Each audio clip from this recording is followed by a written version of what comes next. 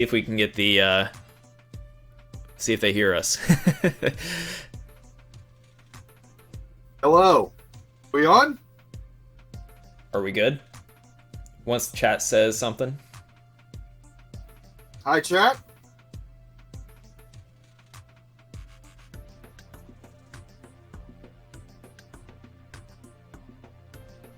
Might take a second to go live. Not too fast. Are we good? You guys hear us? Hello. Hello. We're up. Online fact. I nearly lost my voice and you didn't even get to hear it. That match was insane. Sound is back. That was so great. So I really hope we have the recorded audio there. As I was panicking, I could just hear Chris going the whole time, going off. So hopefully we can maybe get that in post somehow, because that was pretty funny how my panic was going in with Chris's hype. So anyways, good games to Asta taking that awesome Game 5 in the decider against Matt, and both players seemed polite and we're okay with it. So thanks guys for your patience and for dealing with whatever mishaps happened there within OBS. Next time I'll probably try to do a quicker restart, because it seems like if that were to happen again, I'm surprised that's a really weird error to begin with. But I didn't want the. I think the viewers were probably better off watching that rather than missing any of that match. If it were a not close match, that would have been bad. Right. I exactly. That's what I was thinking too. Yeah. We still got the match in, and maybe we can meme about it later at some point. But get the bracket up while we get this all set up. Actually, not. Let's let me get that set up real quick. Forgot I reset OBS. That's all right. See, you guys are like, we got yesterday under the rug. Today we're gonna be great. Right. Free. Yep. Nope. But you know what? This is the scuffiness that makes us awesome. Because something's bound to happen. We're too polished. Nobody likes us, right? That is what I get for saying our stream's going to be awesome today. You knew that, dude. You knew that when you said it. That's director's curse here. So there we go. So now we're gonna have Asta, after pulling out that tremendous decider win versus Matt. He's gonna have to face the bully of this group, Tristop. So it doesn't end. It's Murderer's Row for CTWC this year. And what do we got down? Matt's gonna face Greg in the second chance bracket. So awesome. Matt's got to get to fall off that emotional high there, emotional low, I should say. And we get to see more of his kid, because he's the kid's the hero of the backgrounds today. Yesterday it was Paul Yao's roommate. Today it is Matt Martin's kiddo. So yeah, we love the Zoom backgrounds. It's fun stuff. I'm excited for Matt M versus Greg. I feel like Alan was just bringing it towards Greg the whole time, and Greg wasn't playing that bad. So I think that will still be a pretty good match. Yeah, let's see if Alan can keep it up for 10 in a row. I mean, well, he only did 3, but can he go another 3 to 5 games and keep up that 900 plus consistency? Right. That's what's going to be needed to win a championship. Pardon me. As we do the Max Out Club shuffle, as we do the Google Meetup shuffle. Look at that, Matt with the PBR. Oh, he's bringing in the big weapon. Quaid approved. Not a sponsor, but how can you deny it? Stream doesn't see it yet, but we're in radio mode, Chris. Oh, maybe I should let you know. I kind of appreciate the radio mode. All right. You had to comment on the PBR can in frame. That was epic. Take my word, that was a good moment.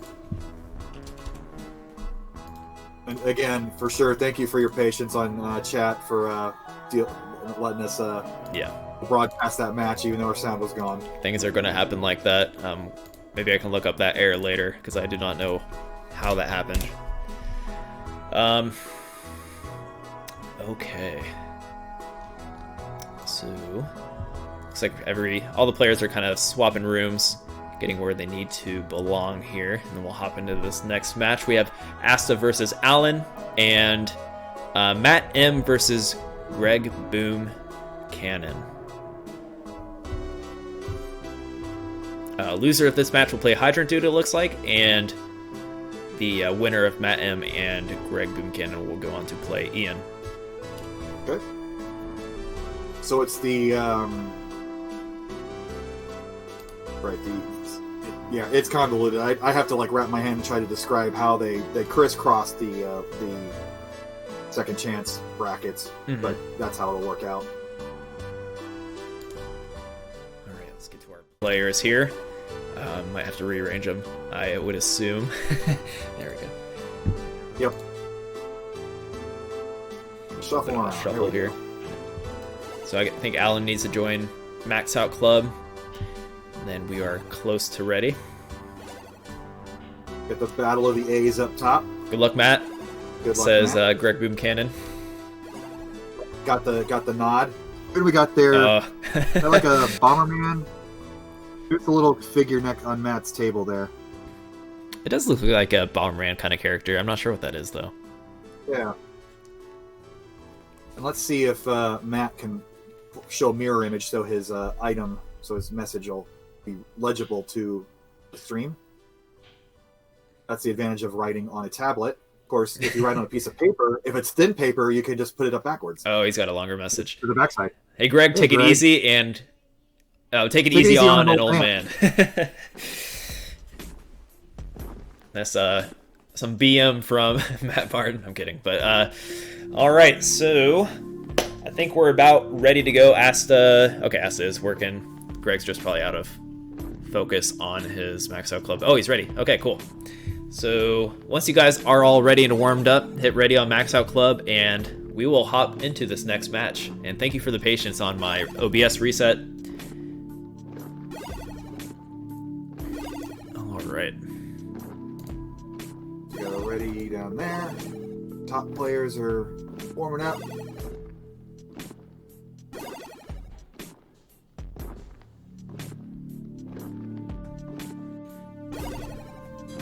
I think Asta's head's a little cut off there if you want to move him up a little bit. At this point, he's just not in the camera frame. Okay. Yeah, when it's like up and down, I can move him left and right, but... I see. Right. So we'll just assume he's wearing... we can see the top of his head now. He's hiding his haircut. Yeah, Asta is actually... doesn't have any hair up there, if you want to create that image. Oh. Look at the NES controller, slippers, and pajama pants. Very swag from Matt. Nearly a Twitch violation, because if you show those bare feet, man, you can't do it. Okay, all players are ready. Let's do it. Are ready.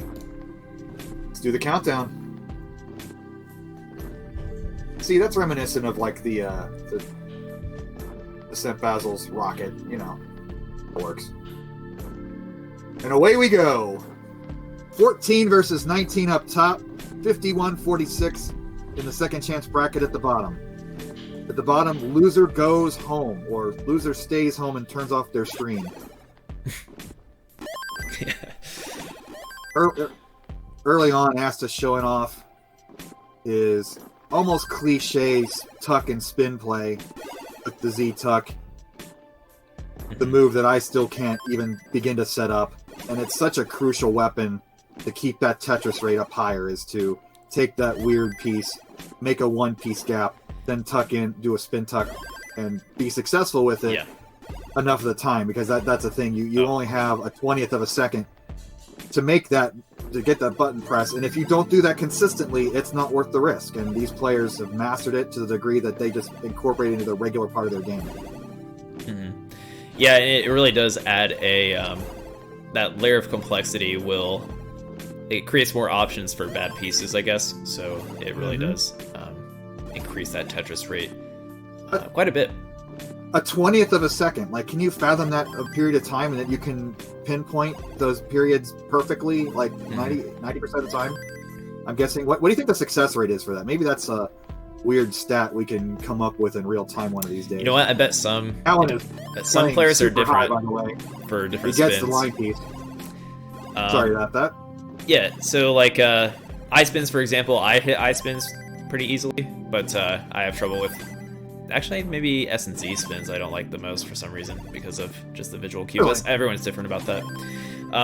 Yeah, and it's a really close game on bottom. So 75,000 for Greg, and Matt drops the Tetris to go to 96,000. Greg's playing 3 high though, so it's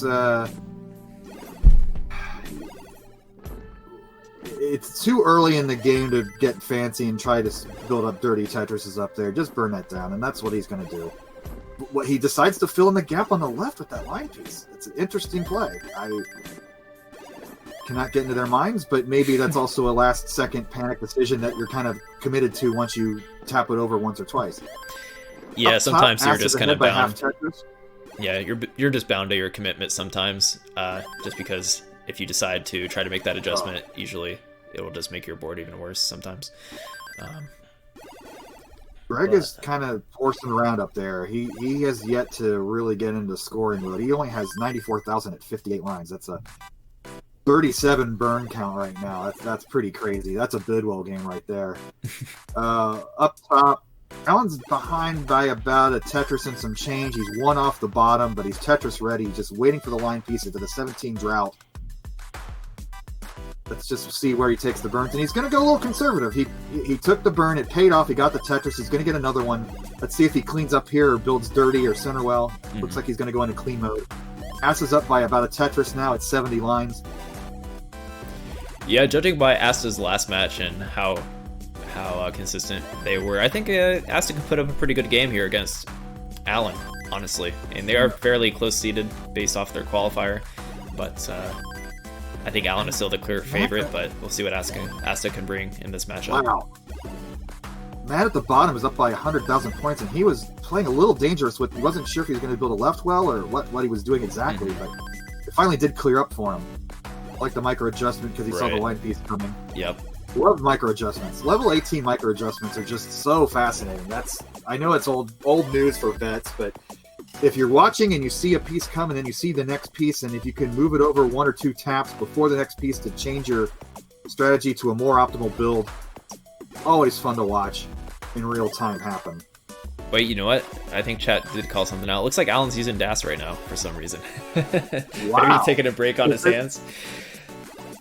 Maybe. I mean, is he hurting? I mean, I hope he's okay. And, he's only down by a Tetris and some change, so he's playing okay right now. But maybe he saw what happened with Nenu last night, having to go through 5 matches late in the day in a row, and knowing what kind of damage that can cause to your wrists and hands. Maybe taking a break here and there isn't the worst thing you can do. Yeah, maybe he'll switch for 19 too. You never know. I think DAS on 18. Like I said earlier, I was pretty sure he was a competent DAS player. So if you just want to take the DAS break on the 18 and then switch your grip like a Pokemon Master would switch their hat, yeah, that could be the option.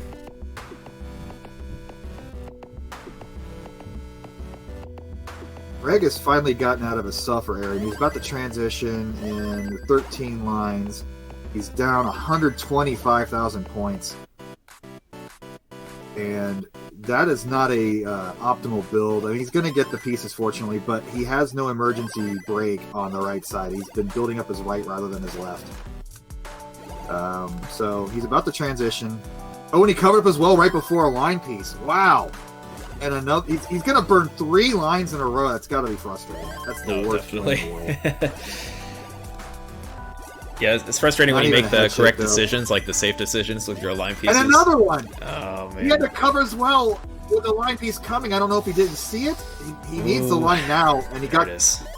He got it. Now he's getting another one to fill in that gap. Meanwhile, Matt is at 135,000 point lead. And a clean board. He got it over, but he's got nothing else. Yeah, this is suffer game all the way through for Greg. There's one. Oh, he tucks it. He can get the... Oh, didn't it come the... Oh, this is crazy. This is all I can do when the game is so fast. It's just like syllables, like And Greg tops out. Yep, that's good. Game 1. And Alan's at the top out. Oh, he just got it just in time. He is cheesed up, and that's only going to give that game 2 burns. He is Swiss cheese beyond belief, and Asta's looking great, but he's awfully high too. He's going to need a line piece soon. He does take the conservative burn there. Yeah. He's going to be rewarded with a Tetris and a 57,000 point lead at 166 lines. We have an electric match up top. Alan's got center well ready to go. Will he get it? Will the Quaid gods visit this game with the PBR in play?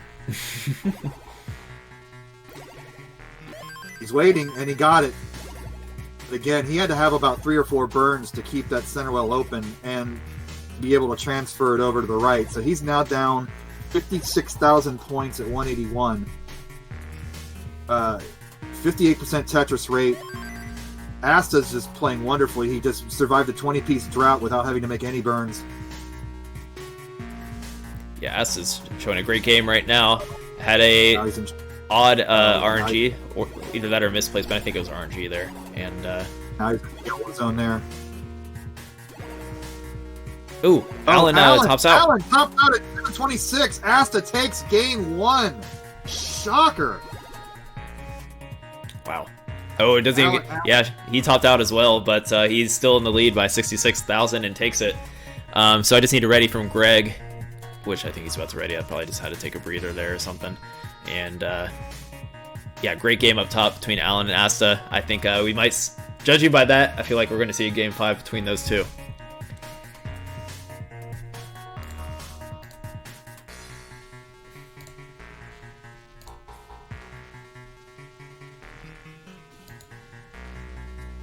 All right, ready from both players on top.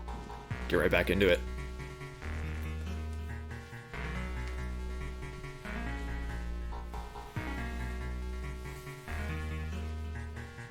On the bottom, and adjust himself to his chair.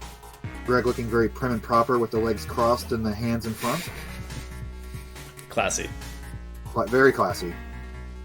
Whereas Asta's just letting it all hang out like a bro. So is Alan going to keep playing DAS? This is an interesting development here. We don't have a reporter on the scene. Pretty sure he does DAS on 18 and taps on 19. We're gonna have to. We should keep an eye out for that on the transition. And Asta's feeling good about himself, but after that game, but now he's got a 5-up garbage situation. That's burnable, but that's going to give Alan a chance to take a monster lead. He's already had 2 Tetrises this early, and you don't need to give Alan any reason to go even further ahead. Asta's clean again, 37,000 points at 17 lines. Oh, you know what? Yeah, it looks like Alan's doing some tapping a little bit. So he's flexible. Okay. Maybe a true hybrid, as the term likes to be hinted at sometimes. So he's pretty... He's shaking his head. I was going to say, he seems pretty stone-faced. Now he's got the knock from Tetris. As somebody just opens and closes a sliding door behind him. You gonna walk in front of the screen? Come on, don't do that, Dad. Broden Dad. Don't interrupt. That was the worst when I was growing up. My parents would make fun of me and walk in front of the TV while I was playing a game on my own television. Never gonna let him down for it. Oh, Yeah, they'd say, what's the score? What's the score? They'd joke about it. That's hilarious to them. So, Asta's looking good. He only down a Tetris and some change. Mm-hmm. You're going to do one of your classic Z flips in that gap right up. No, he's going to wait for it. You can also stick it on there. Oh, double flip. Look at that. Ooh, nice tuck, too. I like that tuck. Oh, mother tucker. Wow. There we go. Showing the flexibility in that right well. Gives so much more flexibility to your game, like you were saying earlier. It just opens up. The goal of the game at the highest levels of classic Tetris is pushing up that Tetris rate. Mm-hmm. And in the old days, Greg in trouble. Yep. I think he wanted to try to flip that piece in there too, which would have been nice, but he's gonna top out. And Matt takes a commanding 2-0 lead early on. Alan getting those squares way over to the left, way up high. You hate the Smash Boy burst, but that's how you handle it. You treat the left side like a hold chamber, and if you can tap as fast as Alan, yeah, there's suddenly a lot less of a problem. All right, so back and forth. Mm-hmm. Greg's on his tournament life. If he loses one more game, he is out of the top 64 CTWC 2020, which is absolutely stacked. Everyone, no matter what your seed is, you're a contender to take some games. So. Oh, Alan! What the heck? What? He's smiling, so something crazy happened. Oh wow! Asta up 2-0 on Alan. Oh man! Shocking. Yeah, I was not expecting that. Well, thank goodness for best 3 of 5 this year, because we saw some reverse sweeps yesterday. It would not be a shocker to happen again, but Alan has his work cut out for him, as does Greg, as Matt takes a sip of coffee, then a sip of beer. That's a nice 1-2 combo, man. What is the name? There's a name for that. That's the balance. That's the balance you need, like between risk and reward, between PBR and coffee. When I was doing away we go to game 3. On a long bike trip, I was more of the whiskey and coffee to start the day sometimes. Oh yeah, it's classic.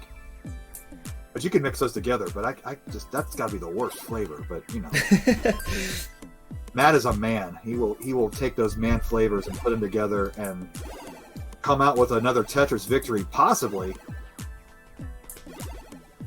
We are going to start up top in game 3. Alan, who seemingly was on cruise control through his first match, has run into a brick wall and now needs to fight for his life to stay in the top bracket.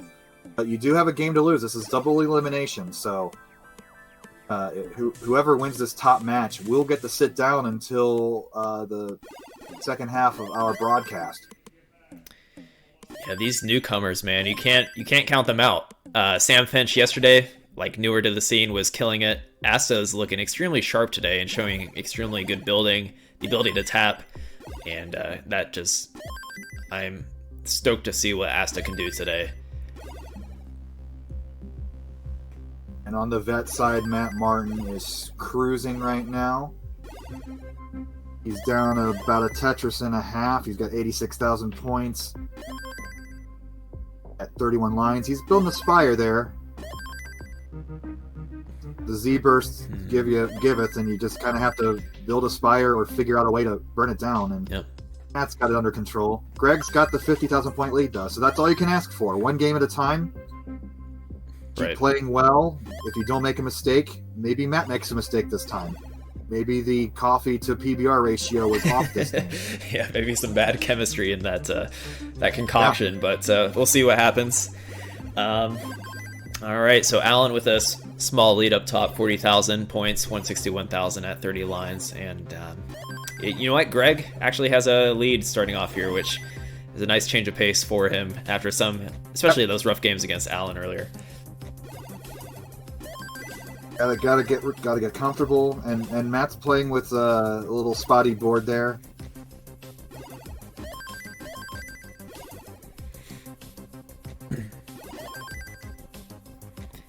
Needs that discount insurance. his driving record's very spotty. Alan looking like classic Alan. The back and forth game though. Asta's got that tuck set up. Oh, he's going to fill it in with the L. Oh, Greg with a, interesting board. Wow. Although the flat line save, those are always fun and a favorite because there's very few situations where you have a gap of 4, but there you take it when you can get it. Oh, nice. He's going to be clean. He's going to get the triple. He still has the lead. 56,000 point lead. 78 lines. Both players on the exact same pace. That's about 2 Tetris difference. Up top, another 2 Tetris difference. Alan sticking the line piece on that lip on his well. It's It's low enough, though, that you can overcome it in a hyper tap, but that's not the optimal build situation. Ooh. Look at this line burst with Alan. Ugh. He's shaking his head at that. Like, what is this? Why can't I get those when I have a 12 high stack? And now, of course, they're not coming. Yeah, not the best. All right, here's another line burst. I don't get to see the piece statistics, but he's got to have a lines the most game going for him. This is crazy RNG. And normally that's a dream scenario, but Alan has not been able to score. But he does have the 56,000 point lead, 81 lines, about halfway to transition. A little past halfway. And at the bottom, we got a classic neck and neck match. Matt is at 5,000 points. Yeah, Matt brought it back a little bit. He's now Greg pretty with much the tied play, up. yeah. Matt with the 2-wide well on the right. I like Greg's board too. He's able to fill it out. There's a lot of options, not that many piece dependencies. So he's kind of like doing a staircase into a two well there. Yep. It gives you a place to put every different type of piece, whether it's 1-wide, 2-wide, or 3-wide. Matt with a nearly perfectly flat board with a slight slope on the right side. That's nearly perfect. I mean, that's you can't, if you were designing a Tetris situation, that's what you would want. He's getting to score off that, and he's taken the one Tetris lead at 123 lines. We're approaching transition. And is slightly ahead on lines because he does like to press down a bit.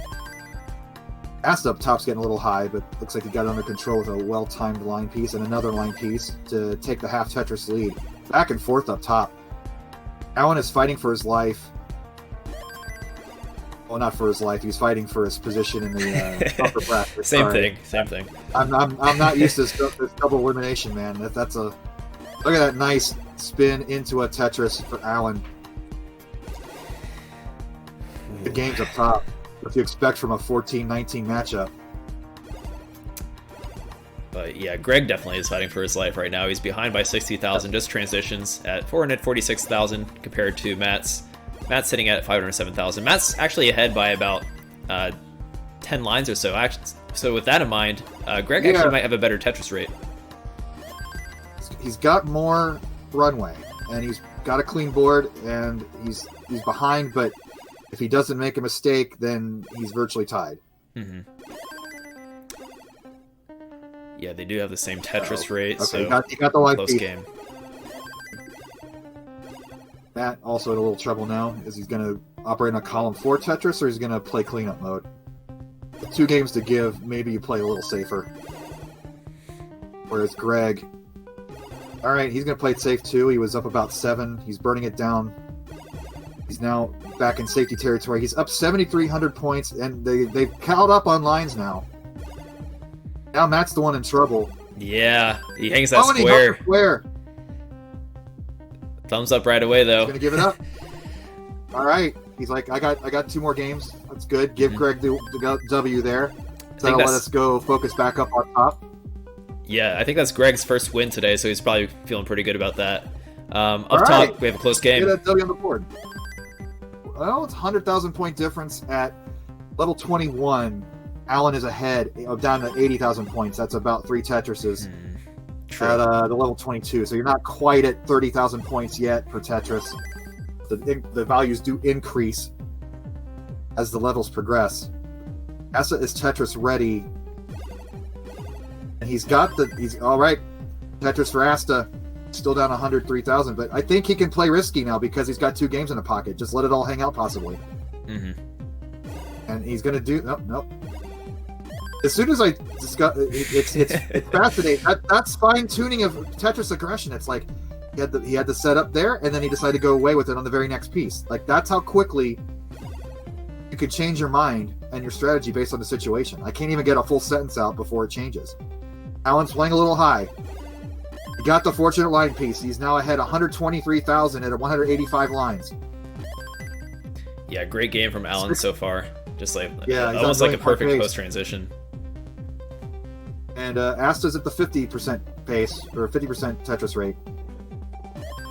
All it takes is one mistake, one hangarang, and the other person can win it. Right. So Asta just keeping it up. There's a smart burn. He's got 5 high. Boom, Tetris for Asta. 200 lines, 750,000 points for Asta. Alan is at 877 with 200 lines. well on his way to 1 million points. This could be a 1-1 possibly, if he does not have the Game Genie code though. So they're gonna make us do math maybe. Yeah, I think he is on pace for a 1.1. No doubt about it. If he can keep the scoring up. Potentially more. 1.15 maybe. Aster's looking great though. He's at 852 at 215 lines. Yeah, let's see if Asta can close this gap. He's actually only within 2 Tetrises now, considering it's level 27. It drops 1. Yeah, this is close. This is third. Okay, Alan's he's at 990. 9 lines to go. Tetris to max out. Oh, okay. We did. It showed the score. It just, it did. That was interesting. Weird. Anyways, Asta's going to top out. Going to get the line at 923. Alan forced to get 1 million points to survive the winner's bracket. And that's what you want to do in your Asta. Keep the pressure on him. Mm-hmm. Yeah, he really took him out down to the kill screen. And Asta's just showing they are consistent. And say they do make it through today, that's the kind of score Asta's going to want. That 923 losing. Like if this were last year at CTWC, Chris and James would be screaming their heads off at this point, and we're just like, yeah, that's kind of what we expect.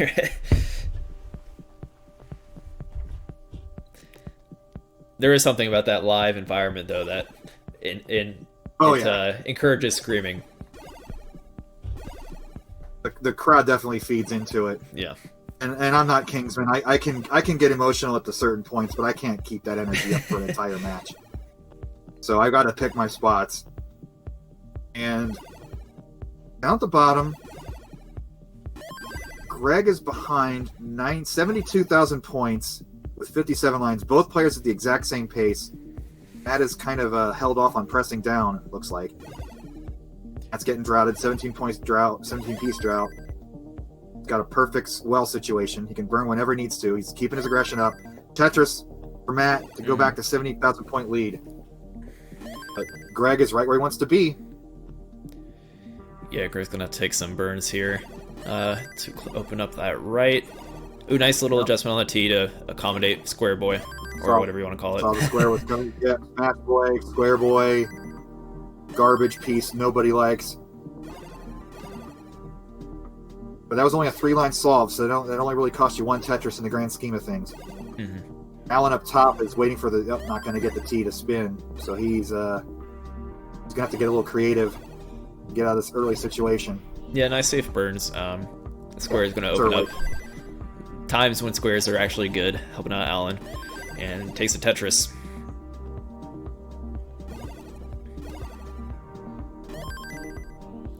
I'm going to try to focus. Well, both games are in deciders, or not deciders, but knockout situations. So right. I try to keep going back and forth between the two, but it looks like Matt's in some trouble again. Yep. Very close game on bottom, but he got the L. There's your friendly. The Jays are blue because of the Toronto Blue Jays, and the L's are red. So that's I try to I have to remember that mnemonic. I just hold the hand up. Matt with a 1 Tetris lead, 107 lines though, so he's about 10 lines ahead in pace. So if Greg can just keep it up, he's got a technical lead, maybe in Tetris rate, 51 to 50. Yeah, I think it's really close, but I'd say Greg has a higher Tetris rate, just barely, so kind of a true lead, but not a real-time lead. So, real-time lead are still things you want to think about because you still have that pressure on your opponent to get caught up to you. Matt opting to put the line piece in his well, and wow, 4-line solve, all worked out. Yeah, Greg takes the lead near transition. Nice. So, efficiency-wise, Greg's right where he wants to be. Mm-hmm. But both players have clean boards. Both players need to transition. Matt's getting a little high. You don't really want to transition with anything except for a line piece. So he's going to end up getting a triple there at transition. But that will allow him to adjust to the speed difference. 50% increase in speed at level 19. He is our DAS player on the screen right now, so kind of smart to adjust for that rhythm change. And we're going to decide this game at level 19, which is what we want. We don't want the level 18 top outs to decide it. No one wants that. We have 865-point difference. This is eyelash to eyelash, as Adam Cornelius once said. Toe to toe. Toe to toe. Forehead to forehead. Oh, Greg! Greg hung up the line on the left! And Matt is going to advance. GG's. Matt moves on. I think Greg's getting a little paper ready. Yep, he has the GG ready for Matt. GG for Greg, who also has 2 G's in his name. How about that? Oh, yeah. So, well played, Greg. Unfortunate hang on that eyepiece. We can get some foot action in there? All right. It's toe to toe.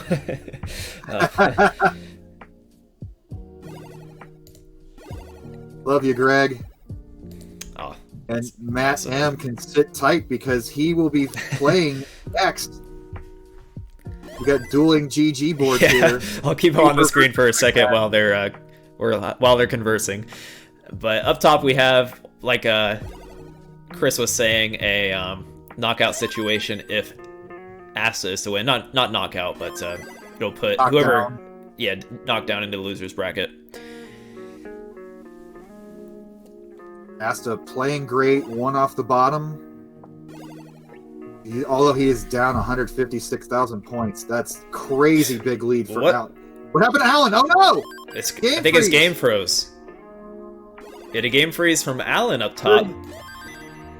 35-year-old technology, folks. That's wow. That's a rare occurrence. If I were asked to play out until you can beat this,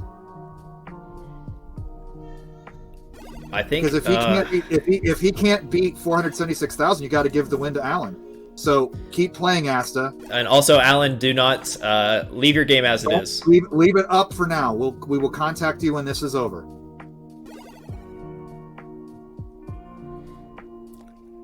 I assume we'll have Mr. Judge hop into Alan's chat here in a second. Yeah. Yeah. Shout out to our judge, Sean. I don't know what the actual situation is, but you gotta do the chase down here just in case. Yeah. I would probably play replay too if I were judge, but that's not my call. Mm-hmm. And I like to play it safe and just make sure that you at least earn this, and there's no like, oh, I was gonna win type of just get that out of everybody's mind. Transition a little high. Get the square over. There we go. Got a safe burn. You got about 1 Tetris and change to go. This should probably will not count for a win, but this is just to like I said, we're just gonna cover all our bases here.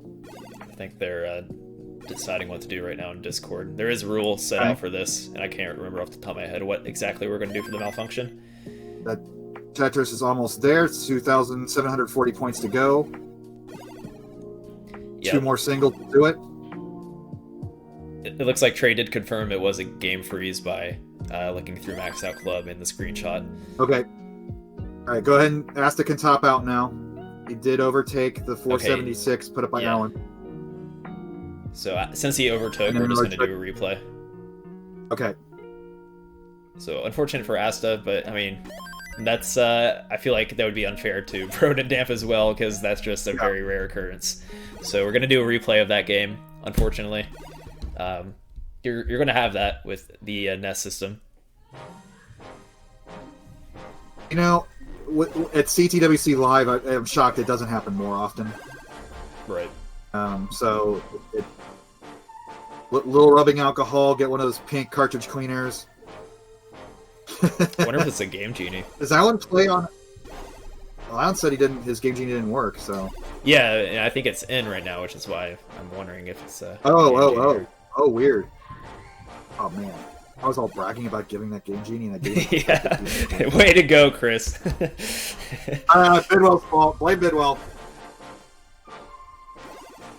Asta can't... I don't know if there's a judge on his screen telling him he can top out, but Asta can't top out. Asta, you can top out now. We're doing the replay.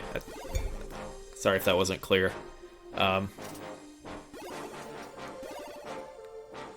Alan needs to download more RAM. Yeah, he ran out of RAM. Probably need, like, for a NES console, is probably like 256 kilobyte upgrade is what you need. Gotta get all the MM chips in that cart. Alright. So, hang tight, Asta. We're gonna reset Alan here. There's our judge. Judge That's Sean. Yep. A non-Chris judge.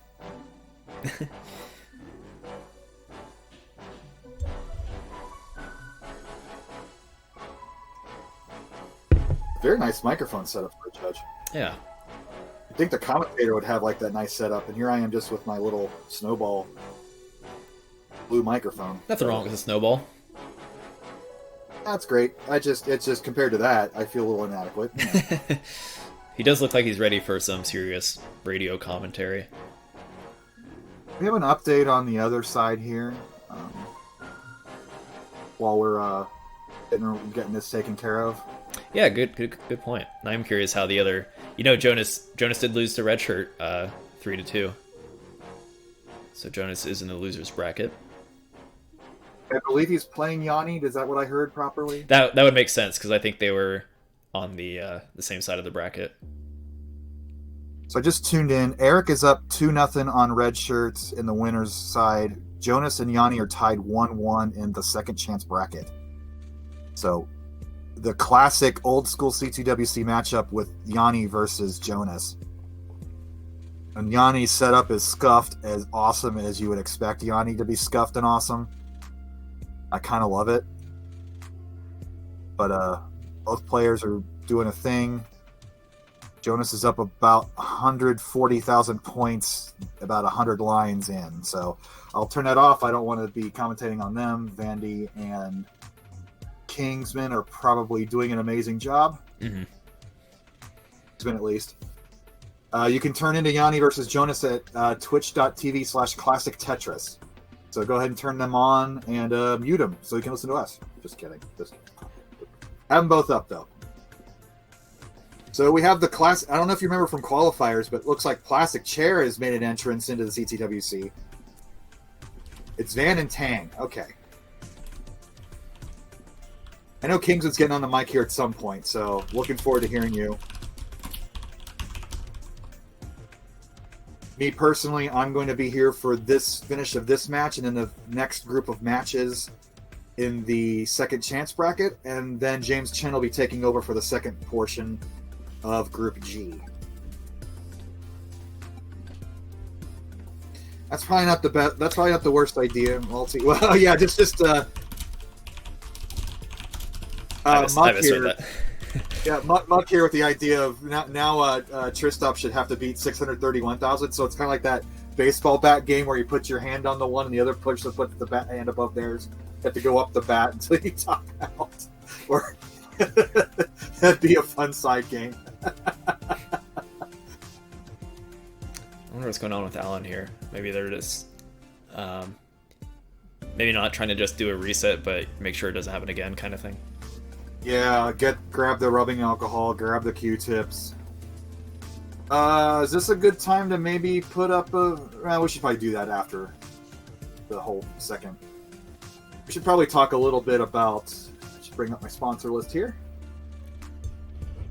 You know what? That's a great time to do it. Should talk... Yeah. So, I have to thank the Tetris Company. Special thanks to Tetris for once again sponsoring all of the cash prizes for this year's event. 10 grand in total. Whew. Tetris is giving our viewers a chance to win some really cool prizes. So please follow at Tetris_official on Instagram to learn more. So if you're on the Instagram, like pretty much every kid here, go to Instagram, follow Tetris. They're giving away some stuff. If you're watching, can't hurt to give them a follow. They've been very generous with the prize money for CTWC 2 years in a row now.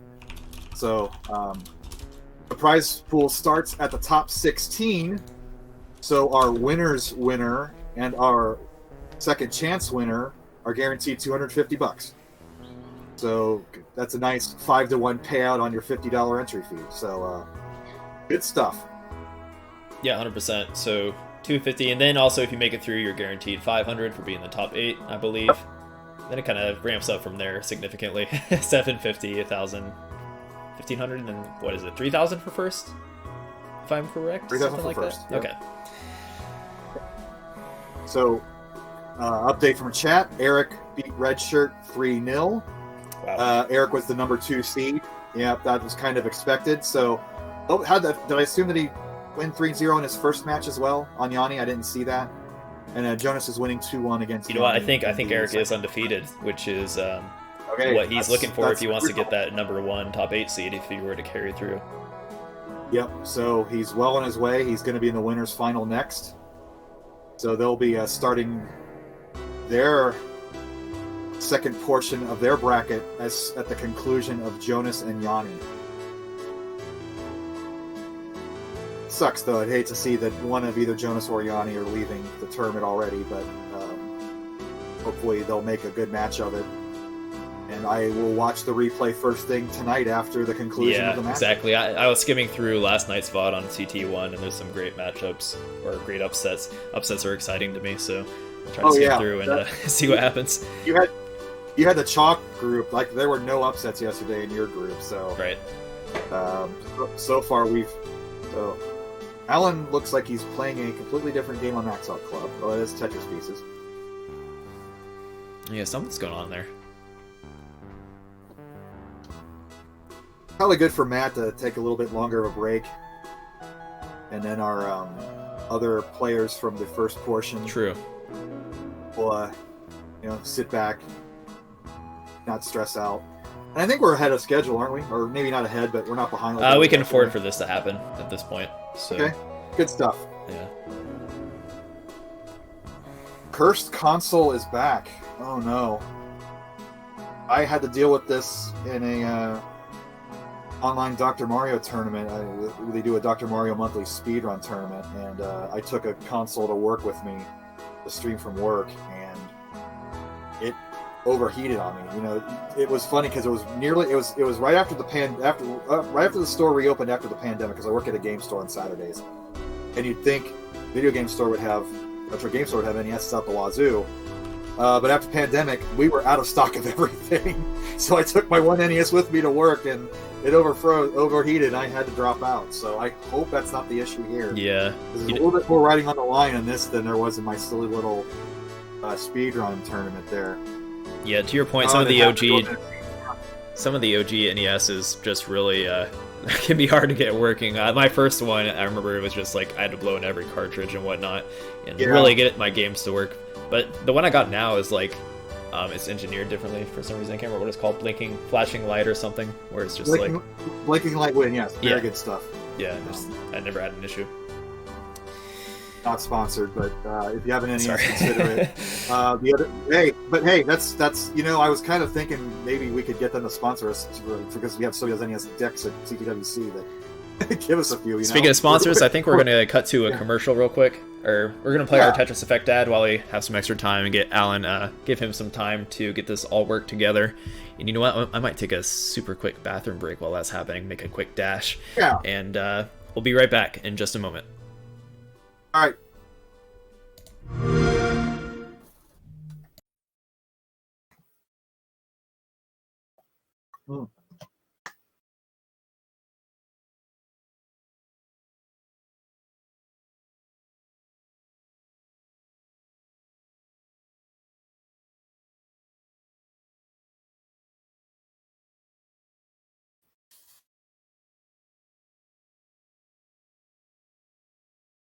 On Jonas.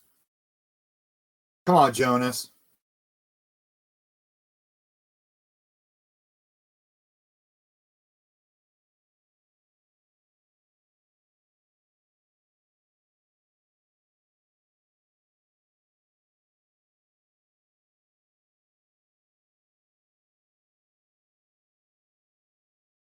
Yep. Oh no. R.I.P. sound. Crud.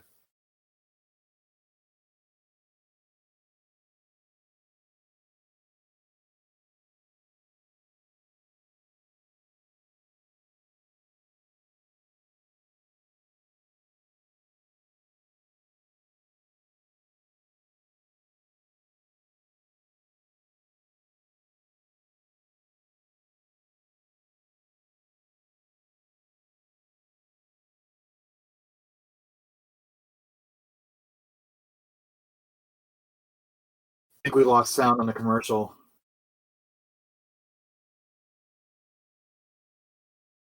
Apparently the sound wasn't on the commercial. And Jonas just beat Yanni. Yeah, that's what chat's saying. I heard me commentate on Jonas. Oh no, how embarrassing. My bad, all. Alright, we're back. Wait, they heard you, not the commercial? How does that work? What? Yeah. Something wrong on my end, I guess. But sorry about that, guys. Lost all credibility. Oh my goodness. That doesn't even make sense. Here, let me look at this real quick. We'll have to play the commercial again. Yeah. The music's the best part. I mean, you get to see me for half a second and all these other players for a little bit. Like that's cool and all, but come on, the song is what makes that commercial. That's weird. Maybe we should. Let's see what's happening here. Otherwise, we'll have another try at it with music. Salty run back. Yeah.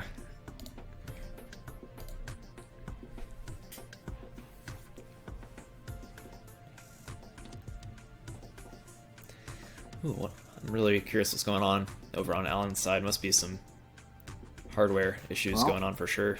I see a screen now. Yeah. It's looking good. It's probably super loose. Because like you said, if you leave the Game Genie in too long, its pins are a little on the fat side and it loosens up the pins. Right. So either a new pin connector or boiling your old one.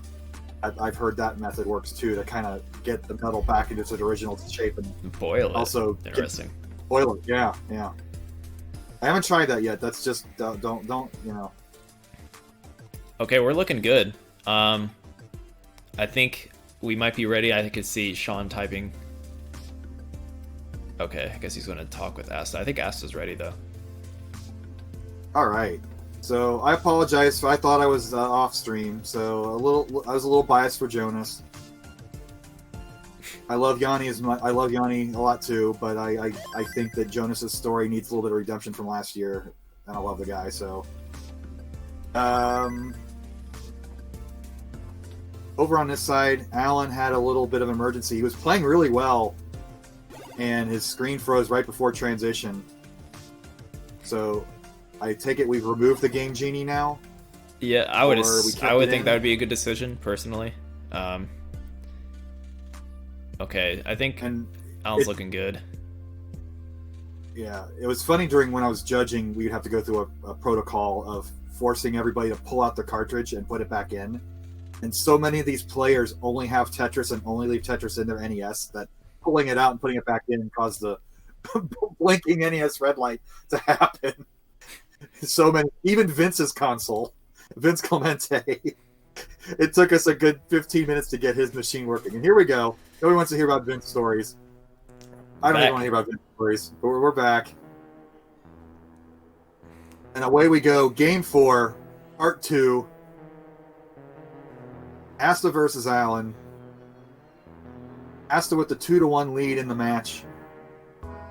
Let's see if this break positively or negatively affects our players. I would think it'd be a little positive, but we shall see. Yeah, it depends. Maybe there could be a momentum broken, depending on how you're looking at or how the players react to it. But I think a break's always nice for NES Tetris specifically. So yeah. They probably enjoyed it. I saw Asta was able to get up, move around, do whatever he has to do to get prepared for his next game. So yeah, we'll see what they bring to the table. So far, so good. Because we had a tie score for a half a second, which is always nice. Neither player flirting with the press down. And see, interesting with that J piece, like when he missed the spin. Maybe his timing's thrown off just a little bit. It's not going to really affect him too much. He should be one more piece. We'll get him ready. Be Tetris ready. Oh. And you can play one off. And Alan with the line tie. Yeah, I like that. He's like, yeah. Look at that smirk. He's like, yeah. Yeah, I just did that. Good question from Maestro. Is that a goofy foot or is that turned upside down? I think it's probably the reverse camera angle. Oh yeah, it's probably just mirror the reversed. images to kind of. Yeah. So, but that's sharp observation there. You should be a commentator. Although the Goofy Foot is CTCWC approved, so it's kind of a novel concept for hyper tappers to flip over to the right hand without having to make the controller upside down. I know some players have tried it out.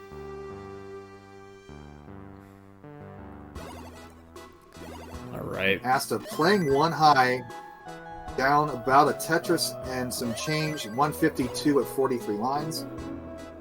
And now he needs to fill in a gap. Oh, he had a line piece coming, but went with the J piece to fill it in instead. Yeah, I got a bit. Alan's looking good. Yeah, got a bit of burning to do for both. More so Asta, but. And did you see that? I said Alan's looking good. Immediately covers it. Yeah, right. Yeah, he covered it intentionally though. It's a little different. It's like he did it with some burning in mind, and like yeah, his rights open up just fine still. But anytime if I can self shade, I try to take that. I don't want to take myself too seriously. But both players are right where you want to be again. We're no early top out after that delay. The early top out, but Alan does have a comfortable lead. Yep. Up 3 Tetrises, not quite. 266k at 63 lines for Brodendamp, who was one of the dark horse favorites to win. Ooh, nice line spin. He was one of the dark horse favorites to take the whole tournament this year. And he had a breezy round 1, and round 2, he kind of ran into a roadblock that is Asta. Yeah, with that being said, I think our top 8 is actually going to be... I don't know if there's going to be clear favorites other than, like... Of course, we'll see if Josephine makes it to top 8, but I think people have him still as the favorite, knowing his history and his ability to push the boundaries of the game. But, he's yet to lose a match. He's yet to lose a match. I mean, you can't... Yeah. You can't call him not the favorite until he loses once. Right. But beyond him, it's wide open. It's that Tiger Woods versus the field analogy back when Tiger Woods was the best golfer in the world. And, okay, Asta here. All right, he's going to get that down about a 5-line solve. He'll lose a little more pace, but he's only done 1.5 Tetrises, so a little premature in my call. Again, commentator's curse. I thought he had the solve, and now he had to put some weight on his cover-up. Alan has taken advantage and is now up 56,000 points. Has to set up Dirty here. Gets it. Nice. Dirty. Dirty Tetris, isn't that one of the greatest phrases? Who coined that exactly? It's so good. It's so descriptive. It's so perfect. It's like universal. Everyone uses it. You know, people are kind of weird about the neck and neck, the boom Tetris, but Dirty Tetris, you go with it. Everyone uses that. It's perfect because if you play that way up high, your game will be over soon. You cannot play that way sustained. And it's a big risk to make that setup and go all the way rather than take the burn. So, but good on Asta to get that. He's down 96,000 points. He's going to cut that to 73,000 at 115. Transition coming up soon at 130 lines. Get the 50% speed increase. And ideally, you'd want to be low. So Asta's going to have a double wide well moving into the last 10 lines before transition. Alan's playing a little high, but the tappy kid can handle it up there. I think he was close to a mistap there on Alan's side, but makes that extra adjustment. Yeah, just still maintaining this about 2 Tetris lead. Just kind of trading depending on the RNG. Asta transitions 429k. Alan transitions 524k. It's going to be a great game here. A little uncomfortable for Asta. He did take the square. Oh, nice! Nicely emergency done. Tuck there. Was not how he planned it, but solved that quickly. At that high, that whole sequence was half a second. Right, being able to think on your toes. Players aren't really thinking at this point. They're kind of reacting and replaying situations that they've done before. So he has done that before. And Alan's in trouble. He has the Tetris, but now he's got 3 pieces he's got to deal with. And this is going to let Asta back in if he can get 2 Tetris. The double line burst gives him the Tetris. Nice. 44,000 point deficit for Asta. Alan hits a T-spin while he's trying to tie this back up. Okay. Yeah, Asta is catching up quick. Set up for the perfect clear. Doesn't get the eyepiece, unfortunately. Sorry, chat. Yeah, pretty much the same line count, so this is a true lead right now for Brodendamp. Asta has tied it up. Ooh, 380 points. Alan playing for survival in the top bracket. Asta looking to move on to the winner's final. Yes, Asta takes a Alan few looking burns. good though. Every burn Asta's counts. playing one high. And what's he gonna do? Is he gonna go dirty Tetris? How's he gonna play? He's gonna be late safe. He's gonna be Tetris ready. And he got it! Fortunate RNG there. Asta is up 6,700 points. That is not a lead. Yeah, anybody's game right now. They're just trading between Tetrises. So this is looking like it's going to come down to the wire, unless they run into any big burn situations. But Alan getting crowded here. He's going to take the burn. He's going to keep it in the yellow zone. Line piece comes. Alan was only 3 high. He had to. Yeah, he's trying to play a little safe. And another wasted line. Another wasted line. Oh, and he's mad. Another wasted line. He's safe Asta's again. Asta's not really out of the woods either. He gets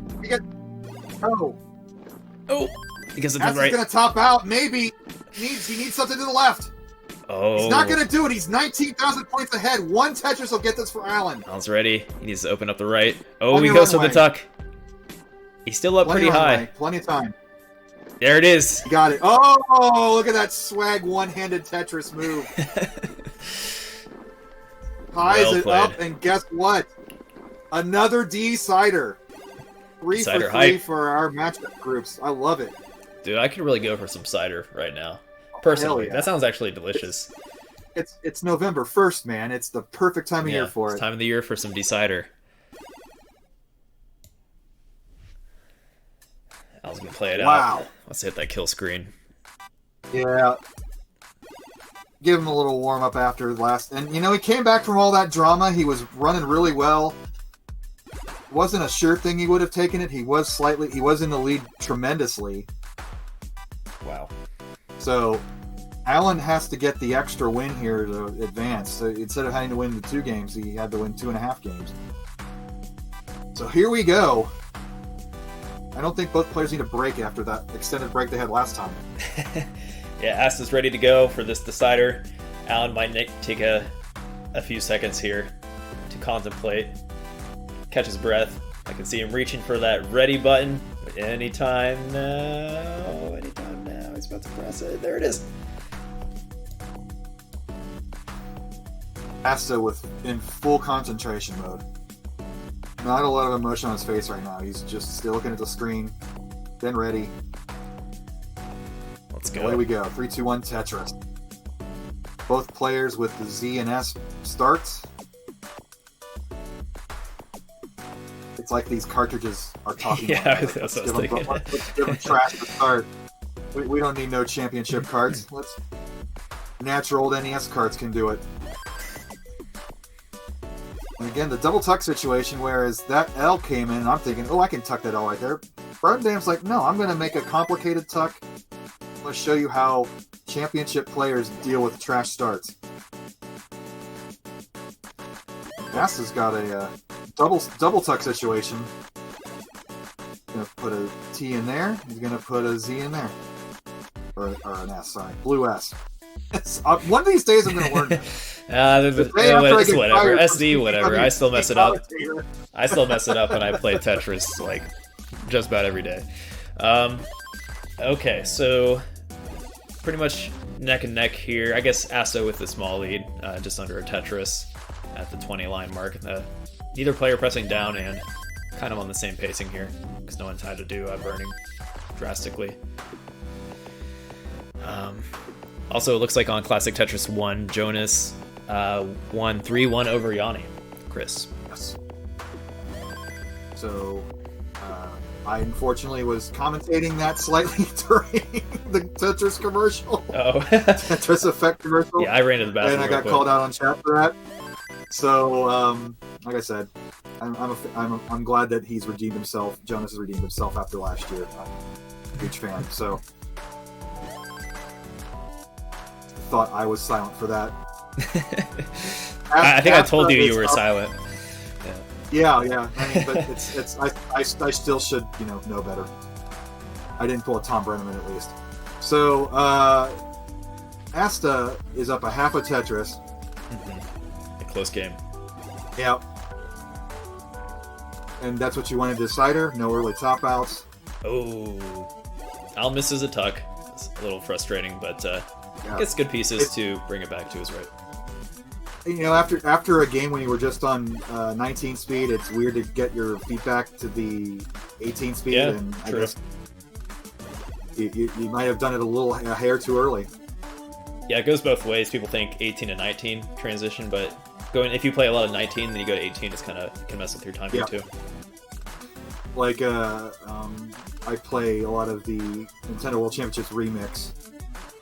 That has Dr. Mario at the end of it, and you have to go through Mario 1 and Mario 3 to get to Dr. Mario at the end. And my timing for Mario Brothers gets messed up after having an intense Dr. Mario round, and I can imagine the same is true in the original NWC kart with Tetris as the final game. Just getting back into that Tetris rhythm after changing it.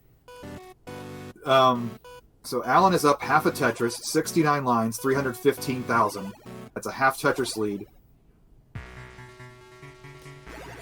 Asta's little skyliney, not dangerous, but he's gonna have to have a good 4 or 5 line solve here, assuming he gets the RNG for it. That's the other part of the equation. Your solves often require only 1 or 2 pieces to solve. I like the term skyliney. Yeah, thank you. You're an Ohioan, so you know about skyline chili. It's a soft spot. Right now. It's the food of my people. I grew up in Cincinnati. Okay. I went to school there. I went to school in Cincinnati, so I actually lived right by the first skyline. Clifton. Love it. Who asked us getting high with that Z tower? I mean, that's the high. You want to be high in the middle, but that's danger zone. And if you're at 19, that could have caused a quick top out, but he handled it. This gives Alan a chance to expand his 74,000 point lead, though. 93 lines. Okay. Yeah, a bit of burning for Asta. So, yep, Alan is garnering that lead. And let's see how Asta's going to bring this back to the right. You might have to do some dirty maneuvers, which we all love. So we'll see how he approaches it. It just seems like he's going to take it easy and get back to the right. But these games have been decided at level 19 play, and this game's going to be no different. And that's the way we wanted in CTWC. And Alan's he's at 110,000 point lead pre-transition. Well, he's on a monster pace in general. Asta's got 80% Tetris rate. Yeah. He's going to have a +6. He could have over 600,000 transition. This is as nearly as perfect a game as you could hope for. And oftentimes I like to say when you get these beautiful RNG games, assisted games pre-19, they tend to fall apart post-19. But Brodendam's the type of player that can sustain it all the way through. I believe he's a 1.3 million top PB.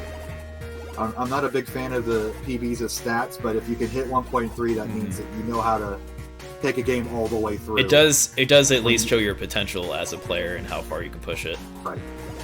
It's a lot of luck based, but even right here, just this little misdrops here, that's going to take his Tetris rate back down to 77%.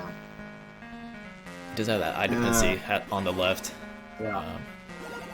Okay. 155,000 point lead at transition, so that's about 7 Tetrises. Oh, Asta's in trouble. Asta's going to top out. Asta's going to top out out of nowhere, and Brodendam is going to survive. What a comeback. Yep, takes it after being 2-1. down 2-0.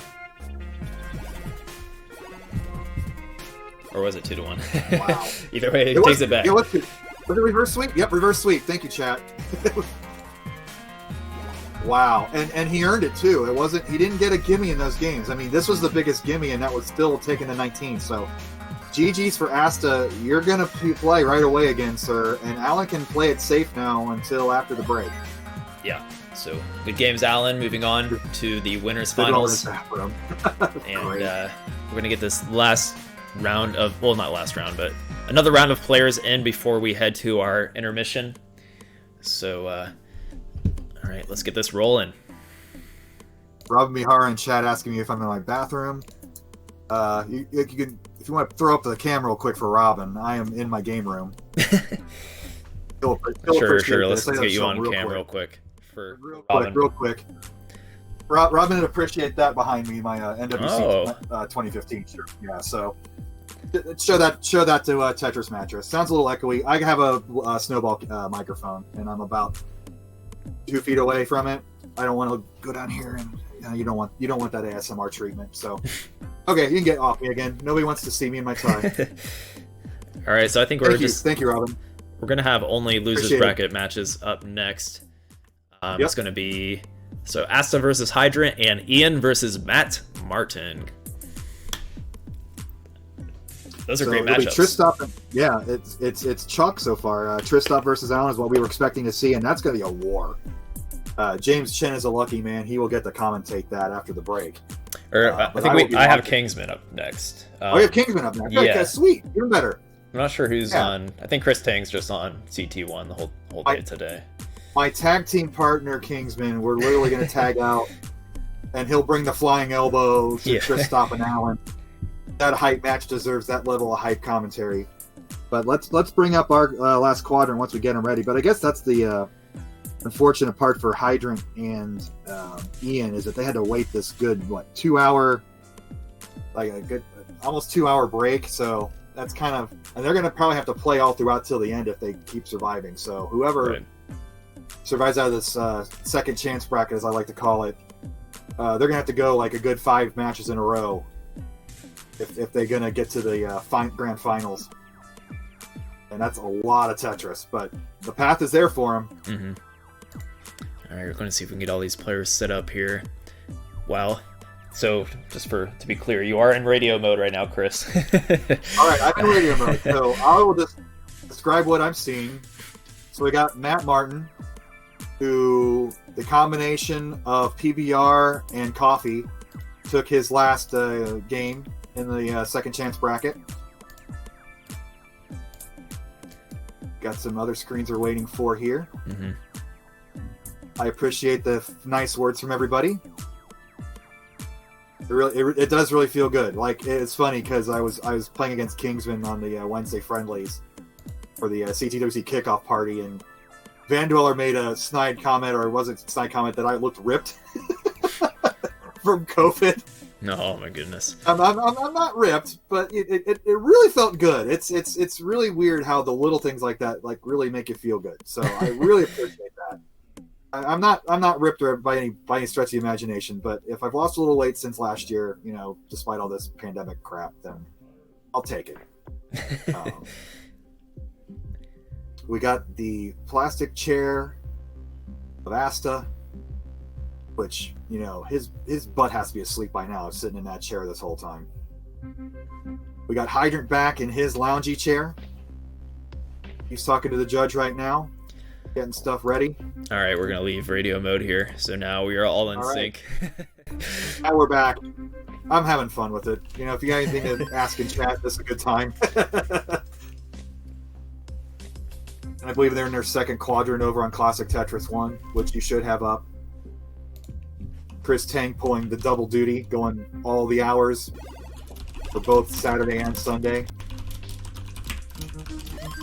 Love Chris Tang. What a warrior. Hypnotic Rogue. I have that same Atari poster in my game room. Yeah, I got that poster from Atari Age back in the day. And since CTWC's held at the Portland Retro Gaming Expo, I have it signed by a lot of Atari veterans. So that's one of my prized possessions. That's why I keep it right next to my NWC shirt. So good eye on that.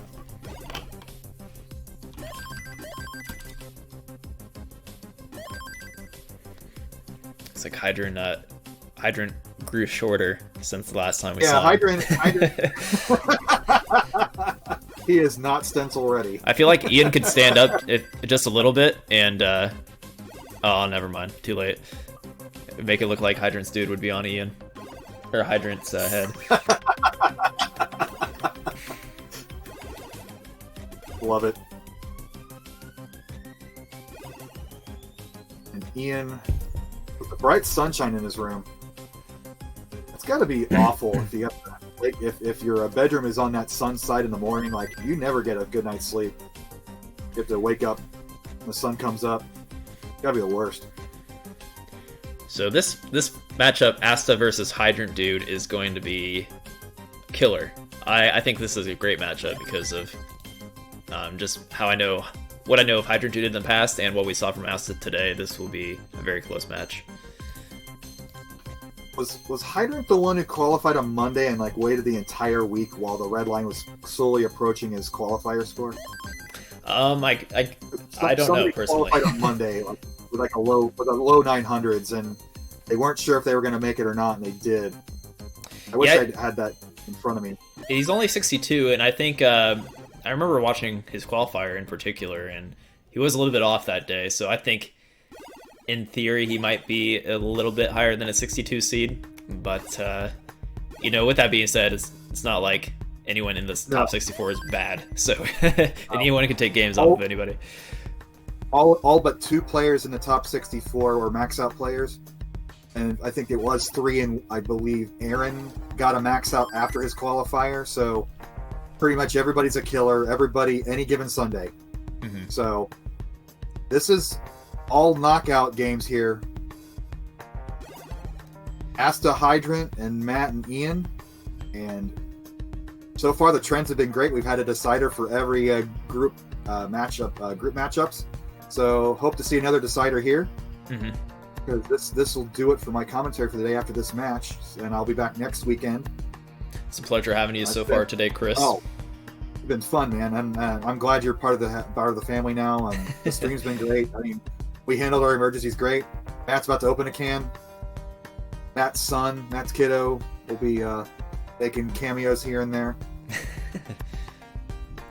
All right, so I guess bottom game is ready. I guess we can hop into it. Hydrant ran away, but let's get Matt versus Ian started. Good luck, guys. All right. Oh, the sigh and the quick prayer from Ian, which nothing wrong with that. Whatever helps. Away we go. That stream looking a little on the scuffy side. I hope that won't be an issue with Max Out Club. And Max Out Club's been amazing, because when we first talked about going all online this year, that was going to be the big question: is were we going to look? No offense to Van Dweller, CTM's an amazing do-it-yourself event, but all offense to Van Dweller. Go on. All offense to Van Dweller. This chicken sandwich talk over at CTWC, and we're underway up top as well.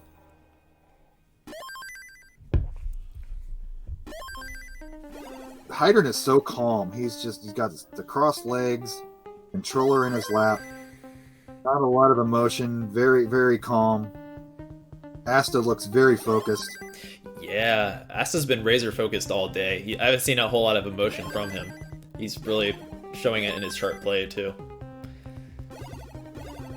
And a perfect game so far. Although Hydrant's playing a little high early. I don't know. Okay, he's gonna get a burn and get a Tetris early. It's like he had been playing for a while. I don't know how much warm-ups these players from the first portion of our broadcast, how much they were playing in the off hours. Mm-hmm. There's that 2-hour gap there. I don't know how much you want to keep warm, but you definitely don't want to play those 2 hours either. So it's a real weird strategy situation. Yeah, and I think Hydrant seeing Asta play against Alan probably knows what he's up against and knows he needs to play his A game because Asta was bringing it. Hydrant's waiting for that L. He doesn't get it. He's going to get burned, and this is going to give Asta a chance to widen his lead. It's currently at he's got a 119,000 score and an 18,000 point lead. And Hydrant has taken the lead back with a Tetris. So back and forth up top. Yeah. Down at the bottom, we are neck and neck. 4,000 point difference between the two players. So Matt getting a Tetris, getting that long bar adjustment because he knew it was coming. He was able to create a situation where he can immediately fill it in. You normally don't want to do that. Relying on long bars is bad strats. Look at Ian going. Is he talking or is he singing? Oh, dude, this is awesome. Yeah, he's jamming over there. Yeah! I love music and playing. Like, that's what I was kind of wondering. Like, a lot of these players, were they going to treat this any differently than their home setup when they're jamming out the music or talking in a Discord chat or whatever? Go Ian. Love it. I've thought about that because most of my practice, I usually have music going on, but I never really do listen to music when I'm doing like actual matches. So maybe I should learn from Ian here. And hey, no threat from Twitch to pull our thing. So you keep jamming, Ian. Give everybody your playlist if you like. Get the winner's playlist. Uh-oh, Asta's in trouble. He isn't going to be able to burn that line, so he's got to get a line piece, and even that's only going to pick out 2 lines. He's finding some safe burns. That's going to be crazy. Nice. But that's only going to take him down 2, so that's going to make it manageable.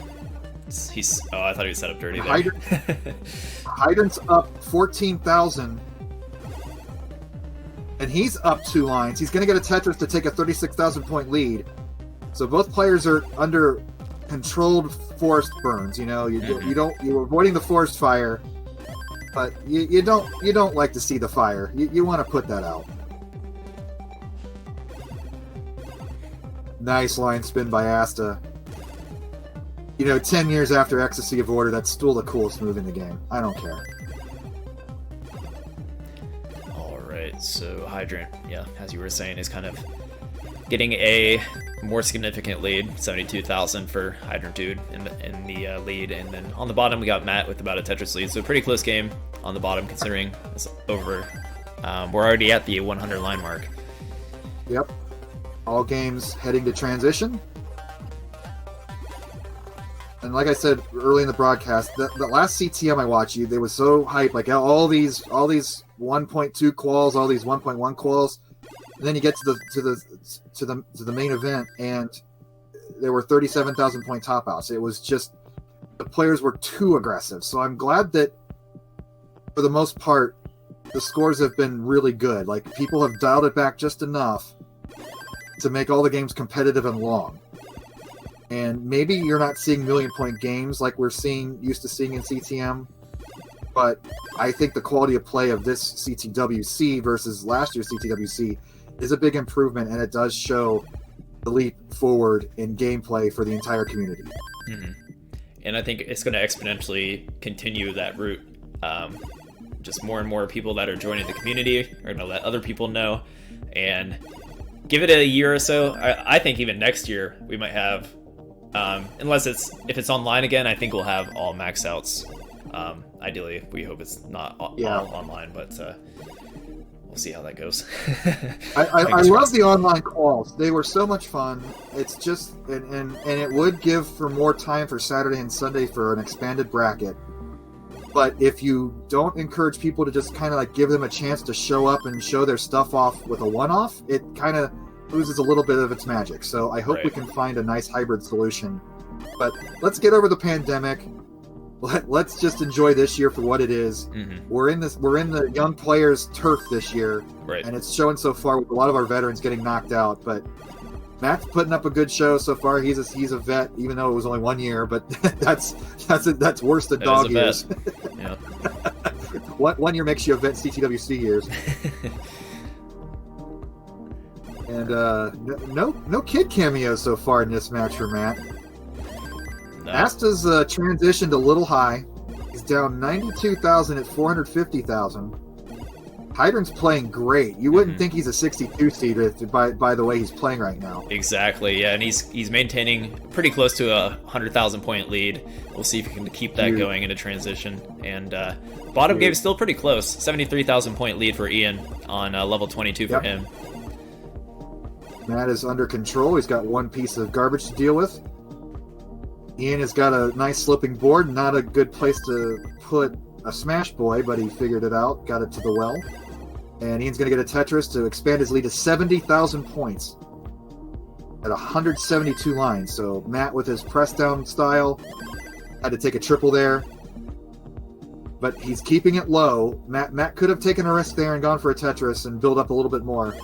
But again, with all this runway between now and 230 lines, Ian can make a mistake, and Matt wants to be able to take advantage of that. So he's going to play the behind position. He's down 120,000 points as I was babbling on. Ooh, Matt, dirty Tetris. Love it. Great stuff. Ian's a little slopey. He's going to have some safe burns, but he's got 90,000 point lead still. Matt's got some issues. Will he be able to get a line piece to the right? That's right at that borderline. He's going to burn it down with a regular piece. He needs to get something to fill out the left nicely, and those are the worst pieces to do it. And he's going to top out. Be it. So with a 646, Matt tops out. Ian's going to top out anyways, but he's still in the lead. The playlists worked, man. Meanwhile, up top, we have a pretty close game. They have been trading leads, but Hydrant's starting to run away with it after Asta having to take those burns on level 23 and 24. So Asta's ahead by 116,000. It's roughly a 30,000 points per Tetris in the middle 20s. Or Hydrant's ahead. So that's about Hydrant, sorry. And so it's about a 2.5 Tetris lead for Hydrant right now. And he's going to get another one. And Astra's got a couple of spots on his board. He's not going to be able to get any Tetrises out of those, so he's going to have a multi-line solve situation. And that's not where you want to be with only 23 lines go until kill screen.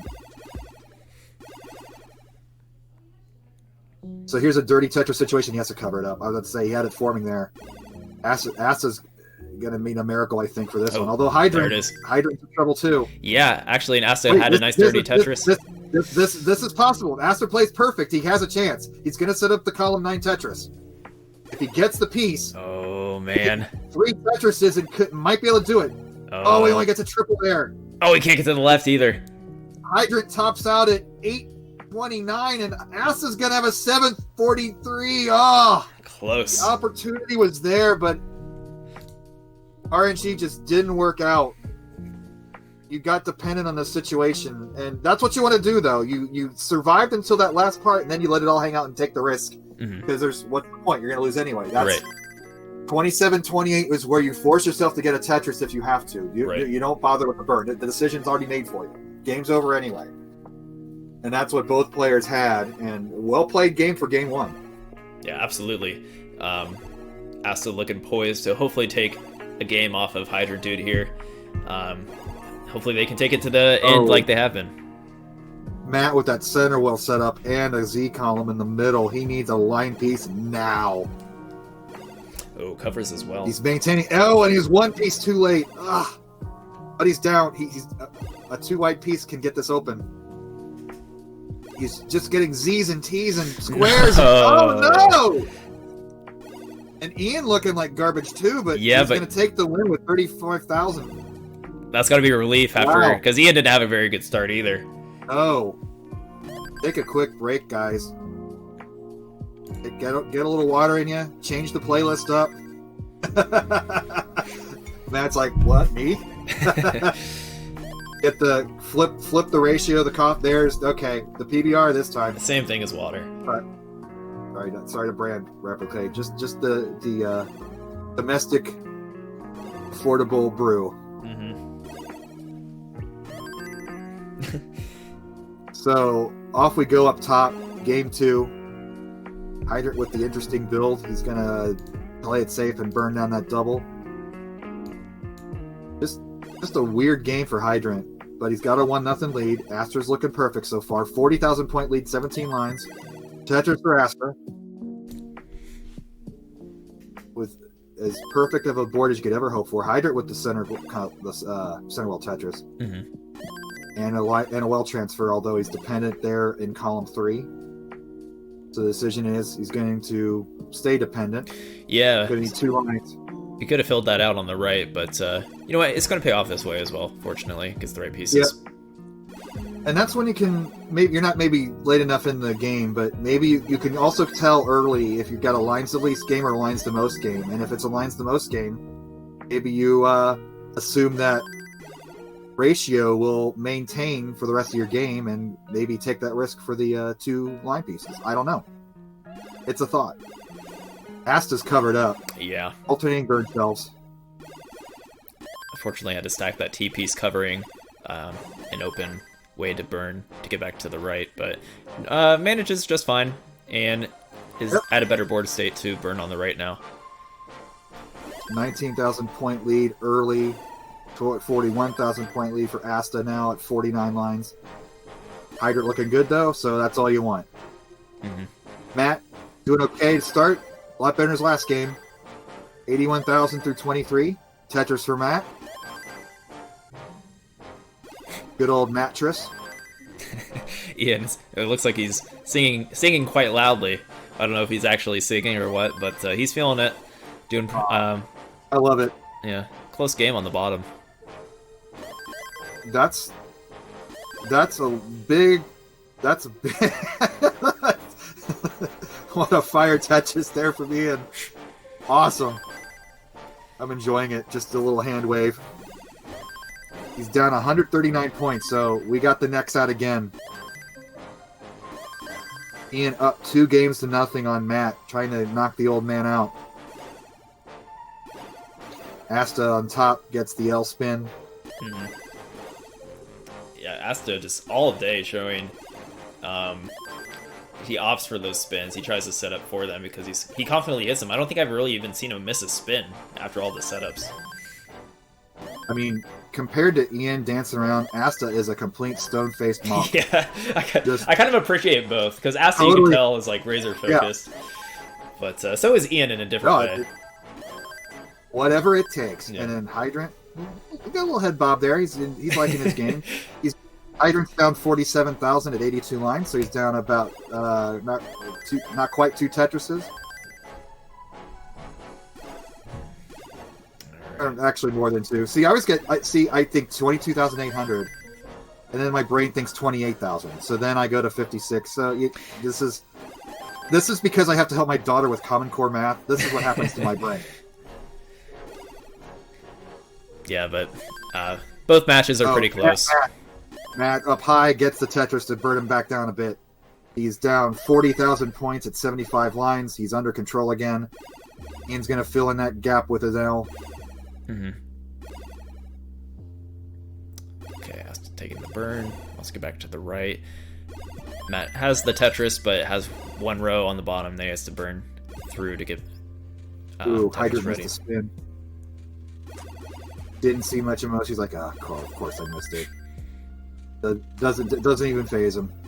He's going to get a one-line solve, and he's going to be rewarded with a Tetris, and we are back to neck-and-neck virtual tie game. Mm-hmm. Ass is up high. Needs that J to fill in, and then a squirrel fill in. So, good RNG. I mean, I hate blaming games, good games and bad games, on good RNG, bad RNG, but let's call it out when it's good. I like to call it out when it's good. Call it out when it's bad, call it out when it's good. Yeah, we don't want to, because there is obviously skill in play. It's not purely RNG, but sometimes it's pretty obvious if it is bad. I usually call out bad RNG if it's like, oh, you just got 6 squares in a row. Okay. Yep. All right. No. It's the beauty of the game. Beauty of this version of this game. Asta transitions with about 430,000. So Hydrant's looking to transition high 400s. Or even to 500 if he gets another Tetris. Yep, it's a Tetris here. He'll be a 500 transition, which is borderline max out pace, 58% Tetris rate. Mm-hmm. Matt got the column 3, and he had to cover up right before line. Gets the Tetris with the clever burn. But he is down 106,000 in his elimination game. He's going to have to turn on the Jets. Absolutely. Forget safe play. Take the risks. Oh, and he hangs a Z on... Oh. I couldn't even tell you with a pizza. That was such an ugly hang. Let's see if he can tuck something in there. Doable. You can get a T or... Oh, that works. It looks like an 8-bit starburst. Just a diamond in every direction. Alright, Matt transitions at 391k. A little on the low side, but we'll see if maybe Ian will make some mistakes post-transition so that Matt can get caught up. Yeah, that's going to be his only hope, is to make Ian go suffer. And the way Ian's dancing, he ain't suffering. Up top, we are at 160 lines and less than a half a Tetris difference between the two players. Asa's playing a little faster. He's ahead by about 8 lines, but he's down a Tetris. So Hydrant has a little more runway. He has the 1-0 lead. Mm-hmm. You got to feel good. but one missed drop that flips over instantly. Hydrant's like, well, shaking around with the game. So I'm not sure who I want to pay more attention to because Matt's on the verge of elimination. He's got to turn it all the way on now. Right. Yeah. Crazy games on both sides here, but Matt really is on the verge of the end of his CTWC run. He is down by quite a bit. He's going to have to keep up the scoring and maybe hope that Ian makes some mistakes at the same time. So Ian's in bird mode now, so he's going to have to fill in that gap somewhere. Okay, he's still not Tetris ready. He can open up the door slightly for Matt. Very close game up top as well. one. Hydrant only up by about a Tetris and some change considering its higher levels. Yep, about roughly 30,000 at this point. Meanwhile, Matt is now down way too much. He's got a Tetris out, and Ian's got a top out if there's any hope for this. Look at this, 9,200 point deficit up top. Oh, Matt in trouble. He can't get the eye over, and Matt is out. Ian moves on. Good games, Special Matt. delivery for Ian. Yep. It's been a blast watching Matt this year. We get the pad messaging, but we got to go back up top because Asta is at level 28. He's got a 53,000 point lead with 2 lines. He's got 1 line to burn. He's going to have to build a dirty Tetris if he wants to extend this lead. He's going to go triple. He's going to end with an 839. This is very doable for Hydrant. Let's see what happens. He's got 2 Tetrises. He's got 8 lines of runway. How is he going to uncover? Okay, there's one. But now he's going to need a tuck. He got the tuck. Got the L tuck. He's got. It's just the 2 piece. lines to burn. It's open there. It's one Tetris, 1 line to burn. He cannot burn anymore. Unless he goes for kill screen. He's got to get that Oh line. no! He covered the well. He covered the well. He doesn't get it. The drought at the most important point of the game, and Asta takes a point. 17,800 point difference. It was right there. He waited the very last line, and he got a 21 piece drought to end it. You know what I was saying about RNG earlier, about good RNG? F RNG right there. Right. Yeah. He was patient. He even took the extra burn he had to do. The only way he could have been more patient, I suppose, is like taking some burns into kill screen, but that is so risky. Yeah. Wow. I mean, it's a roughly 1,000 points per single line at that point. So getting 17 lines in kill screen with that setup, maybe he would have gotten with that center wellish sort of formation. I couldn't see him sustaining that. Like, that 29 play only really works with a super flat board at the bottom. Thumbs up and a wave goodbye from Matt as we switch to this full game view. GG's Matt. Thanks for joining us and bringing us some great games in this totally stacked top 64. So, yeah. And Ian does move on. Hydrant's got to be happy with this game, though. He's a 62 seed. He's not supposed to be here today. He's full Kevin Smith, but he's here. He's got a best 2 or 3 situation to go on, and let's see what happens. He just pulled he topped out the very last second and nearly took game 2. So awesome game so far. Highlight of my day for sure.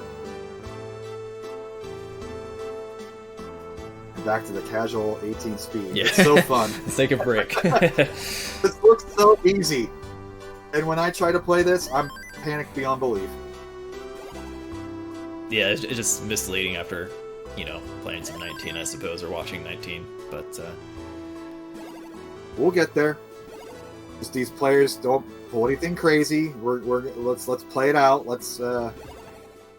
Your only motivation to end early is to get me off the microphone. Other than that, play for your life. Keep going. We just see them both top out instantly. Yes, Pumpy. That was 3-0 Pumpy. Pumpy, the stats man. He was huge during qualifiers, and he's huge with the bracket play. We appreciate it.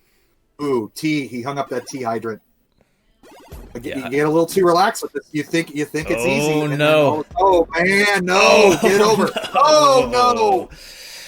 Has to get the gimme. It spiraled out of control so quickly.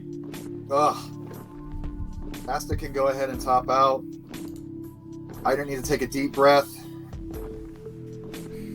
have that. We have the kill screen game down to the wire, and then just the that's what happens. Can we move Hayden's camera over a little bit? Oh, good call. Thank you. Maybe Asa's too as well.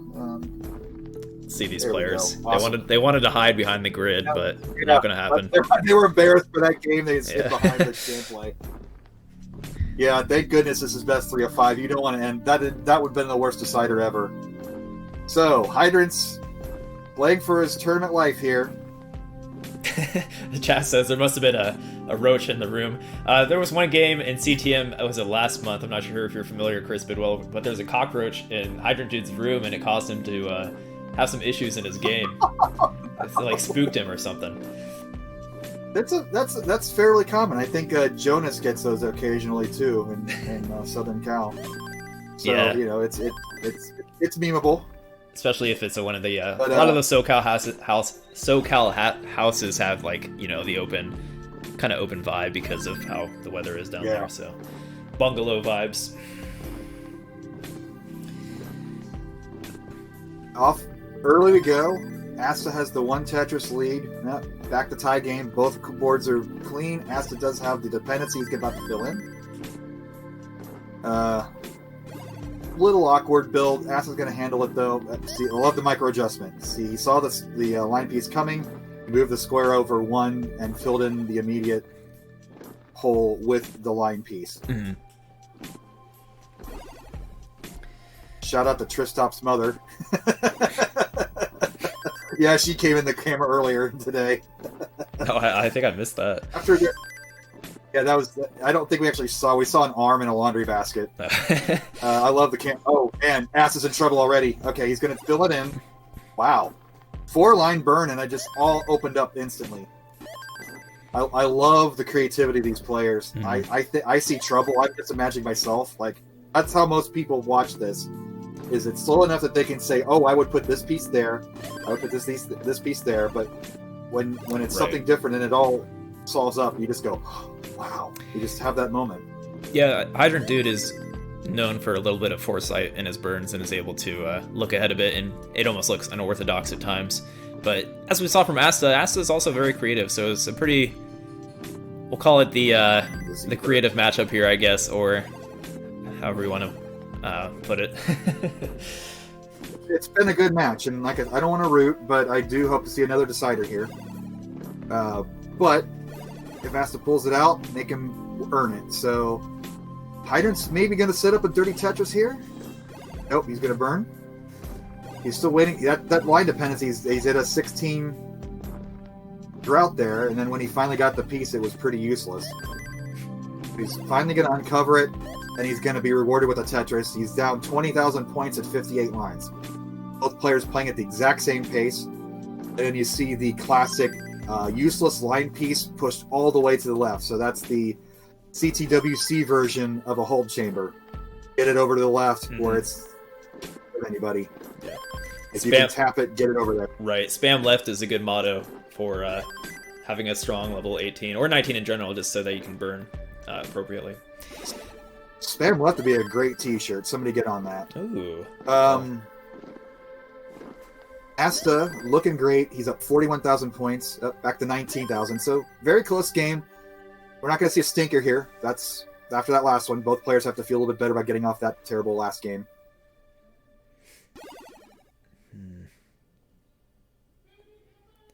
So that was like my ooh. Has in trouble. Gets the fortunate. Get the eye dependency, but now.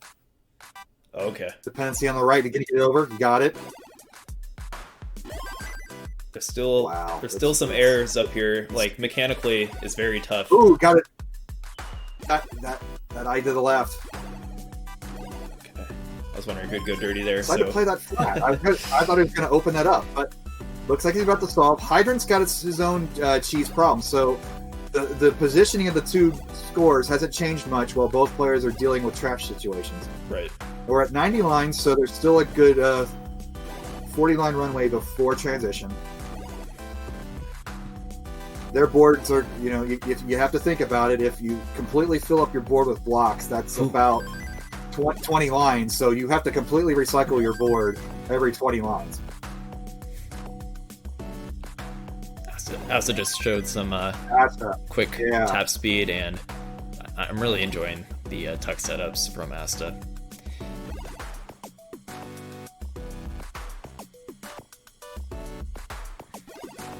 Somebody's trying to challenge. Oh, chat. Hydrant working on a 21-piece drought. He's going to clear it well. He is down 380 points at 109 lines. Neck and neck. Did you see that Asta actually like wiped his brow? Yeah. It's the first time I saw him outside of his range of motion this entire day. Wiping some sweat the off. Pressure's getting to him. Yep. I know. Like to see it. He is not a robot, folks. And Hydrant chair. I gotta get that chair, dude. That looks like the most comfortable chair ever. It does look pretty comfy, actually. My chair right now is not very comfortable, so a little envious. I have kind of the Asta chair going on right now. But ooh, that's some cut-off circulation in your bum there. Asta just took the one Tetris lead into transition. He's up 24,000 points. Hydrant is about to get a Tetris. He's at 128 lines, so Asta's kind of picked up the pace a bit. He is ahead in lines and in pace. Transition for Hydrant. Perfect board. Both players with a great board. Oh, well, both players until Asta with a little high. Okay. Oh, I like the tuck decision, but... I know, I would have filled in that gap, but it works out. Yeah. A nice split. Wow. Well done by Asta there. Asta's a baller. Barely ahead of Hydrant, dude. Oh, the line, see? The line garbage to the left? Yeah. He left that, I didn't see over far. I don't know, can he get it over? Okay. He's not going to try it. He was patient. Oh! And he missed it! This will be a test. The moment is coming. This is going to be... Can he get it over? He's going to go horizontal and hope for... Yeah, he needed that L piece to bring it down a little bit. But... So Hydrant needs 240 points. This is not over. Do not beta strap There we this. go. Okay, there it is. If he didn't get a line, that would have been tragic. That would have been... Yeah. Alright, you know what that means. I feel like we keep saying it. It's November 1st. Time today. Yep. It's time for some cider. Maybe of the D variant. Some D cider. Between Asta and Hydrant. It's going to be a great match. I am psyched, and I'm glad I don't have to announce the last half because my voice is... I'm starting to feel it. I got a little carried away in that crazy Game 3. Game 2, sorry. Game 3 was the bad game. I did not get crazy for that one. But here we go. Game 5. Last decider of the day for me. Keep watching both Classic Tetris channels. Let's bring it. Let's see what you guys got. Let's see if we can get some 62 to continue. That's got to be... Well, that's obviously a record because we've never had a 60-second seed before. So everything's a first for these 60-second seeds. Personally, I'm hoping our 64 seed ends up winning the tournament, if you're familiar with the one and only Moodoo's. Oh, God, that's going to be next weekend. Everybody's least favorite Australian. He's probably in chat saying something snarky right now, but Ike's saying that he's believing somebody is going from USA is going to win this bracket. You would be correct, because this was an all-American ground beef bracket today. So Asta playing a little risky up high. He's got it under control. Hydrant's going to be Tetris ready. He's already up 24,000 early. Asta actually in a tricky situation. Yeah, this is... Okay. All right, let's pay attention. Let's stop being funny. Let's get real. Hydrant is the favorite by ELO with a 61% chance. That's interesting. So he must have had a subpar call round for his own standard. Thank you, Pumpy. Yeah, I was hinting at that earlier. I think I remember watching Hydrant Dude, and his qual was a little bit under what we expected of him. So, in versus, he usually brings it. Like as we see today, he's toe-to-toe with a lot of these great players, and with Asta right in front of us. Asta is more of a newcomer in my eyes, and maybe some others, but Asta is looking so good today, bringing it 2-2 against Hydrant, who is a titan of online Tetris. So let's see how this game ends up. It's probably going to go down to the wire. Hopefully. Give it one more good run today for me. Laser Monkey's in chat. everybody's favorite cuber / Tetris player.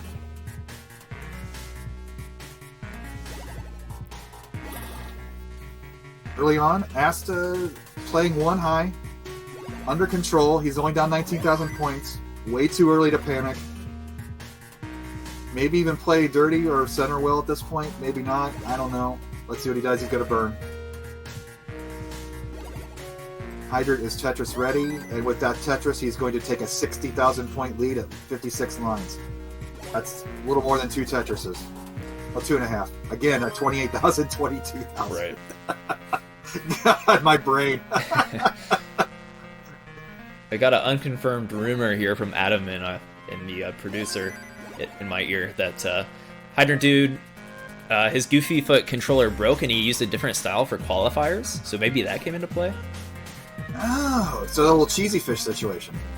Because Cheesy Fish could not get his hand into the camera, so he's playing like up against his chest, and he played like garbage up until like his last 15-20 minutes, and he got a max of a 900 kicker. Oh, is that why he was doing that? I thought it was just like a weird grip. I'm like, oh, yeah. That's pretty cool. I didn't know it was because of the camera. I'm assuming, because I was his judge, and I was like, hey, maybe get a pillow to get your hand in the camera, and he just did that instead, because who listens to Bidwell? Don't listen to Bidwell, it's bad strats. So he was right in that fact, and he got in, and, you know, maybe he's a character, so I'm glad he got in the way he got in, and we're going to see him, I believe, next weekend. He's not playing today, is he? Cheesefish, I'm not sure when he plays. I did not check the other brackets, so... Anyways, Hydrant is... So where were you here? Yeah, he's got a decent lead here, 61,000. Has to set up for Tetris and closes the gap ever so slightly, so about a 2 Tetris lead for Hydrant Dude. Hydrant again with the Tetris, perfect well build. I gotta come up with like a good, not me personally, but there needs to be a good term for Tetris ready, because that's 4 syllables. That's true. 4 syllables is a lot of real estate in Tetris commentary, because you can say TR. Like a 1 or 2 syllable word.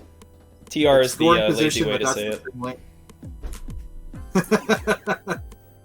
TR, okay. Hydrant Dude is TR. Treddy? Yeah. TR. Oh, Treddy. I kind of like that. But like Dirty Tetris works so well because you know what it is just from its description, whereas TR, people are like, what are you talking about? Yeah. So there's a lot of work we can do creatively, and we'll think about it. So Asta is down 87,000 points at 110 lines, so we're getting to transition period. You're going to recycle this whole board before transition. Looking great, both players. So level 19 play is going to determine this decider, which is exactly what everybody's here to see. How crazy will we finish? Will we get the kill screens? Will somebody pull a hanger-ring? Let's see what happens. Asta was Treddy and hit the Tetris. How'd that look? Did that work? Was it too cheesy? A little bit, but it's hard to tell. I'd say we don't decide these things. It's if chat loves it, we'll go with it. Tetris for Hydrant up 85,000 at 128, so he's got a tremendous transition score here. He is on max out pace with a 65% Tetris rate. Astor has transition at 55%, but you never know how these are going to finish. Both players looking great. Asta playing a little aggressively. He could have taken a burn, but decided not to. Well, playing aggressively now isn't a bad idea to close this gap earlier than later so that, it doesn't come down to that last 3 levels where you are really pushed to do it. So maybe Asta is aware. So that T-piece could have made him Tetris ready. Decided against it.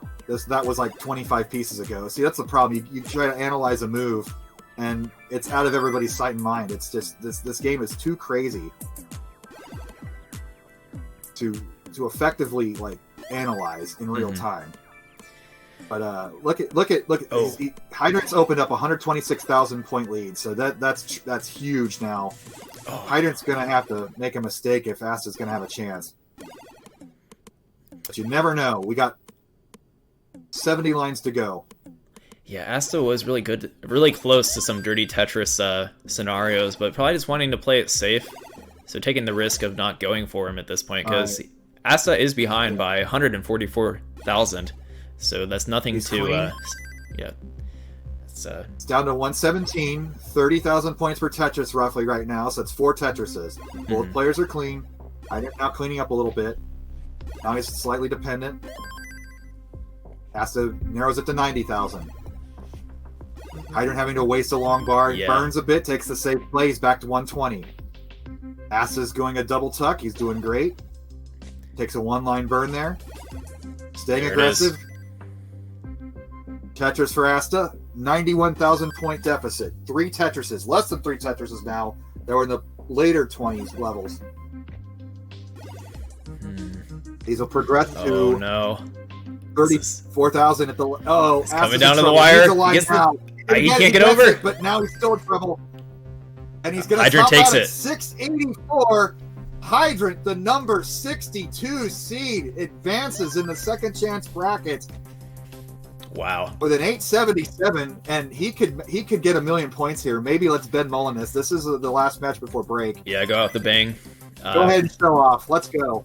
So, anyways, great games to Asta. Like, honestly, really, I enjoyed the stacking methods and what was really bringing consistent play today. So, put up a great match against Hydrant and in the winner's bracket as well against who knocked him 2 losers, I forget.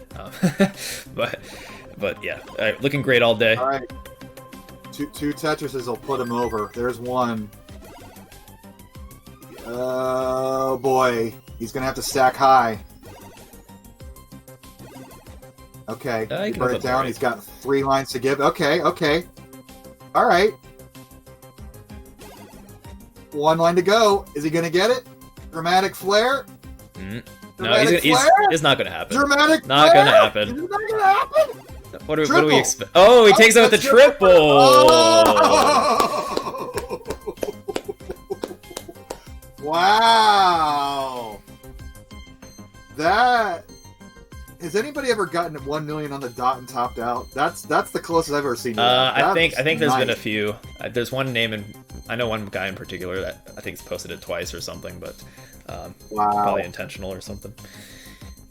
GG's all around. We're gonna take a break here soon.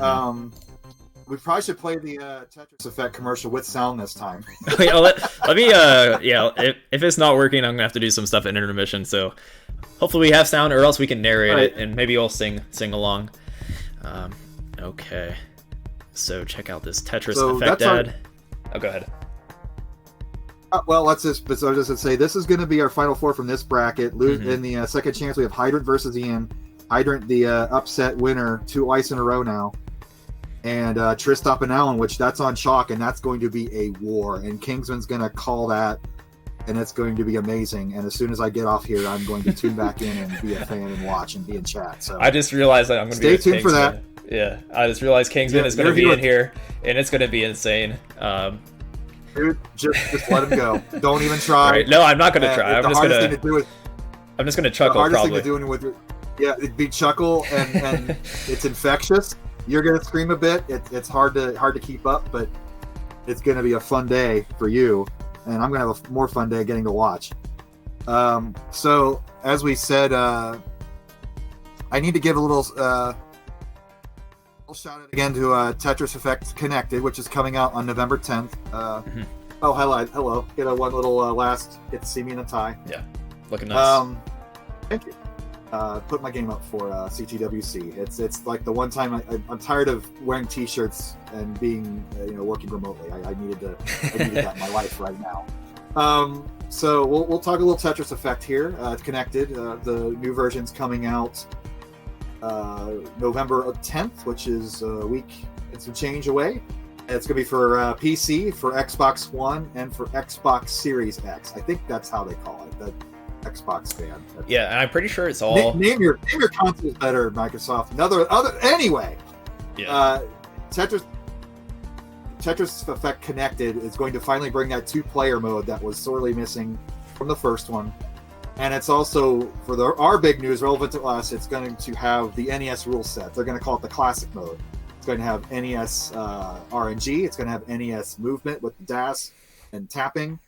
And Green Tea's been assisting enhanced on this, and I haven't got to play it yet, but with Green Tea on the job, I can't imagine how this isn't going to feel like the real thing, but in an HD display and online play. So let's play that commercial, and it's been a pleasure this afternoon. Kings is going to take over after our break, and tune into Classic Tetris 1 and check out what's going on over there in the intermission. Yeah, thanks for helping, Chris. It was a pleasure, and until next time, I think next weekend you'll be back here. I'll be here next weekend as well, so awesome. Let's go.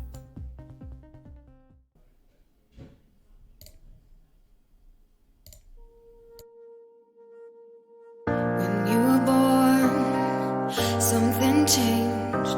My heart could not contain the miracle of this world and all that it creates.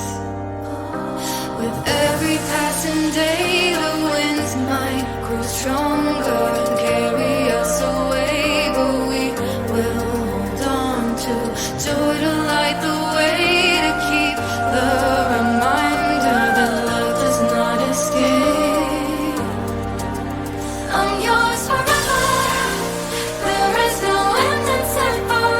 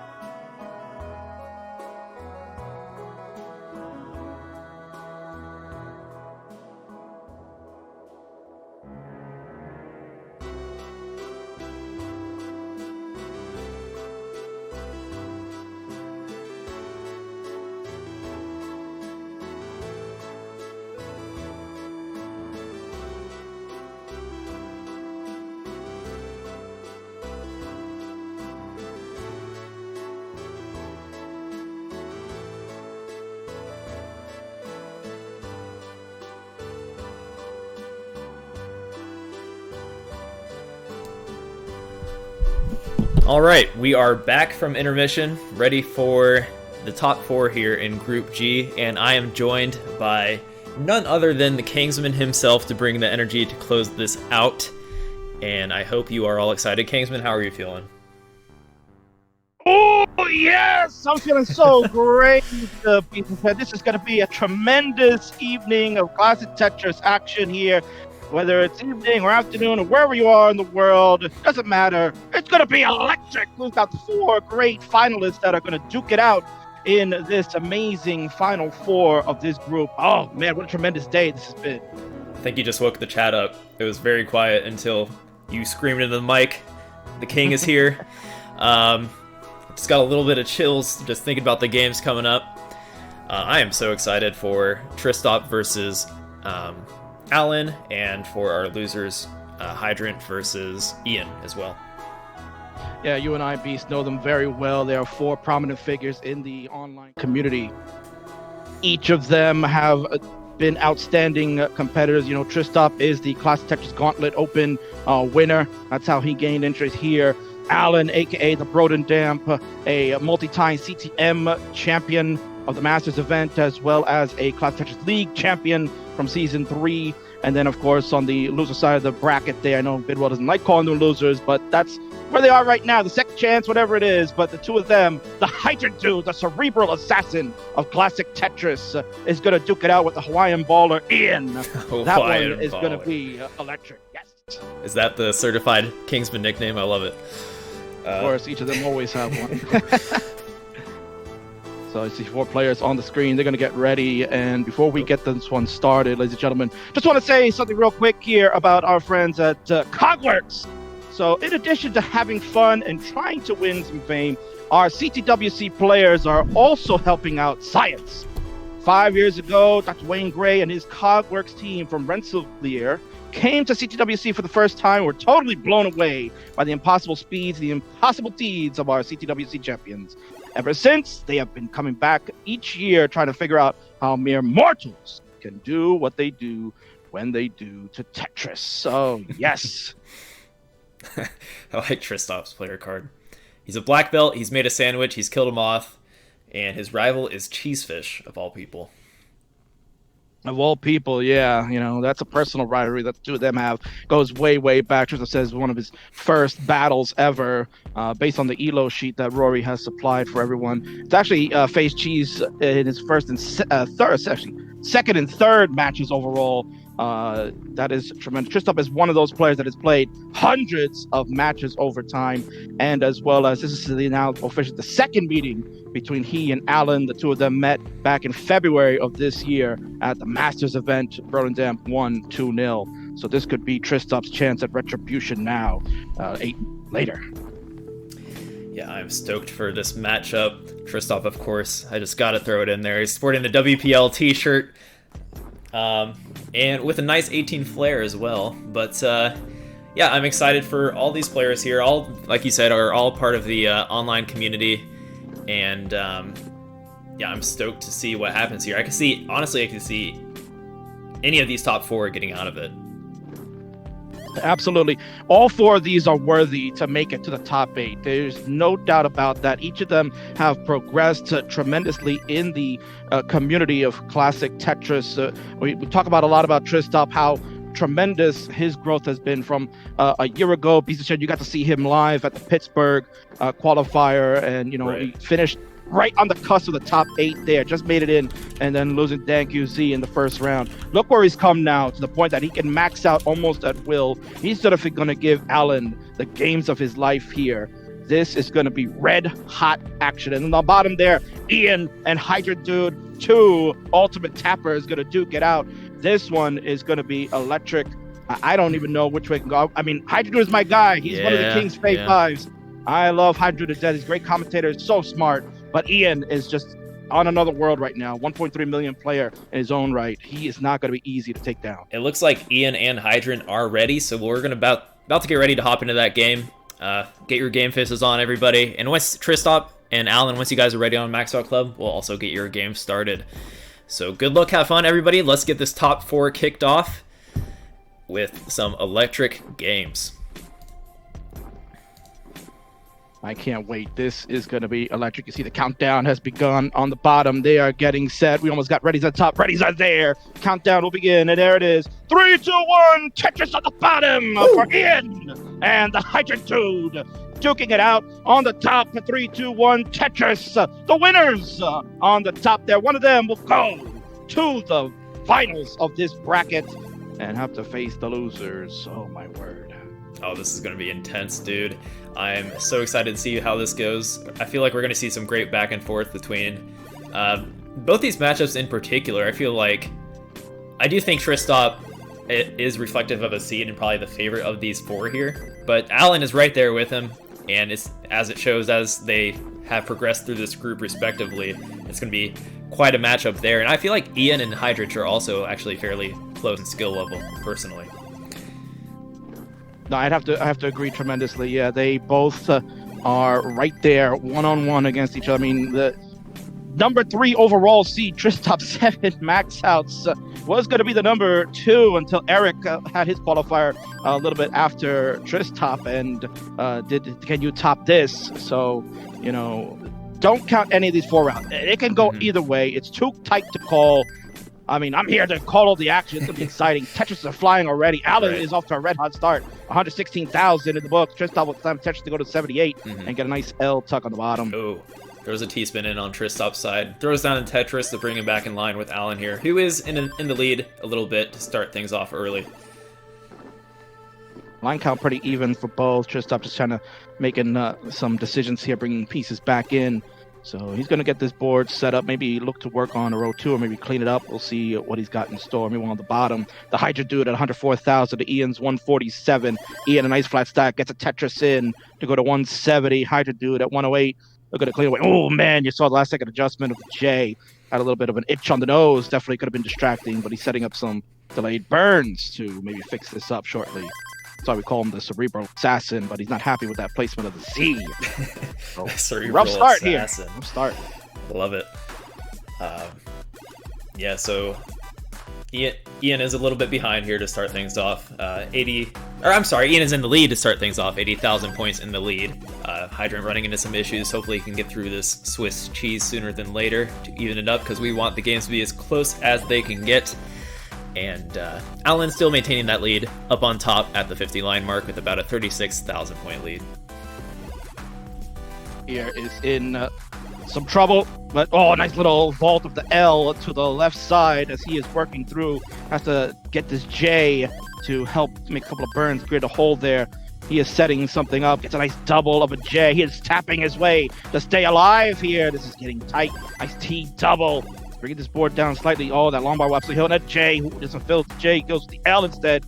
That's why he's so brilliant. He knew exactly where those pieces needed to go and continues to bring this down. He'll stay alive a little bit longer, but Ian's got a little bit of work to do on his side. Maybe he looks to get cleaned up. Yeah, he's going to get cleaned up. Maybe he was thinking about going dirty, but chooses not to. He's got a good lead and knows that he could just burn away. Look at that. Hydrogen cleans it up.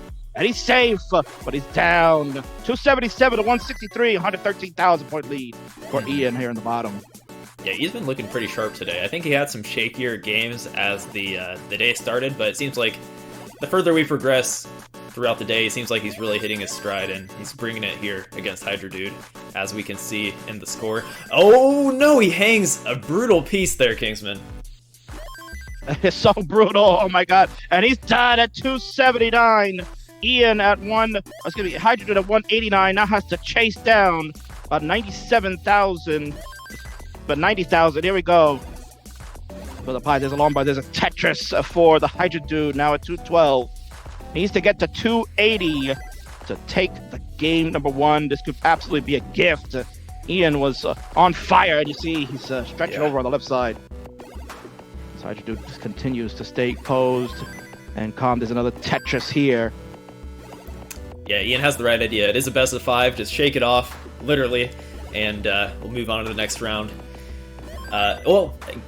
Given that Hydra Dude doesn't top out tragically here on level 18, but Hydra Dude, we do not expect that from him, of all people. I know, there he goes. He's got it. Hydra Dude will take game number 1. Oh, man, the gift from Ian. That could backfire later. We'll see. how that goes. They're done there. On the top, we've got 419 for Tristan, 457 for Brodendam, for Allen, as he is keeping clean. Both players very clean boards. They get set for transition soon. We're already over the 100 line marker. Just up at 109 in line. Actually, now they're both tied at lines at 110. So very tight one for game number 1, as expected, BCGen. Yeah, exactly. Yeah, I think some people would favor Allen more because of Allen. I think Allen was probably hitting the high level a little sooner than Tristop, maybe historically, but Tristop in this past year in online tournaments has really been killing it, especially in the recent months. There we go, another Tetris for Tristop. 535 for Tristop, 533 for Allen. They are getting close to Transition City, and that's where things are going to go really spicy. A little bit of a fist bump there, maybe from Tristop. There's a Tetris. Here we go! Transition time! 560 for Tristop. Beautiful transition score. Allen doesn't want to get outdone, getting set up. There's 6 lines left. There's a Tetris here. We'll go to 556. Could perhaps surpass Tristop's score. Pretty much went at the same score for transition. But now Brodendam's board a little spicy as he is working on trying to get out of this mess. Tristop, meanwhile, goes to level 20. 589 for Tristop, 563 for Allen, but he gets a Tetris in. 588 now to 595. Level 20s are here. Tristop about 7 lines ahead on Allen, but there's a Tetris. Level 21 now for Tristop, who's at 600,000. Allen is taking the lead at 615. There's a pop out. Oh, the gift given right back.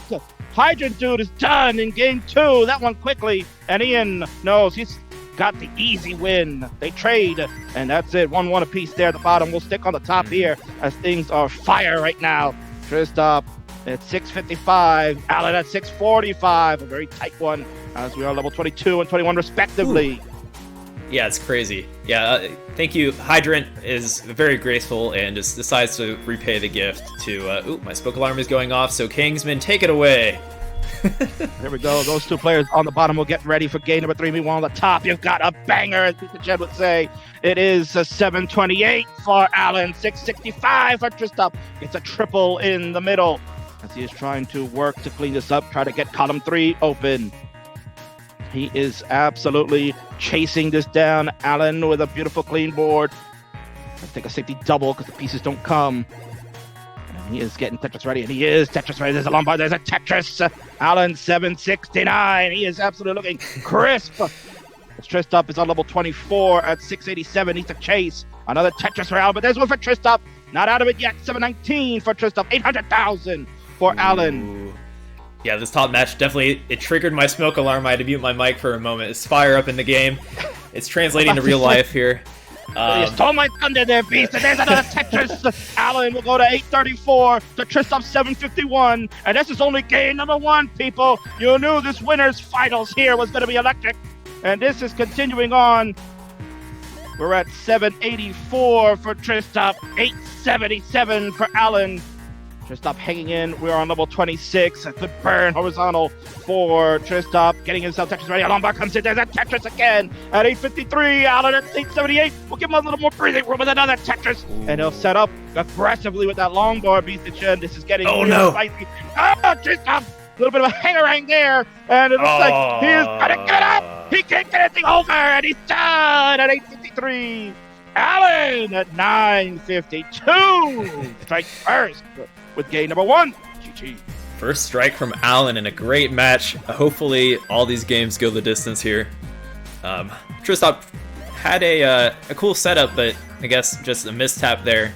Unable to get to the far right, and then once again had another lack of being able to get to the far right. And Allen does take that point with 100,000 points in the lead. What a fantastic game to 1 there. Good way to start that one. The winner of that match at the top there between Tristop and Allen will move on to the bracket finals, where they will have to be bested twice in order to lose the bracket. On the bottom here, it's a winner-go-home situation. They are tied 1-1 apiece in that best of 5, so they've got at least 2 more to go. 172 for the Hydra Dude, 214 for Ian. Hydra gets another touch to go to 195. While you wait for readies at the top there, Tristop is ready to go. Allen is about to get ready, and there they go. They're going to get ready, and they'll get their countdown shortly. Pizza Jen, wow, what a great first game between the two at the top there. It was tremendous throughout. They both gave you exactly what we were going to expect here in this final. Bidwell already talked about, how that was going to be a fire match. Well, game one, no disappointment. Yeah, no doubt about it. They really brought it, and they're going to continue to bring it. I believe in these guys. I've seen them for quite a while. Hopefully we get some Game 5 action, because we've already had so many deciders today. Why not have another one? Let's get 3 more deciders. I think that's how many we can have from here on out. And yeah, meanwhile, you know what, Kingsman, I'm curious what you think about this. So Ian, I feel like over the summer has really stepped up his consistency. I know he was always able to put up the high scores, but it seems like today he's just bringing it game after game. Yeah, Ian has been someone that has been playing a lot of competitive Tetris. For a while, early on in 2020, was kind of just in and out of the scene, just kind of coming and going as they please. But once Ian started getting the hardware set up and really started dedicating his time and effort to the game over the summer, it really just exploded. And eventually made his way finally to a CTM Masters event. He's been there a couple of times now, and has really proven himself. And he plays a lot of competitive online matches, whether it's at CTM events or it was doing Classic Tetris League for a little bit before CTWC started. Friendlies, he's gone all in basically, and it's paid off. At the end of the day, it's paid off, because look at him where he's at now. He's got a chance to perhaps get to the top 8 if he can get through the Hydra dude, and then the loser of the top match. It could actually happen. Tristan with some making me gasp a little bit there with some aggressive stacking, and it does pay off. But let's see if he can follow this up to get back to the right well. And knowing Tristan, I believe he should be able to do so. But with that being said, Alan maintains a 41,000 point lead, Kingsman. Yeah, score check is 186 for Alan, 147 for Tristan on the bottom. Score check 434 for the Hydrogen dude, 354 for Ian, as they are getting set to hit the 100 line marker. Hydra gets there first and hits another Tetris. He went a 460. Great game by Hydrant here. Definitely improving off of that really bad game number 2. Giving the gift right back to Ian in that one. He's coming out hot. Yeah, definitely a hot score-to-line ratio here for Hydrant dude with that 460,000 at 100 lines. Usually 400k is kind of where you want to be, so being above that usually feels pretty good. So he's bringing it set up for a Tetris. 2 Tetrises in a row, RNG helping him out to continue that score-to-line ratio. Great game from Hydrant. Yeah, I mean, look at the score. 513 with about 13 more lines to go. He's going to get another Tetris in. He knows the math already. He's going to get close to a 600 changeover when we get to 19. But I think, obviously, he's smart enough to know that he wants to push, but at the same token, get himself set. Now he's got 5 lines to work with at 558. Ian at 418. So Ian's got a lot of work to do when we get to 19. Gets another Tetris in to cut it down a little bit more, but he's down 116,000 points. Meanwhile, on the top, 313 for Alan, 293 for Tristop. Another close one as they are past the halfway point of this game number 2 on level 18. Yeah, real quick, just I want to say I appreciate Kingsman. Auctioneer score checks, the players appreciate it. And it looks like bottom game, Hydrant and Ian are going to transition. Hydrant still maintaining that 120,000 point lead. Oh, but Hydrant has a goofy build going on. Yeah, he's left a couple of holes here. Gets a nice tuck of the J on the right side, and he's going to look to work around. He's low enough that he can solve all this, especially with his tapping. So he's working on it. Hydrant at 620, still a good lead at 123,000 points ahead of Ian. Ian gets a Tetris to go to 523, looking to cut it down, now down 100,000 points as they continue on. Meanwhile, the top, 366 for Alan, 351 for Tristop. It is still neck and neck, as they would say here at CTWC season. Yeah, Alan with a goofy build, though. Tristop not really... I guess he's 1 row up, but yeah, a little bit cleaner on his side. And Alan does drop a Tetris and to bring it back to a good parity and to a good level here as he tries to get Tetris ready again. And meanwhile, Ian has some work to do on the bottom to get back to the right. Yeah, he's been cleaning up. He's been getting some pieces to help kind of bring this stack down. He was up a little high, but he's working through. He's on level 22 at 565. The Hydra dude at 667 with a very clean board. He knows what he needs to do. He's going to take it a little easy, but score when he can, because he knows that when Ian gets this board clean, which he has done, this is the chance that Ian can start coming right back. Can't let up a little bit. And see, Hydra dude has a nice build. There's a Lombard. There's a Tetris for the Hydra Dude goes to 699. Ian is set up for one as well. If it ever comes, there it is. Bang! Tetris for Ian. Go to 657, 702 for the Hydrant Dude. Again, another beautiful attack for him. And there's, Simul Bangerings, yes! 734 for the Hydrant Dude, 688 now for Ian. As we mentioned, look at that, he's catching up. Beast and Shen can't let up now. He's closing in on the track, but Hydrant Dude keeps trying to get in front of him, not let Ian pass here, even though he is full pedal to the metal. Nice tuck there from Ian. And he's looking poised to get caught up. There is only 4 levels, though, left, or about 30 lines. Yeah, but there is only about 50,000 point difference here. 778, there's a Tetris for the Hydra who goes to 811. There's one for Ian, the 761, keeping it about a 50,000 point lead as we go to level 26. Things are heating up again. There's another Tetris for the Hydra Dude. Ian, unfortunately, got an S, but he would have loved the L. There's one. There's a Tetris. He got it all cleaned up. We go to level 27 for Ian. He's at 800,000. The Hydra Dude at about 849 now. And he will... he's going to get set up. I thought he was going to go for the triple, maybe to stay safe. Create a couple holes. There's a lumbar for a Tetris. He goes to 884. So close. Ian's at 868. He's caught up. We're on level 28 now for Ian. Ooh, this is getting real tight. Hydra Dude has cleaned up this board. He's going to slam a Tetris on it. Ian's running out of time.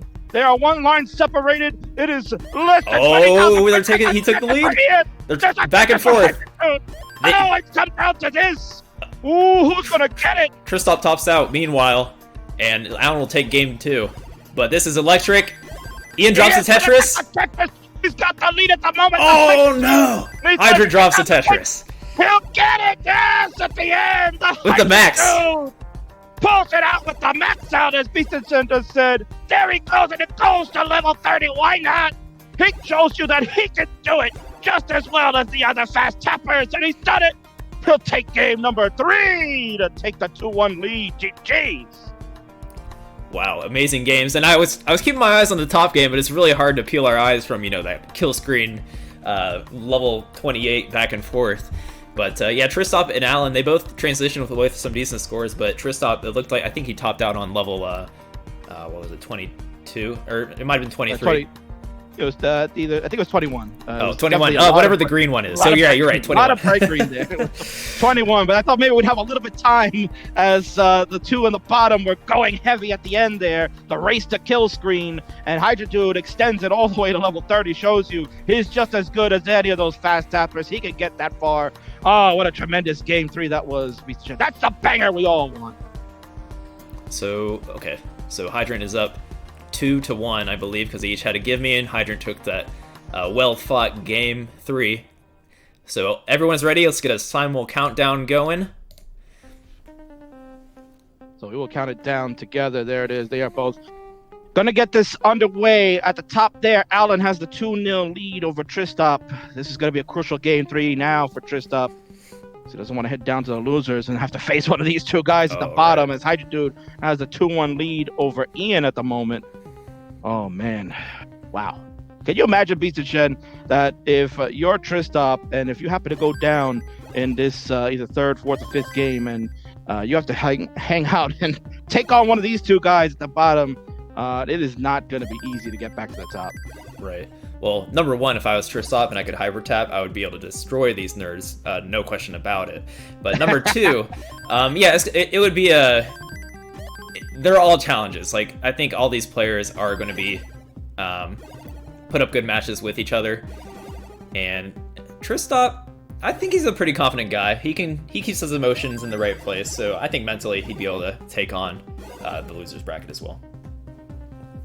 Yeah, without question. I think, regardless of the outcomes that you're going to get shortly, either way, they're all going to be good matches. All 4 of these, right, as we talked about before we got underway, all 4 of them can make it to the top 8. There is no question in any of our minds, but it's fun to watch as they have to fight through this whole entire bracket to get there. I think this is going to be a really wild Final 4 we're going to get now. Yeah, as we have seen already with especially that Ian versus Hydrant game 3 after the gimmies. History is being made right here, right now on Classic Tetris 2. It really is. Score check at the top there, 104 for Tristop, 124 for Allen. Gets another touch to go to 147, but Tristop will fire back. Keep it about a 20,000 point lead for Allen. Early days here in that one. On the bottom, Ian has the 166, the 111 lead on the Hydra Dude. It's about a 60,000 point difference. Yeah, so Ian is garnering a bit of a lead, especially with Hydrant. With that row is probably screaming at him right now on the bottom, especially with that gap in the. There's 2 gaps in it. Otherwise, you'd probably just build for that row up Tetris, but decides to opt for some burning. So maybe Ian will garner close to 100k lead if he's going to get an eyepiece here, but doesn't look like it's coming. He's on a small drought. Yeah, just a slight one there. There it is. 245 now for Ian, 141 for Hygiene Dude, and Allen is at 242 versus Tristop's 222. Very, very good game so far as we're looking on in this game number 3 at the top, right. Game number 4 at the bottom. This is for Ian. This is an elimination game right now. He needs to try to hang in to send it to a decider. Hydra Dude, if he gives this one up, still has one more. Would go to decider to settle it, but obviously if you're Hydra Dude, you got Ian's back up against the wall. This is the chance now to close the door and end his CTWC dream. Yeah, I think Tristop is due for a good game here. I mean, as we saw in his qualifier, half of his games were max outs. So, he had a few rough 19 games, but I have a good feeling about this. I think he's going to bring it here. And he's only down by about 2 Tetrises, same line count. So Allen is putting on the pressure here in game 3. It really is. He is looking to just close the door out. Don't give Tristop the opening. As we've seen that there have been some reverse sweeps going on all tournament long. Don't give your opponent the chance to strike back. If you got them on the ropes, this is the time to close it out. So we'll probably see Allen stay aggressive, keep scoring as much as possible. Do not give up that lead as he's at 426 to Tristop's 343. It's over 80,000 point lead. On the bottom, Ian maintains his lead at 375 to Hydra Dude's 286. Almost a 90,000 point lead. There's a Tetris with a Hydrant Dude to go to 308. Yeah, I'd say it's a little bit closer on the bottom, actually, considering Hydrant is a little bit behind on lines. Not too far, though. Ian still has a true lead here. Tetris rate favors Ian slightly, so both players going through a drought, so we can see that flashing red. Yeah, 23, 24. Oh, Ian's bored all the time! Oh, no! Oh, Ian! He's done at 383! This is Hydra Dude's chance. Hydra Dude needs to clean this board up real quick, though. If he can clean up real quick, he's got plenty of lines to do this in. He's only at 104 lines. The changeover takes place at 130, so 23 lines in Hydra Dude's favor. This could be it. All Ian could do now is just sit and watch as the Hydra Dude will pick it apart and try to end it. Yeah, Hydrant seems pretty calm. You can't let nerves get to you now. It's in your pocket, man. Just got to keep it cool. But you never know. You never know what's going to happen. Yeah, he needs to get to 384 to win it. He needs 30,000 points to do it. Plenty of lines. The 10 lines left to go. And he is going to bring this down. Meanwhile, at the top they're getting set to change over to 19. Allen at 573 to Tristop's 459. Tristop building up kind of high, too. That left side needs to get built out. Needs a long bar in the worst way. Oh, that left side for Tristop. It's a square over. Oh, my word. Meanwhile, Hydra Dude is just within range to close it out. Tristop's going to top out at the top. He's finished. Oh no. He's done. And the Hydra Dude gets it done at the bottom. Wow. So there you go. 2 games come to their conclusion. Allen takes the sweep. 3-0 on the number 3 seed Tristop. Hydra Dude will move on into the losers bracket, and Ian's hopes and dreams have been ended. Oh my word. GG's. Yeah, GG's Ian. Ian was looking sharp all day. Had that unfortunate early 18 top out to close it out, but he was looking fierce today. He was bringing his A game in a lot of the sets, so congrats to Ian on that. And we are going to see more of him in the future, I am sure. Hydrant Dude moves on to the losers finals against Tristop. Wow. That's all you can say is wow. Unbelievable games that were played just there. I mean, think about this for a second, Shen. You've got the number 3 seed now getting sent down to the losers round, where now he's got to fight again one more time to try to get back to the winner's circle. And then the man that first kicked all the qualifiers off, Hydrant Dude, he will now get a chance to maybe get some redemption now, as he fell in the first round to Tristop. This could be the destiny for Hydrant Dude, the first man to qualify for CTWC 2020. He hung in there the whole way, makes it to number 62. Can he make the dream come true now? It is kind of striking to me that he has that 62 seed. It's just like glaring at me. Like I don't see Hydrant as a 62 seed personally, but I touched on this multiple times today. It's just like the tournament is absolutely stacked. So any seed can beat another, or any player can beat another player regardless of seed. 62 versus number 3. But with that being said, it's still going to be a very close match. Without question. I mean, we saw that earlier today. They were going toe-to-toe. So, now you're going to get the rematch. You're going to get the rematch here. And one of them will head up to the winner's side, where Alan, the 2-time CTM Masters event winner and a CTL Season 3 champion, is waiting in the wings and will need to be defeated not once, but twice, Beast and Shen. That is a tall order for Tristop and Hydrant Dude. That is very true. Alan is not is a very scary opponent to try to beat in 2 sets. So best of luck whoever has to end up doing that. And Alan actually guaranteed $250 at this point. He won a money match, and the winner of this losers bracket finals will also be guaranteed $250.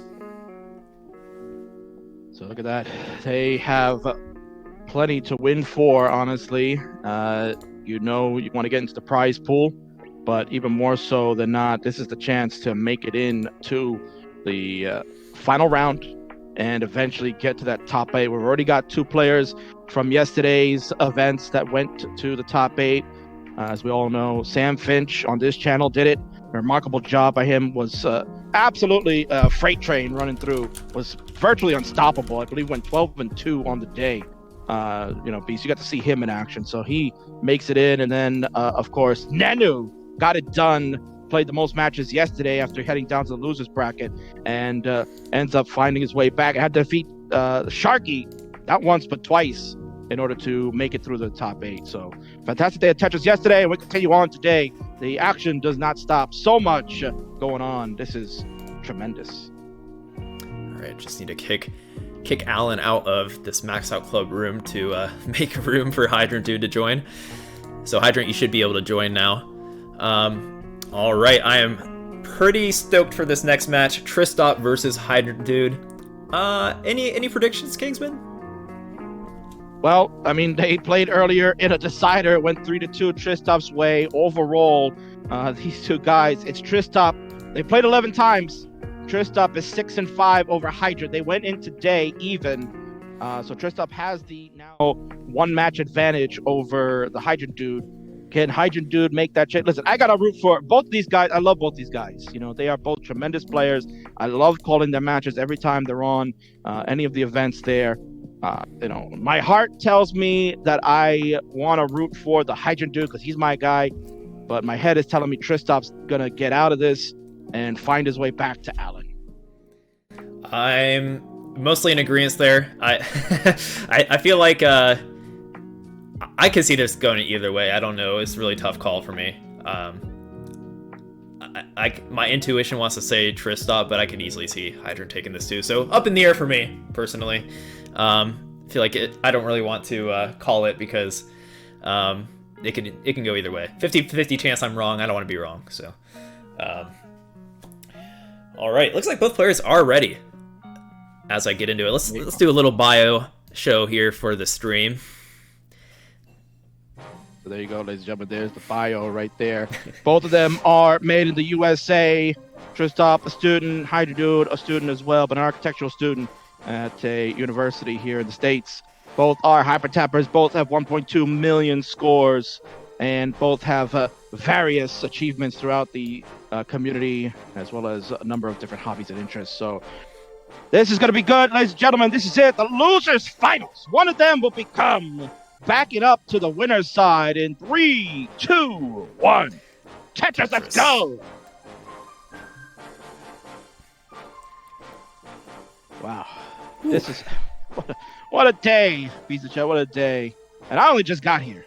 Yeah, you're pretty much my inner monologue right now in terms of excitement, because I'm really feeling this right now. These are both players I've been around, and I'm a fan of both. They're both good people. Hydrant is a huge help to the community in many ways. Does a lot of CTM moderation and things like that.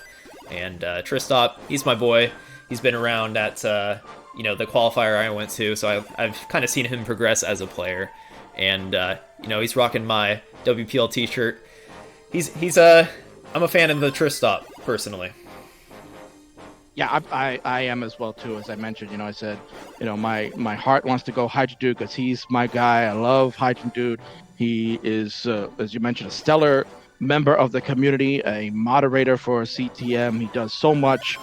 He does a lot of analyzation. Recently was on my show, Tetris Friendlies, doing some commentary for a number of players, and the insight he brings to the game is on another level. Honestly, it's so I could listen to him lecture about Tetris for an entire day, and I'll never get tired of it. He is that affluent in the game, and I mean it's showing off today. I mean, look at it. He found his way back towards the end here and has a chance to make it back to the top, to get a chance for the top 8. It can go either way. It can go either way. It could go either way, but right now it's going Tristop's way as he has a early 100k lead, 82% Tetris rate. Hydrant only with a 31% Tetris rate, but it hasn't been that many lines, so it's a little biased early on. Yeah, it really is, but I'm sure that he's going to get this board set up, and he'll find a way to get the scores when the long bars come. So he sets up the burn to get the Tetris in, and good flat long bar burn to fix the hold he had there. 114 for the Hydra Dude, 211 for Tristop, nearly 100,000 point lead. Oh, the L spin from Tristop. Oh, what a maneuver. Truly pulling out all the stops now. Yeah, we've been seeing a lot of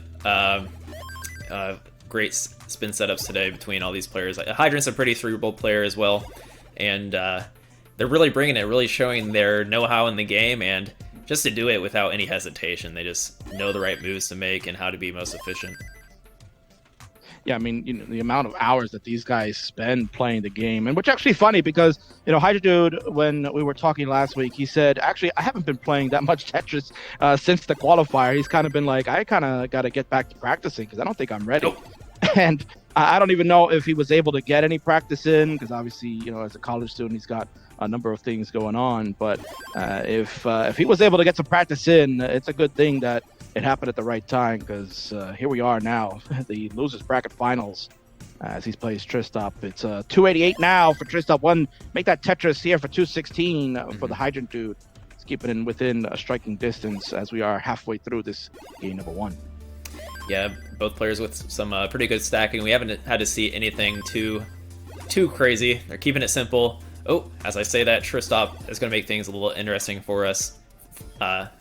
Thank you. Thank you for doing that. Give us something to talk about here. Okay, he's making some good decisions here. Tristop knows what's up. He knows how to get through this without, while trying to maximize his Tetris rate. Yeah, you see, he'll have some holes to fill. He's got a dependency that he'll fill with a triple of the L down in column 3 as he is working around this. But he has enough of the lead that he can afford to do this right now. Hydra Dude has got a good board. Just waiting for long bars. He's in a drought right now. You see the drought meter at 25, 26. There it is. There's the long bar. Finally, there's a Tetris. 278 now for the Hydra Dude. 330, but here's a Tetris for Tristop. Gave him all that time. That drought actually helped Tristop maintain a good lead throughout that as Hydra gets another Tetris to go to 300,000. And can't use that long bar yet. He's not set up. Mm-hmm. Yeah, he's really spamming left here, trying to kind of play safe. Unfortunate timing on that long bar there, but he is ready now, and he can accommodate any piece, so there's one reason he's stacking like that, is just to stay in the game here against someone like Tristop.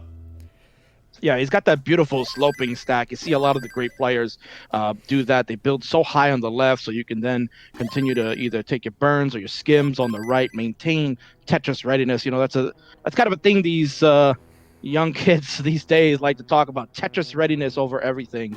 Maybe me, an old timer myself, likes to go with board maintenance first, but I like the health of the board to be very good so I can stay alive long enough to get to transition. But these guys, they look to get Tetris ready at every moment to maximize the score going into the 19 transitions. And there's a Tetris again. Hydra was in a mini drought there, but finally got his long bars in check. 418 for the Hydra, 471 for Tristop, again maintaining about a 50,000 point lead as we are getting close to that 19 transition, Beast. Yeah, nice little spin there from Tristop to remain efficient going into this transition. He's been keeping this lead ever so slightly. It's kind of diminishing slowly, but if he can keep that small lead, every little point counts at this point in this tense of a matchup. Nice little adjustment there by the Hydrant dude. He saw the square and the J coming, so he does a little overhang of the square to do the J tuck right after. But again, another drought. But there's a long bar just in time as he transitions. 472 for the Hydrant dude. Oh, he misses the S spin on the right, but we'll be able to get it open. There's a long bar. There's a Tetris comes in a timely manner. 500,000 for Hydrant dude. 527 for Tristop. Hydrant had that double eye dependency. He fills it out okay. He's going to have to do some burning, so see if Tristop can take advantage here. Interesting that Hydra Dude went a different route. He goes with some different burn techniques to get this kind of set up. Kind of see his demeanor there, not really happy how it came out, but he's going to get this board cleaned up. Stays alive, but now he's down 91,000 points. 604 for Tristop, 512 for the Hydrant Dude. Uses longbar to get Tetris ready, and there's a Tetris for Tristop. Tristop looks like he's on fire, ready to go, but Hydrant Dude answers back. 539 for Hydrant Dude, 631 for Tristop. Another Tetris for Tristop. He is looking to go all the way now. Yeah, this is anybody's game, but Tristop is the favorite right now, and keeping that commanding... Well, it was a small lead, now it's more of a commanding lead after Hydrant had some issues in the early days there of the transition, but he's got it together, and I feel like it seems like a trend with Hydrant Dude that late 19 play, he just throws it down, so we'll see what he can do. Couldn't get a J. He's had to use the Z to place there, but he's cleaned it all up with some good burns. Uses the square to get Tetris ready. Lombard coming in. There's a Tetris. 634 for the Hydra Dude. 694 for Tristop. Tristop opens up. Has to close the well. Back up again. And a couple of Z pieces here. Going to make for an interesting setup. Yeah, Hydra's taking advantage of this. He's closed the gap immensely. It's only within just about a Tetris, as these higher levels are worth more. Yeah, exactly. I was just about to say, there goes another Tetris. So he's brought that gap down. He was down 90,000 points. He's down only 9,000. There's a Tetris. He's taking the lead at 728. Tristop, a little bit of a donut shop board happening. See what he can do. Would love a long bar to fill that dependency. Not going to get anything. It's a S. Yeah. Rough pieces here for Tristop. Hopefully he can bring this down so he can get scoring again. And he's in a drought right now. He's at 30-piece drought. It continues on. Where's his Lombard? It's not coming.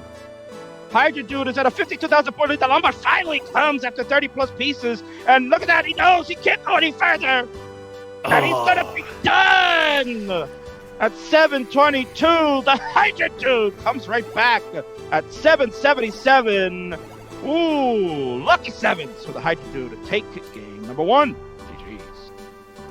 GG's Hydrant looking real sharp there. A little shaky right after transition, but like I said, he brought it together. He was scoring. He caught it very quickly against Tristop. Tristop, like you said, he was at at the donut shop state of a board. So we'll see how he carries on into this next game, being down 1-0.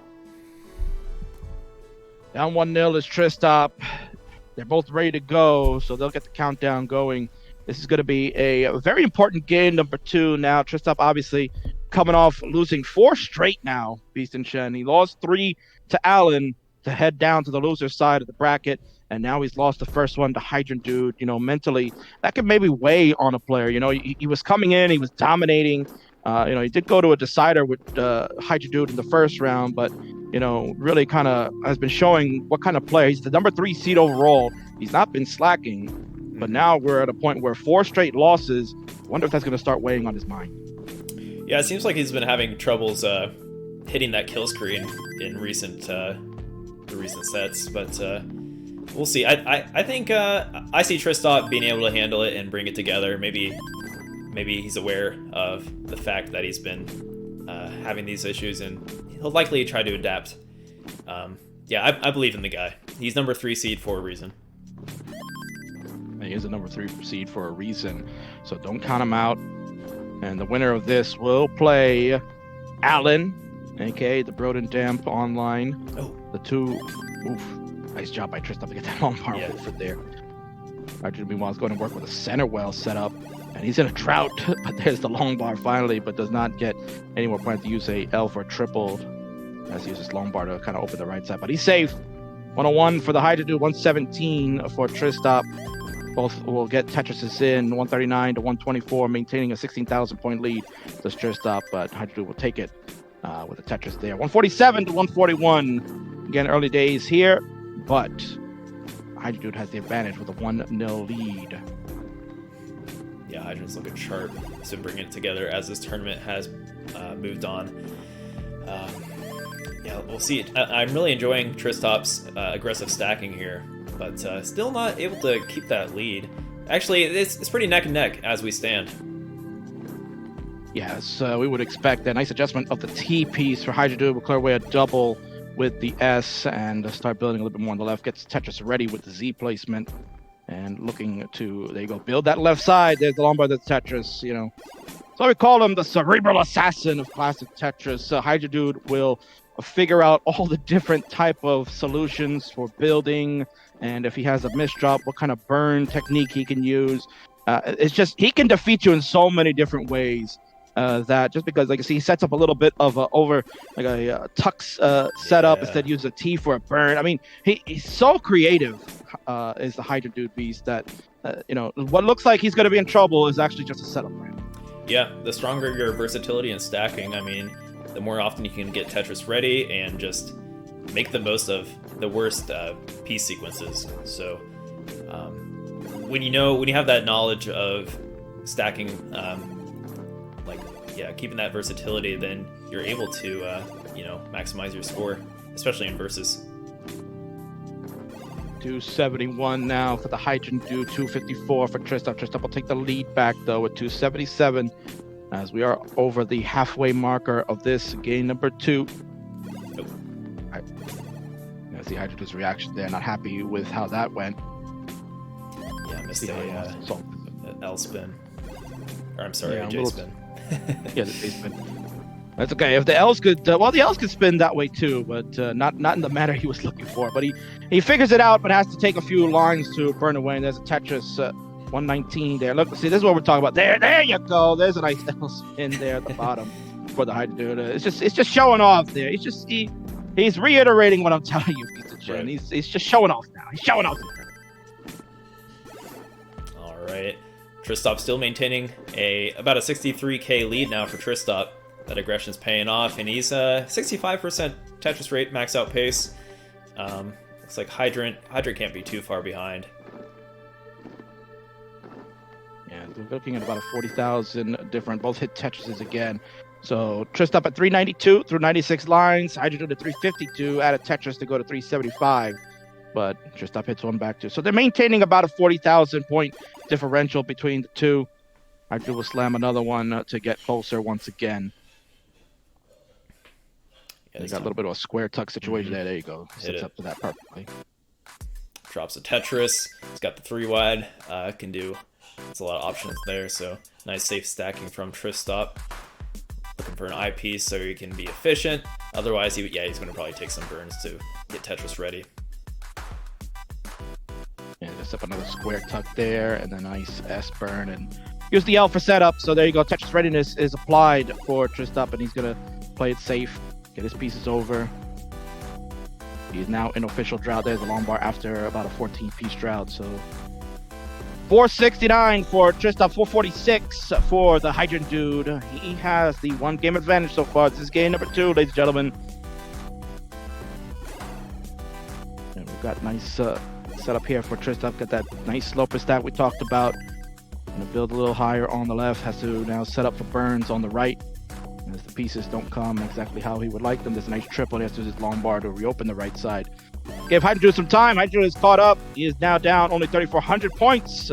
As we get close to transition time, Tristan would have loved to get one more in, but has to take triples as we go to transition on his side. 513 for Tristan, and there's a Tetris to go to 537. Hydro is now on 19 at 502, but he is about 7 lines behind. That's the advantage. Oh yeah, he is behind by 7 lines, isn't he? I didn't realize that. Good call, because it does mean it's pretty much even. And yeah, Tristan maintaining this small real-time lead, throwing down some Tetrises, trying to get back to where he was, about that 60k lead. Tetris for Hydrant Dude. It goes down about 42,000 points, so though now a little bit, there's a small hole. He gets a Tetris in to help bring this board down. Now needs to work around these holes, but Tristan's going to take advantage with a couple of Tetrises now. Tristan goes to 601, the Hydrant Dude at 561. We go to level 21, there's a Tetris there for Tristan at 629, now increasing the lead, but Hydrant Dude's got out of that mess. But again, in another drought, another Tetris for Tristan. No droughts for him this time. No, he's there's going Hydrant Dude's long bar. Yeah, Tristan's just, since this transition has started, I think it's only been Tetrises. He's really trying to get out in the lead, but he's really not. Hydrant Dude, even through the midst of that burn he had to go through, he's doing just fine here. He's maintaining the 40,000 point difference. So Hydrant Dude at 649, Tristan at 688. Has to use his long bar to reopen the right side. Another long bar comes for the Tetris. 719 now for Tristan. Hydrant Dude, it's a nice L tuck. Gets a good triple in the middle as he's trying to get this board situated. Tristan, meanwhile, again beats the chat. He's just off on a tear. Yeah. He is looking to wrap it up and tie this one if he can. I don't know if he was trying to set up for a tuck there. Yeah, I'm not sure. I kind of respect him not doing that. Even if he did try to do it, it's probably smarter not to. Okay, he finds that much-needed long bar and is back to the right with a 73,000 point lead over Hydrant Dude, who just drops a Tetris. Tristan fires back and forth, level 25. This is exactly the game you would expect. This is kind of the game we saw earlier on when they first faced off against each other about like 4+ hours ago. Yeah. And here we go. We're on level 25 for Hydrant Dude. Another Tetris for Tristan on 26. He's at 834. The Hydrant Dude 764. Oh, what a spin by the Hydrant Dude on the right side. And a T-spin on the bottom for the double. He's cleaned it up, but he's really got to start scoring tremendously right now. There's a Tetris here. He's down 65,000 points, but Tristan again, another Tetris. 903 for Tristan on level 27. The Hydrant Dude down 101,000 points. He'll slam a Tetris here, and he's got to just kind of go all the way in. He's got to go all in. Yeah, Hydrant most certainly needs to go all in here. And that hang's going to be kind of rough. Actually, yeah, I don't know who's really behind here, because Hydrant Dude is, behind on lines. And Tristan is, however, just throwing down these Tetrises. I think he's going to max here if he can get the long bar. There it is. And there you go. Bang! Tetris. Tristan has maxed out. He goes to 101,000. The Hydrant Dude here is on level 28. He's got 7 lines to go, but he's down 100,000 points. Oh, man. He's going to have to play well into the kill screen. I think Hydrant Dude is capable, but yeah, he might need 2 Tetrises. And he could have got. Let's see. I'll hold my breath. He is playing on 29 right now. What a burn across with a J. And he can't get that L to the left side. And there he throws his hands up. A tremendous game for Bose. 1,013,000 is the winning score for Tristan. He'll tie it up 1-1 apiece. GG's.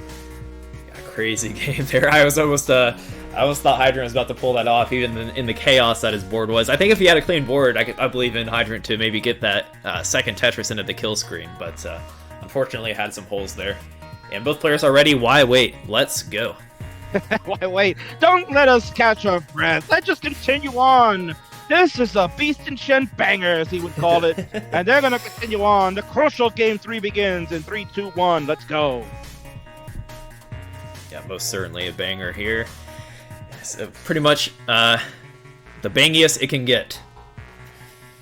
Indeed. I mean, these are 2 titans, as we've talked about, of Classic Tetris. They are so well known in the community. This is not shocking what you are seeing, ladies and gentlemen. If you are unaware of these two great players, I mean, you're missing out. You got to watch Classic Tetris.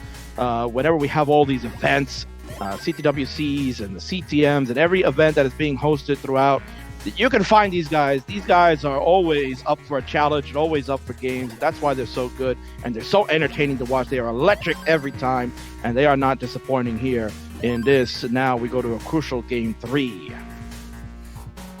Yeah, absolutely. Game 3 is the best of 3 now. Tristop looking to take some burns and get Tetris ready, waiting for that long bar. Hydrant playing a little higher, toying around with this route on his side. A nice triple there on that right side for the Hydrant dude. 78,000 for Hydrant out of Tetris to go to 101. 99,000 now for Tristop. So early days here, very close, as it's been pretty much even. You know, in the ELO ranking sheet, Beast and Chen, these guys are high up on the list. So it's no surprise that when we talk about ELO, you know, it's a neck and neck there too. This game's a neck and neck. Their ELO is neck and neck. And so Tristop in the ELO ranking is rated number 13. The Hydra dude is number 15 overall. Wow. And the percentages between the two for the wins, the note here says, this one's pretty even. No clear favorite here. I think we've been seeing that throughout. That's a no-brainer here. Yeah, I tried to iterate that in my bracket prediction. I wanted to give a prediction, but I really can't. I genuinely don't know who's going to win this match. Here we go. So, and again, Lifetime, they have played 11 times against each other in all different various events. And Tristop, with the win earlier today in round 1, is now 6-5 Lifetime against the Hydrant dude. So Hydrant is looking to try to tie it up in the Lifetime series, and what a way to do it, to try to get in to the finals here, where one of them will play Alan, aka Brodendamp, and must defeat Alan. The tall task after this, ladies and gentlemen, this is a hard-fought battle in its own right. The next one is going to be even tougher, because one of these guys will have to defeat Alan not once but twice in the double elimination bracket. Yeah, Tristop hits that spin. He is ready for 2 Tetrises. There we go. Finally gets that long bar. And is ready for another one. They are neck and neck, within 5,000 points of each other, depending on the burns. And Tristop's looking for that next Tetris to take it into the lead. Hydrant on a drought as well. You can see now going on a almost 20-piece drought, but he got the long bar in for the score. And a couple of burns here to get Tetris ready again. There you go, overhang city for Hydrant setting up. He's setting up all these It's like he knows, piece of shit. He knows all these pieces. He's like, yep, I'm going to get all of these, and I'm going to place them right here. They're all set up perfectly for every type of situation he's ready for. It's tremendous. Oh, man. A couple of misdrops there on Tristop's side, but he got the Tetris to bring it down. Yeah. And he's capable enough to fix this. He's able to fill in that dependency. Nice horizontal skim there to open up that the right columns. And yeah, Tristop doing a pretty good job of getting through this, but you know what? As I say that, maybe he might try to go dirty in that column 7 and open it up there. We'll see. Okay, he just decides to burn it down.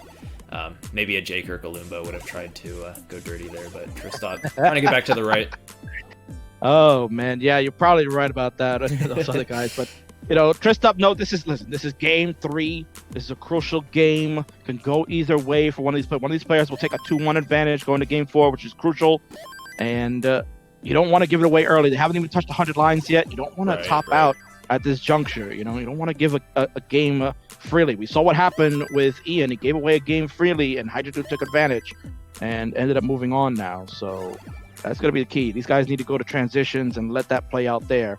Score check, 457 for the Hydra dude, 395 for Tristop. It's a 62,000 point lead. Yeah, Tristop has a bit of a gap to close here. He is, every time I look, it is like Tristop scoring. I guess he did have that one mishaps, which cost him quite a bit. But yeah, he's trying to close this gap. He's still on it. Yeah, he's still on a 65% Tetris rate, which is nothing to flaunt at. But meanwhile, Hydrant is maintaining that 76% Tetris rate, and we're well over 100 lines, so that's pretty significant. I mean, look at this score. Another Tetris for Hydrant dude. 525 through 114 lines. He is on a tremendous scoring rate right now. As you mentioned, 77% Tetris rate. Has to take a burn, but then to score another Tetris to keep it at the 77. Meanwhile, Tristop was there in the 60s before. Has a mini drought going on. Has the board set for a Tetris. And here comes the Lombard. There it is. 65% maintained. So good scores around. 490 at 122 lines is a good score, Beast. But Hydra Dude is taking it to another level right now. Yeah, he's on that 600k potential transition score, which is what every Tetris streamer or every Tetris player dreams of. A little dyslexic there, but he's looking like he's poised to hit it, and there it is. 604. He hit it after a beautiful Z-spin in the middle. Who would even think about doing that? It's the Hydra Dude. He's at 605 to Tristop's 539. Tristop hits a Tetris, though, to go to 565. We are heating up here. This is crucial game 3. One of these two players will take the 2-1 advantage going to game 4. This is the losers finals. One of them will move up to the winner's side to face Allen and perhaps make it to the top 8.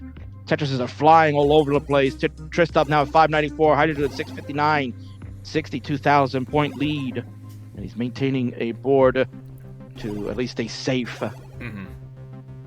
Yeah, Tristop, though, a little bit of awkward board there, Beast. Mm-hmm. Yeah, Tristop, he just needs to fill out that left so that he can properly burn. Finds it. Oh, good. Nice little sequence there to get to the left. Is he going to go dirty here? He might. I thought he might have gone J to the left. He's setting up for something. He's waiting for a long bar. He really desperately. Oh, he gets the square over. And there's a dirty Tetris for Tristop. Oh, how did he do it? That was risky. Man. And he pulled it off, and he's opened up on the right for another Tetris. He knows what's at stake here. He knows he needs that score, and he's hitting it. He gets another one on the right side. 668 for Tristop. 707 for the Hydra Dude. A lot of Tetris here to increase the lead. Oh, man, this is level 23s. It's still hot and heavy. They're going all out. It's a war here. And there's another Tetris for the Hydra Dude at 767. 699 for Tristop. You go to level 24 on Tristop's side. Has to use his long bar to reopen that right side. But they got a long bar here for a Tetris. Hydra Dude is in a mini drought. He's at 15, 19. It's counting up. There's no long bars in sight until he can get it over to the left. It's Tristop's chance to get caught up, and he is within a Tetris range. This is neck and neck here on level 24 and 25. They know what's at stake. Neither of them are going to give an inch here. They're going to go all the way. Another drought again for the Hydra Dude. Oh, man. He sets up a nice delayed burn with the L. There's a long bar. There's a Tetris. Takes the lead again. But Tristop getting close at 15,000. We're on level 25 here. There's a Tetris for the Hydra Dude. A Tetris for Tristop. Ooh, this is getting really, really down to the wire. We're on level 27 again. They are going to war here, Beast of Shed. Right. Neither of them have no quit. Yeah, going to war down to the wire here on double max out pace. It's looking like, and I'm almost going to guarantee it that they're going to hit these double max outs. These guys are on point. Let's see what happens. Hydra Dude, good placements here. Trying to get that right side open if he can. Has to use a long bar, does it. We'll have another one coming. Here comes Parang Tetris. 954 for Hydra Dude. There's a Tetris for Tristop. 969. He has got a 17,000 point lead. But Hydra Dude again takes it right back. A little bit of a spire in the middle for Tristop. Gets that J all the way over to the left side. Another Tetris for Hydra Dude. Ooh, this is getting intense. Oh, Tristop maxes out too. He opened it up. They both maxed out. Wow. Hydra Dude will take it. Oh, just before the kill screen. And he's done it. Hydra Dude has taken game number 3 and has a 2-1 advantage. GG. Is that 2 double maxes in a row? I'm pretty sure. Didn't Hydrant win when Tristop maxed last game? It had to have been very close. Either way, Tristop's bringing the games. He was looking on fire there. He hit the max, but Hydra Dude still wins. Unbelievable. Oh, man. These two just showed you, you know what, JD and Green Tea, what you did last year was amazing. We can do it even just as better. Wow, what a tremendous game 3 that was. Oh, that's going to go down to the end. And Beast of Chet, they're ready to go again. We don't even get a chance to catch our breath. Right. All right, let's do it. Good luck. Have fun, guys. Oh, my word. Good luck. Have fun. Smiles around. Both of them. Listen, Beast of Jet, they're both having fun. And that's what it's all about. It's time. Pivotal Game 4 starts up. 3, 2, 1. They're going to go. Oh, man. What electric games you're watching, ladies and gentlemen. This is absolutely stellar. This is history in the making. Double max outs for both. Oh, there's no words, honestly. I'm here to give you the words and paint the picture, and I got nothing to say from those two games. Amazing job by both players. Yeah, Tristop was met with some really tough situations too. It was trying not to let him get that max out, not trying to make sure Hydrant was secured, but he fought through it, got the max, and Hydrant was still plugging away and hit that like Tetris and a max out, so he was well over a max out, taking the win there over Tristop. But amazing game, and I'm excited for this game 4. I am as well. I don't think we are at this point. We're not disappointed. They have brought it. They know what's on the line. They are leaving everything out there for everyone to see their amazing gameplay. They are becoming the stars of the future, ladies and gentlemen. So you are watching history being made as we speak. And again, another drought here for Hydra Dude. Nice J burn. I like that move. Yeah, you gotta like those kind of burns. Still in a bit of a pickle. Yeah, what was the term for Hydrant Dude? The Clark Kent cerebral burns is what I think I remember somebody saying before, with that Superman stature that Hydrant Dude presents. Indeed, yes, I see it right there. He's got that Smallville look happening there. But that's why he's the cerebral assassin, ladies and gentlemen. He is just assassinating the pieces here, and he is picking apart Tristop. But Tristop, no slouch. He's brought it today, ladies and gentlemen. The number 3 seed overall, showing you why he's number 3. Tremendous player in his own right. It's gonna be hard to see one of these guys go on it. This is worthy of a finals here. Oh, definitely. When you lose a game after maxing like that, that's when you know you got a tough opponent. I think Tristop, he was ready. Like, it seemed like he felt the victory, but then he looks over and Hydrant Dude, he's still ahead by a Tetris. So Hydrant was bringing it, man. Yeah, man, that's unbelievable, and it's just fierce, ferocious action. I'm so glad that we have the honor to call this one. So score check 208 for Hydrant Dude, 239 for Tristop. It's a 30,000 point lead, just a little more than a Tetris. Both will slam Tetris down to maintain that 30,000 point differential. We are almost at the halfway point of this game number 4. This has been stellar. These two players have brought it. They bring the best out of each other. They played each other 11 times in their competitive careers. Most notably, recently, they just played in the first round here, the number 3 versus 62 matchup, where Tristop defeated Hydra Dude in 5.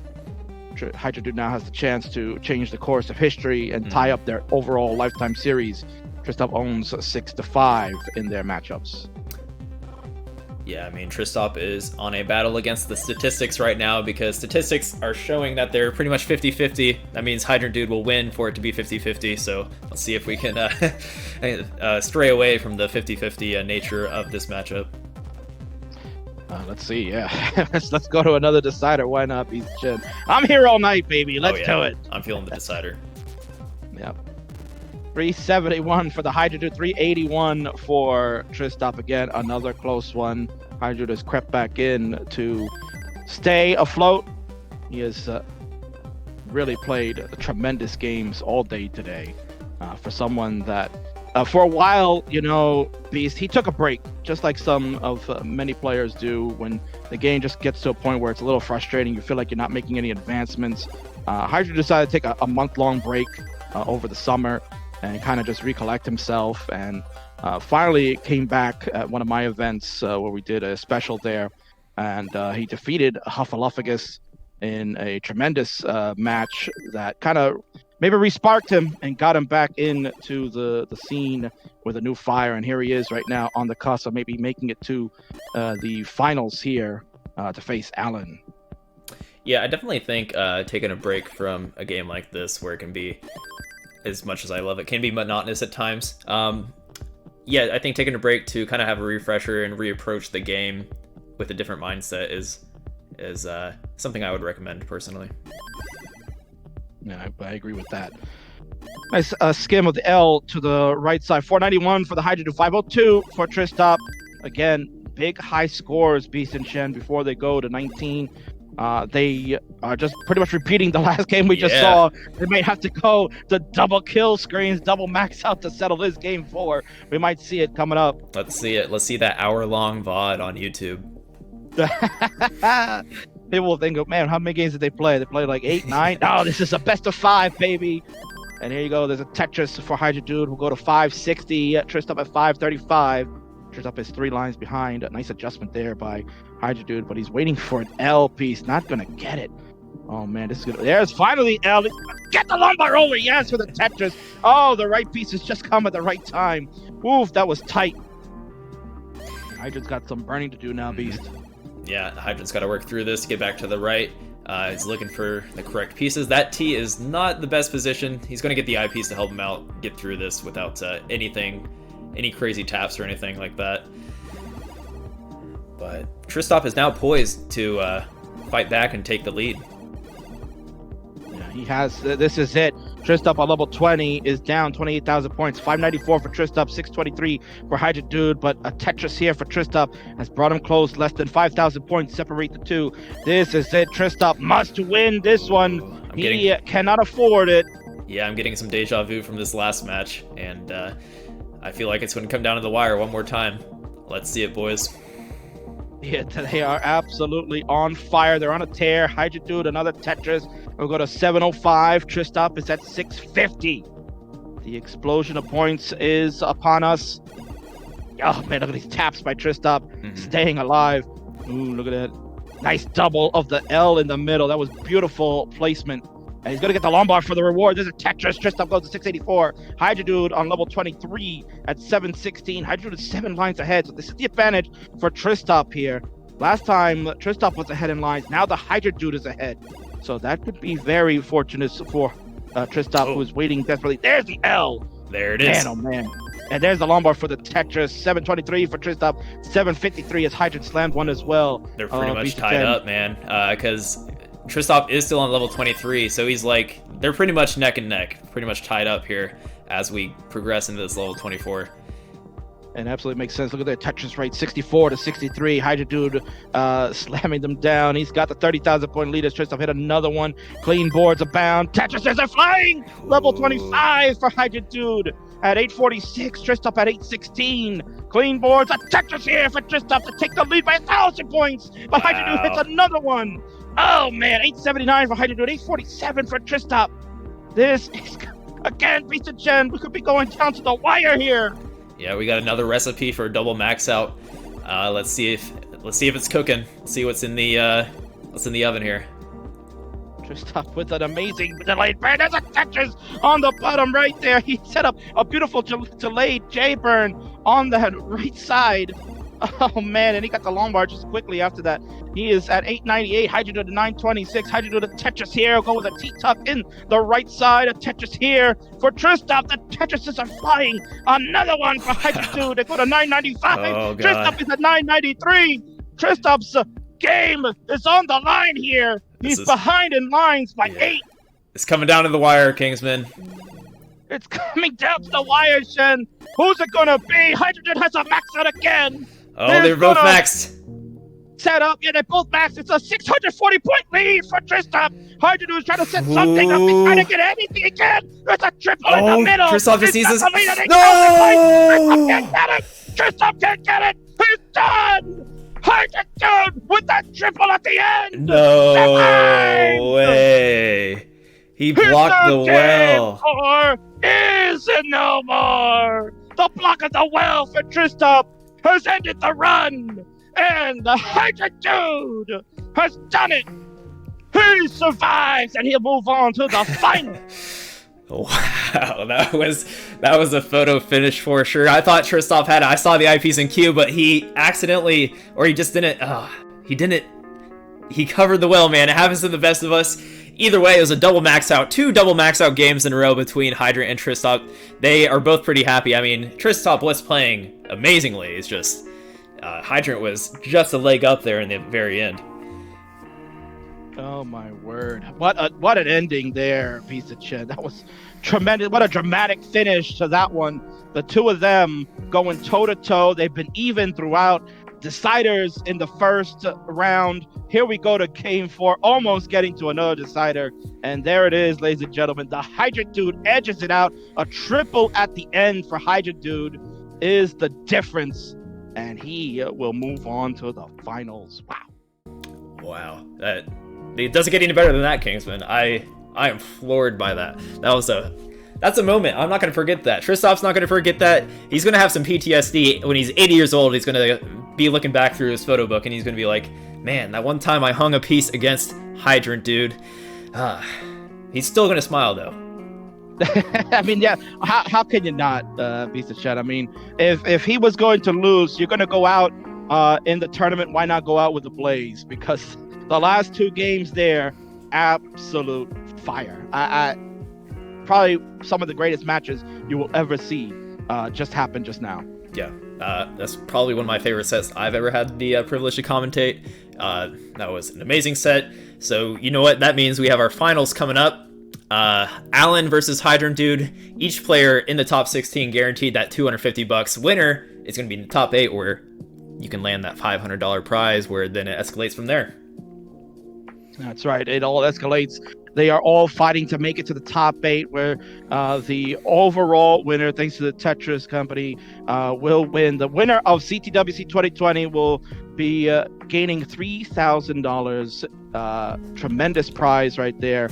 And, that's what they're fighting for. This is what they're fighting for, not just to make it to the top 8 and have that distinction, but they want to get up there and get into the prize pool, which these two have done it now. But why not keep going further? The prize pool continues to grow. Each round, you make it further. Right. Yeah, a huge shout out to Tetris Company for sponsoring us with this massive $10,000 prize pool for the game from 1989. Thank you so much. And be on the lookout for Tetris Effect, which is coming out. Have you had the privilege to play that yet, Kingsman? I have not, but I most certainly will. I will not miss out on that. It is going to be tremendous. I can't wait when the new version, the Connected, Tetris Enhanced Connected, is going to come out. I will be one of those that will be playing it. I'm going to be hanging out a lot in that classic mode. That's my game right there. Yeah, this is a classic mode. I'm as a modern player, I'm really excited for the hybrid type of, almost like a TGM NES style, where it's fast gravity, where you can still do your spins and whatnot. So there's that score attack mode that's more modern, and then the co-op and the zone mechanic mode, which a lot of the guideline players are looking forward to. So pretty much every community involved has something to look forward to. Yeah, and who knows, players like myself that are very involved in the classic community might then start moving into the realm of guideline and give that a try as well. True. So it's going to be a game for everyone to play and bring the community as a whole together, and that's exactly what we can't wait to see when it was released. Kingsman, you ready to team up and do some co-op? We'll take on some bosses. You know where to find me, baby. You ring me up and let's go. We're tag team. All right, we're on it. We'll get me, you. We need a third, though. It's a 3-player co-op, so we'll snag whoever wins this match. We'll snag maybe Alan or Hydra Dude. They can carry us. Yeah, please. As I can't do all the heavy lifting here, please. I can't do it. Mm-hmm. All right, so before we get into the match, I think we'll play a quick Tetris Effect trailer, just to give Hydra Dude some time to cool off before we get into this final match, and just a shout out to our sponsor in a game we are bound to love at this point. Having a modern NES is very awesome. So or NES in a modern game. So yeah, I'm gonna take it away to the video.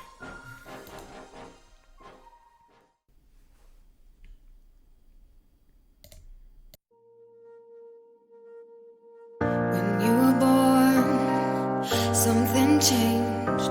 My heart could not contain the miracle of this world and all that it creates. With every passing day, the winds might grow stronger to carry us away, but we will hold on to joy to light the way, to keep the reminder that love does not escape. I'm yours forever.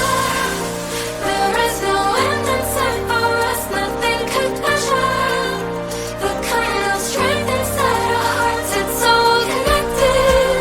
We're all together in this love. Don't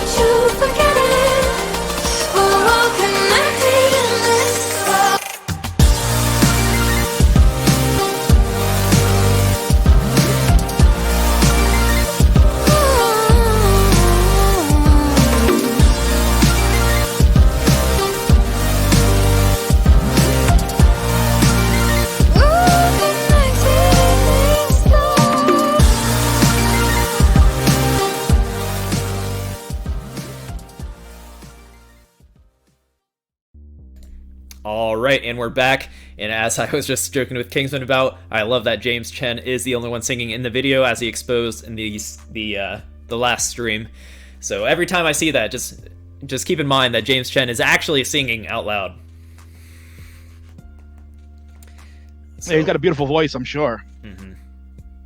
Okay, I think we're about ready to hop into it. Let me double check my scene here before we head over. I'm guessing the players are about ready. Or I think Hydrant's probably still taking a break. But yeah, we're about to have Hydrant versus Alan coming up next. Yeah, this is going to be a tremendous battle. This is it, ladies and gentlemen. This is the one where one of them will be the next participant into the top 8. It's unbelievable what it's come down to. These two are stellar players. You just saw, for those that were watching, Hydrant Dude put up back-to-back max outs to defeat Tristop to make it to this winners round now. Lifetime, they have played 4 times before, once at a CTM Masters event and 3 times in other community events. So overall, Alan leads Hydrant Dude 3-1 in their lifetime series, but they haven't played each other since March of 2020. So many things have changed since then. And if Hydrant Dude continues to play with max out after max out, Alan's in for a run. I'll tell you that much. Yeah, 100%. If Hydrant can take this back, it would be an epic losers bracket run, kind of akin to what Nano was able to do in his losers bracket run, just kind of ramping it up and being more consistent as the tournament went on. Yeah, and I kind of, put Hydrant and Nenu similarly in the same kind of group of players that I watch, just because they are very methodical in what they do. They know exactly how to build the stack properly, and they're able to play some amazing 19 plus. So, it wouldn't be shocking to see if the Hydrant Dude can do it here and, follow in the footsteps of Nenu. All right, we are approaching the Group G finals. Alan versus Alan versus Hydrant Dude. Sorry, Tristop, you're no longer with us. But I know where your head's at now. it's gonna be a banger for certain. A Beast and Chen banger, ladies and gentlemen. That's what you're gonna get here. The Hydrant Dude has worked hard to get back to this point. Alan has taken a nice break, but I'm sure he is ready to go and is going to come out swinging. He's not going to let down. He knows what he just saw with the Hydrant Dude. So there you go, player profiles, ladies and gentlemen. This is the second CTWC for Alan. He is a hyper tapper with a 1.3 million score. Has no rival, but again, he's a CTM Masters champion, twice over, and a CTL champion. Hydrant Dude, of course, we saw earlier, an amazing player, and he is primed to hopefully now try to beat Alan not once, but twice, ladies and gentlemen. We could potentially see 10 games here, depending on how it goes. We are hopping into it. The finals are about to begin. Here comes 3, 2, 1. Let's go! Let's go indeed. This is going to be electric. Let's see if that energy from this last match carries over, because Hydrant Dude was on point against Tristop, and I think, Alan's very capable of maxes, but yeah, let's see if this double max out trend is going to continue into this Group G finals. I really hope so. Yeah, I mean, these players have done it multiple times already. We're seeing max outs flying all over the place in this entire tournament. But I'm so glad we got to call the back-to-back that we just saw. So, all had a moment to chill out, but now it's time to get back. The hype is here. This is it. Finals, game number 1. One of them will make it to the top 8. Absolutely. Looks like Broden going for that one row up Tetris, getting droughted, 20 drought, and Hydrant drops a Tetris, taking a Tetris lead while this drought's going on. Yeah, we're getting close to 30 pieces already. There it is, finally, just before the 30th piece. Tetris for Alan, he'll go to 77,000, Hydrant at 95,000, and another Tetris for Alan. So even though the drought there nearing 30 pieces, he still actually has the lead at the moment. So it shows you how well he was playing right before that. Yeah, and it's looking like he's going to keep this. Oh, he decides to burn it there. And, okay. Oh, he finds that right well, just so he can play just a hair safer and stack a little more aggressively to maintain a higher Tetris rate. Yeah, I think that's the right move. You know, we're early in this one. This is game number 1. And the thing is that he knows he has to lose this entire set first in order to have to really worry about an elimination, because he's been in the winner's side. So Alan is in the driver's seat. He has really all the advantage in this first few games, because he knows that Hydrodude has to bring it. In order for Hydrodude to get the opportunity to make it to top 8, Hydrodude's got to win twice over. And that's the difficult part in these double eliminations when you come out of the loser's side of the bracket. Yeah, 100%. I wouldn't have Alan as a clear favorite, but after what we were seeing, I think Hydra's going to bring it here. And he's showing that with this small lead to start. Actually, Alan takes it back there with the double Tetris. And Hydrodude with an interesting build going on, but getting some good burns. And this longboard will absolutely help him. And he's going to set up for cleaning this out, get that row 3 reopened. That's going to be column 3 reopened. Mm-hmm. There it is. Hook at the long bar. Yep, there it is. And beautiful transfer to the well, too. 231 for the Hydrodude, 249 for Alan. So throughout this one, a good start for both. Maintaining the board, keeping things tidy and not too dangerous.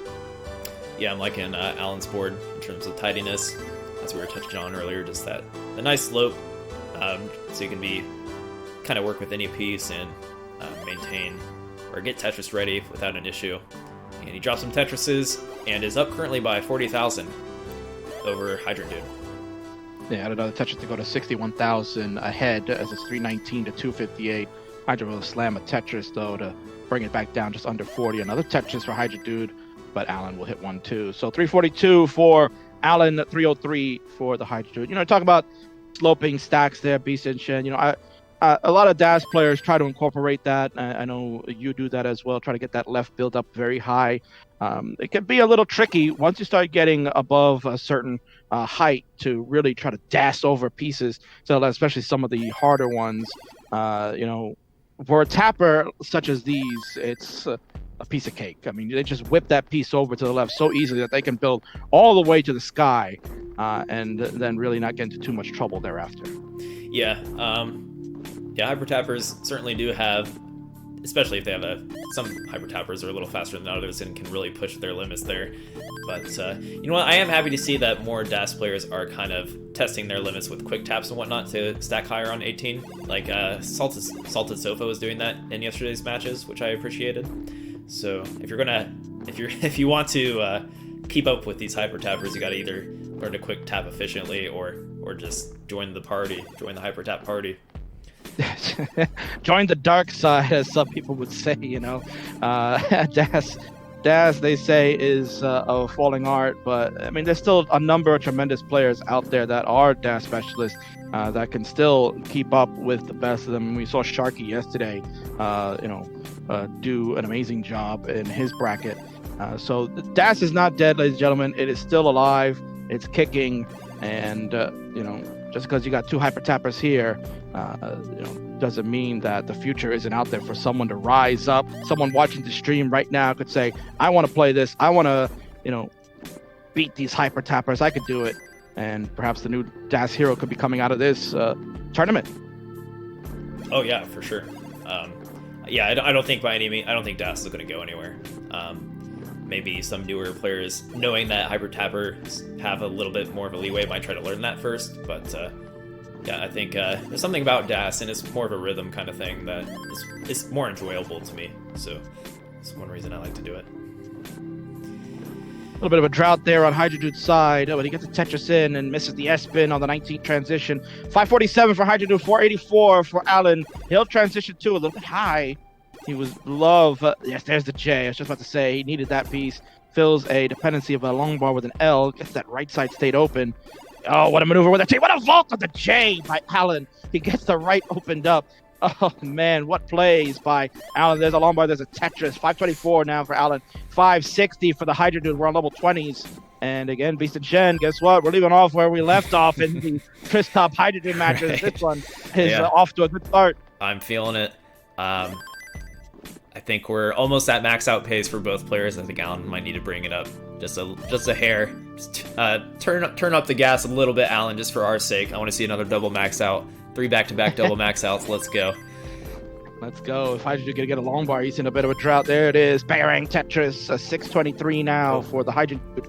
606 for Alan. A little bit of cleanup to do for Alan, but with his skill, he can get out of this with good pieces. There it is. He's got it. And he's waiting for a long bar. Look at that J get whipped all the way to the left side. Skimming with the L. Hydra Dude to the left. Oh, what a tuck! I like that. It made an amazing top, but he had to close the right side off a little bit. Now he's got a mini secret crate that was building on the left side. And he is working around. He's in a... Oh, man, that's hangarang a square. Oh, that's going to be it. He knows he can't whip anything else over, and he's done at 619. The Hydrant Dude at 768 starts off where he left off against just on fire. We'll take game 1, GG's. Yeah, GG for Hydrant Dude. Some awesome maneuvers there from Alan, but it's not going to cut it. Especially that tuck. That hit me in the feels. I was envious. But, all right. So once Hydrant... Well, maybe he wants to hit this max just for the... You know what? Maybe he's trying to go for a back-to-back personal record or something. Maybe. I think he said he's had 3 back-to-back, if I remember. A back-to-back-to-back. He might have had that once before. He's at 903 now. Oh, yeah, he's looking poised to do it. Let's see if he can finish it out, I guess. So he will continue on. He's set up. He's not that far away, and he's about 3 Tetrises here. Little doubles and triples will get him a little closer. Of course, he's in a drought. Continue to wait for the right pieces. They're not coming. Yeah, he's got plenty of time, though. It's looking like it's just going to be about a Tetris and some change here. There's the Tetris. There's one. Just need 10,000. You might do it in style there. You might say, I just need a triple. I'm good. Yeah. And there we go. He's built up. There's a triple. There it is. And he did it. I told you he did it. Oh, he gets he the did it. bar. Yeah. I told you he did it. He knew exactly what he needed. Once he got down to less than 10,000, he said, yeah, I'll just triple this out. And he's good. So there you go. Another million there for Hydra Dude. I think that's 3 in a row. That's his first B3B. Okay. He says in the Twitch chat. Yep, first 3 max outs in a row. And there you go. Where could it be more important? Right here at the CTWC, baby. Tremendous feat by the Hydra Dude. 3 max outs in a row for him. Wow. Stellar. Why stop there? Let's go for 4, Hydrant. Why not? You've got the right opponent to do it with. Alan was on that same course. He was on the same path there, but then got into a little trouble high up, and then level 23 ended up being his downfall. Yeah, absolutely. He actually had some pretty cool maneuvers up there, but I think he did have one rough hang or something like that, and had trouble getting to the right because he was a little higher in the center as well. So, all right, both players are ready. Let's hop into it. Game 2. Let me give Hydrant his much-deserved heart. Let me not hold him back there. Yeah, give him that man his heart. He did a great job there, and also a nice job by Scott Gray, 76, giving a gift sub to Hydrant Dude. Wow. That was very nice of him. Yeah, great way to show support for your players, I suppose. Is a sub to Classic Tetris 2. Exactly, why not? Yes, we're here right now, baby. Get the subs on, root for your favorite player. 2 great ones here in Alan and the Hydra Dude. This is Hydra Dude's very first CTWC appearance. Alan was there last year and put up a good showing there too. I believe made it to the top 32, Shen? I'm Somewhere sorry, who made it top 32? Tristan? Alan. Yeah. Alan, yeah, Alan. In which event? In this event? No, in last year's CTWC. Oh, okay. I'm sorry. Yes. He did make it to the top 32 at least. I think I'm pretty sure he had a round 0 match that he won, and then he had to play in the top 32. So I can't remember off the top of my head who he lost to though. maybe someone in chat knows, the statisticians out there. The stats people, their badge, yes. And important to note is that in ELO rankings, because we talk about ELO all the time, Peace and Shen, ELO is a big fixture these days in the Tetris community. Alan is rated number 4 in the world. Really? Okay. Hydra Dude actually moved up. Hydra Dude with the wins going on. ELO's getting recorded live updates here. The Hydra Dude moved on to 12th now. It was at 15th before playing Tristop in their second bout. So big points won for Hydra Dude there. Yeah, I don't think Hydra Dude's worried about CTWC. He's more worried about gaining that elo and moving up within the spreadsheet. Not the fact that he's about to, potentially win $500 for making it to the top 16. Exactly, Oh man, elo is what everybody's mind is at these days. Yeah. Score check 231 for the Hydra Dude, 195. Oh, nice adjustment there for T-piece for Alan. Had a bit of a gap at the bottom, but now can build up on top. This is a 10 Tetris setup. There you go, on top of row 3, and he's gonna clean this up. Nice job by Alan. 221 for Alan, 277 for the Hydra Dude. A 56,000 point difference. Ooh, nice center well bearing Tetris. Alan will now go to 244 to 278.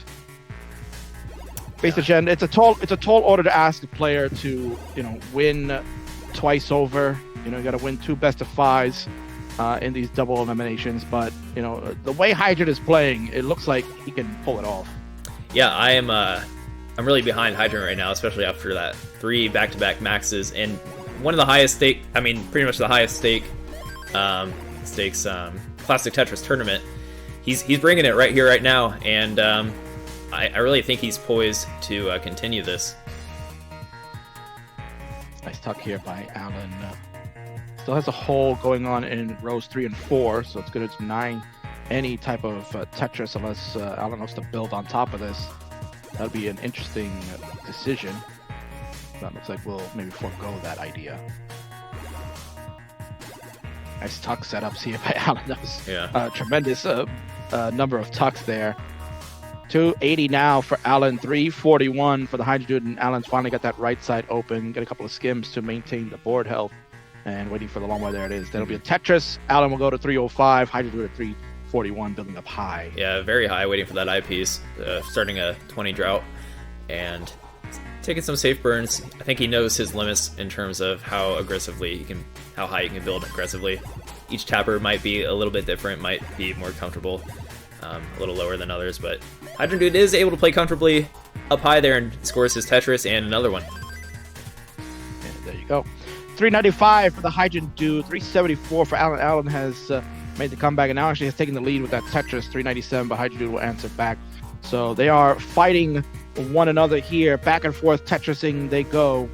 It is, we're over the 100 line marker now. Hydra Dude is about 5 lines ahead, about 44,000 points, the difference between the two. Nice tuck setups here for Hydrant. Always love that L tuck on that right side. Alan with some interesting placements, but I think it was actually some pretty good foresight to, it looked like a misdrop, but I'm pretty sure it wasn't, just Alan just trying to find the best use of that piece to find some easy burns afterwards. I like that J placement there by Alan. Did not look to make any type of dependence on the left side. Kind of just vertically stood that J, placed it perfectly, and gets a nice score. Now the board gets filled out beautifully. 448 for Alan, 513 for Hydra. Hydra Dude again, another strong game in a row. This is just a tremendous turn of events here for Hydra Dude. He has just been on a tear. Been playing some really great games, going back to this top battles. Yeah, it's like I expected at this point. I'm pretty sure he's going to get a max out. I don't want to jinx it, but he's just really playing on point today, man. He's laser focused. You can see it right there. 549 for the Hydra Dude. There's a Tetris. Alan will take the lead at 565. They are pretty much even in lines. There's a Tetris here for Hydra Dude. 575 now to Alan's 567. And there's a Tetris for Alan. He'll go to 592. And the Hydra Dude adds another Tetris to go to 601. So back and forth they go. This is heavy hitting action. This is game number 2 of this first potential finals. If Hydra Dude wins this, they will play another best of 5. The bracket will reset, as Alan is on the winning side of the bracket, has not lost yet. He will still need to be double eliminated in order for Hydra Dude to make it through to the top 8. Yeah, absolutely, Kingsman. Both these players are on a 68% Tetris rate right now, pretty much neck and neck. It's going to come down to the wire once again. Not shocking. These two are bringing it right now again. Hydra Dude just cleaning this board up, getting Tetris ready. He's getting all the right pieces to do it with, putting everything over to that left side where needed. And there's a Lombard, there's a Tetris. Hydra Dude now at 720 is taking the lead back. It's swinging back and forth. Both of them are getting Tetrises when they need. Alan, meanwhile, yes, gets a long bar over into that middle, trying to reopen that right side. Long bar flat will do it. And here we go, just waiting on again another long bar. Tetris ready. Hydra Dude also Tetris ready. Triple there for safety. A Tetris in. 762 for Hydra. And there's a Tetris for Alan at 743. Another Tetris here. 773. Alan takes the lead. It's a 10,000 point difference. Both players good stacks. Absolute board control being maintained. Kingsman, this is about to get crazy. They are trading leads back and forth. We're approaching the kill screen in about 40 lines from now, and no one wants to lose this match. They are really, really trying their best to win right now. Alan drops another Tetris. Hydra Dude is just about ready to... He is Tetris ready now. He's going to get that long bar. Patiently waiting here. Takes a nice square for the double. There's the drought counter, letting you know that he has not seen a long bar in the last 18 pieces. This one comes right at time. There's a Tetris, 866 for Hydra Dude, 929 for Alan. Alan has taken the lead and is starting to try to pull away, but still plenty of levels to go. We're on 26. Hydra Dude's board, though, not getting optimized. Alan's the one with the much better board, and there's a Tetris. Alan starting to pull away. 96,000 point lead as we go to level 27s. The Hydra Dude is fighting to stay alive. Yeah, he had some rough misplacements there, especially with that eyepiece early on, and he's going to have to do quite a few burns. Let's see, he needs to play aggressive. He's down by 90,000, which is about 3 Tetrises, but he only has 9 lines to work with. Yeah, and he was kind of shaking his head there. I think he kind of knows where he's at. He's cleaned the board up, but he only has 7 lines left to go here. And Alan is set up for one more Tetris before the change, and there it is. He is at, he's got the max out, and he's going on there. Hydra Dude is down 102,000 points, would need to play 29 of his life, and he can't get that long bar to the right, and that'll do it. He's finished. All right, Alan takes it. 900,000. Yeah, 900. He didn't get the max out. What's wrong with him? And look at that. Alan's going on level 30 right now. He's playing out. Look at him go. Woo! Alan Nice job, with Alan. a nice fist bump. He is feeling pumped. This matchup just got pretty intense. Hydra Dude slacking a bit with the 900k. We expect more of him, but 900k I guess we'll do. I know. Can you imagine when I see 3 max outs from Hydra Dude and a 900 score after? I'm disappointed. That's crazy to think. That's crazy to think. Oh man, what a game! And there you go. Hydra Dude didn't even wait. He's ready to go. Alan looks like he's going to start getting set up to get ready as well. And look at that. They're both ready to go. Piece of shit. We're doing it. Ladies and gentlemen, we're tied up 1-1 apiece here in this first final. Alan has the advantage. He just needs to win this match to make it into the top 8. Hydra Dude will have to win twice over in order to get his ticket punched to the final 8 broadcast in December. Ooh, I can see the reverse here, but I can also just see Alan taking it home. He's really showing that he is probably the favorite here between the two, but just judging off of the last matches we saw from Hydrant, I could totally see him. If he can bring this consistency, which he's definitely going to need against someone like Alan, he could bring it back here. And thank you for the subscription, Ultigus. Hope you enjoying this Tetris action. Plenty of it going on over the next week as well. There'll be more action next weekend as the other brackets get underway. You will see some heavy hitting action, including players such as the world champion Joseph Saley. You'll see Boom Tetris with Jeff, Corian, the superstars of tomorrow, Dog playing Tetris and Pixel Andy. They're all in action next weekend, ladies and gentlemen. So make sure you tune in for that on Classic Tetris 1 and Classic Tetris 2.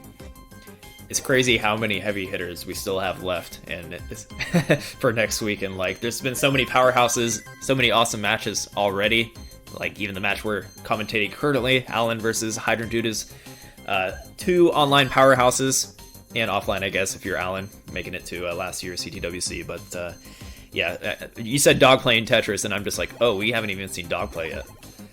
Haven't even seen him play yet, and how can I be remiss? We haven't even seen the legend himself, the 2014 champion, Harry Hong, will be in action next weekend as well on this channel, Beast and Shen. I can't wait to see that. Oh, I'm going to be able to commentate some Harry Hong action. Sounds nice.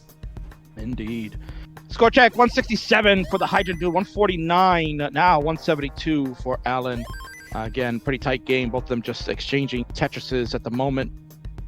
So we are perhaps again getting set for another treat. When you're at this level of gameplay, you're going to see stellar matches like we've just seen the first 2 games so far and throughout this entire tournament. There are no real give. You're going to get long matches. So you better prepare yourself. Each match is going like almost, they're worthy of like going an hour almost. This is like an endurance test. Who's got the best endurance to take on all these players? That's what it's going to come down to. Hydra Dude has the toughest road, so let's see how he does. Yeah, I think so far, the longer the tournament goes on, it seems the better Hydrant is, so maybe this endurance test is in his favor. But, Alan isn't dropping a beat either. He's looking on point, poised to potentially take it right here, right now. He doesn't want that reset. I see Hydra Dude not a little happy with some of the pieces coming in, not able to get out of this dig. He's going to get nice setups. Nice double here with his long bar, but now he's got to put more weight on that right side. So he's in a dig at 273. Alan, good board, but not able to take too much advantage over it. He's only ahead by 17,000 points. In a bit of a drought now. This long bar will increase the score now. He's up by 2 Tetrises. But Hydra Dude got out of that mess that quick, Beast and Shen. He scored a Tetris right after. Oh, and Alan with a little bit of a throwdown there.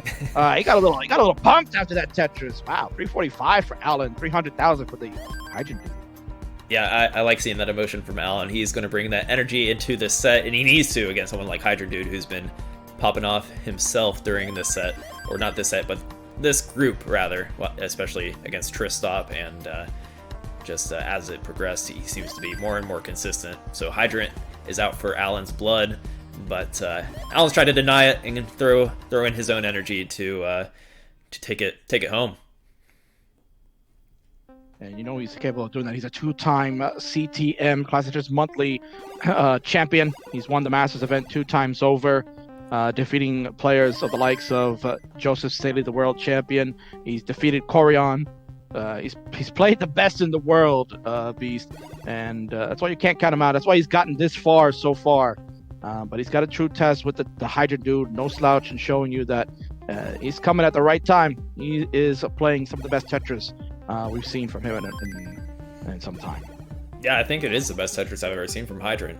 Just consistent. Sometimes I feel like Hydrant does have off days sometimes, but he's bringing it today. He is on, especially towards the end of this bracket. He got his first 3 back-to-back max outs in a row. It doesn't get much better than that. And it's the right time to bring it. 427 for the Hydra Dude, 472 for Alan. There's a Lombard, there's a Tetris for both. So the difference of score will stay the same, 44,000 in favor of Alan. See, Hydra Dude not happy that the L came first. He wanted that long bar to help that left side. Get another long bar, but he has to use it to clear out, and this long bar will be for scoring. 475, the Hydra Dude, 519 for Alan as we get set. Beast and Shen, another 19 transition about to come into play. Yeah, Alan with a bit of a lead, about 3 Tetrises right now going into the transition, and they do have the same line count, so it's about to be real-time leads for these players. And here we go, they have both gotten there. There's a Tetris for Hydra Dude at 525. Broden Allen at 593 now as he is getting set up. Got a bit of a 2 wide going, and he's going to skim over to the right just to block the well a little bit. But he'll get the right pieces to burn it away.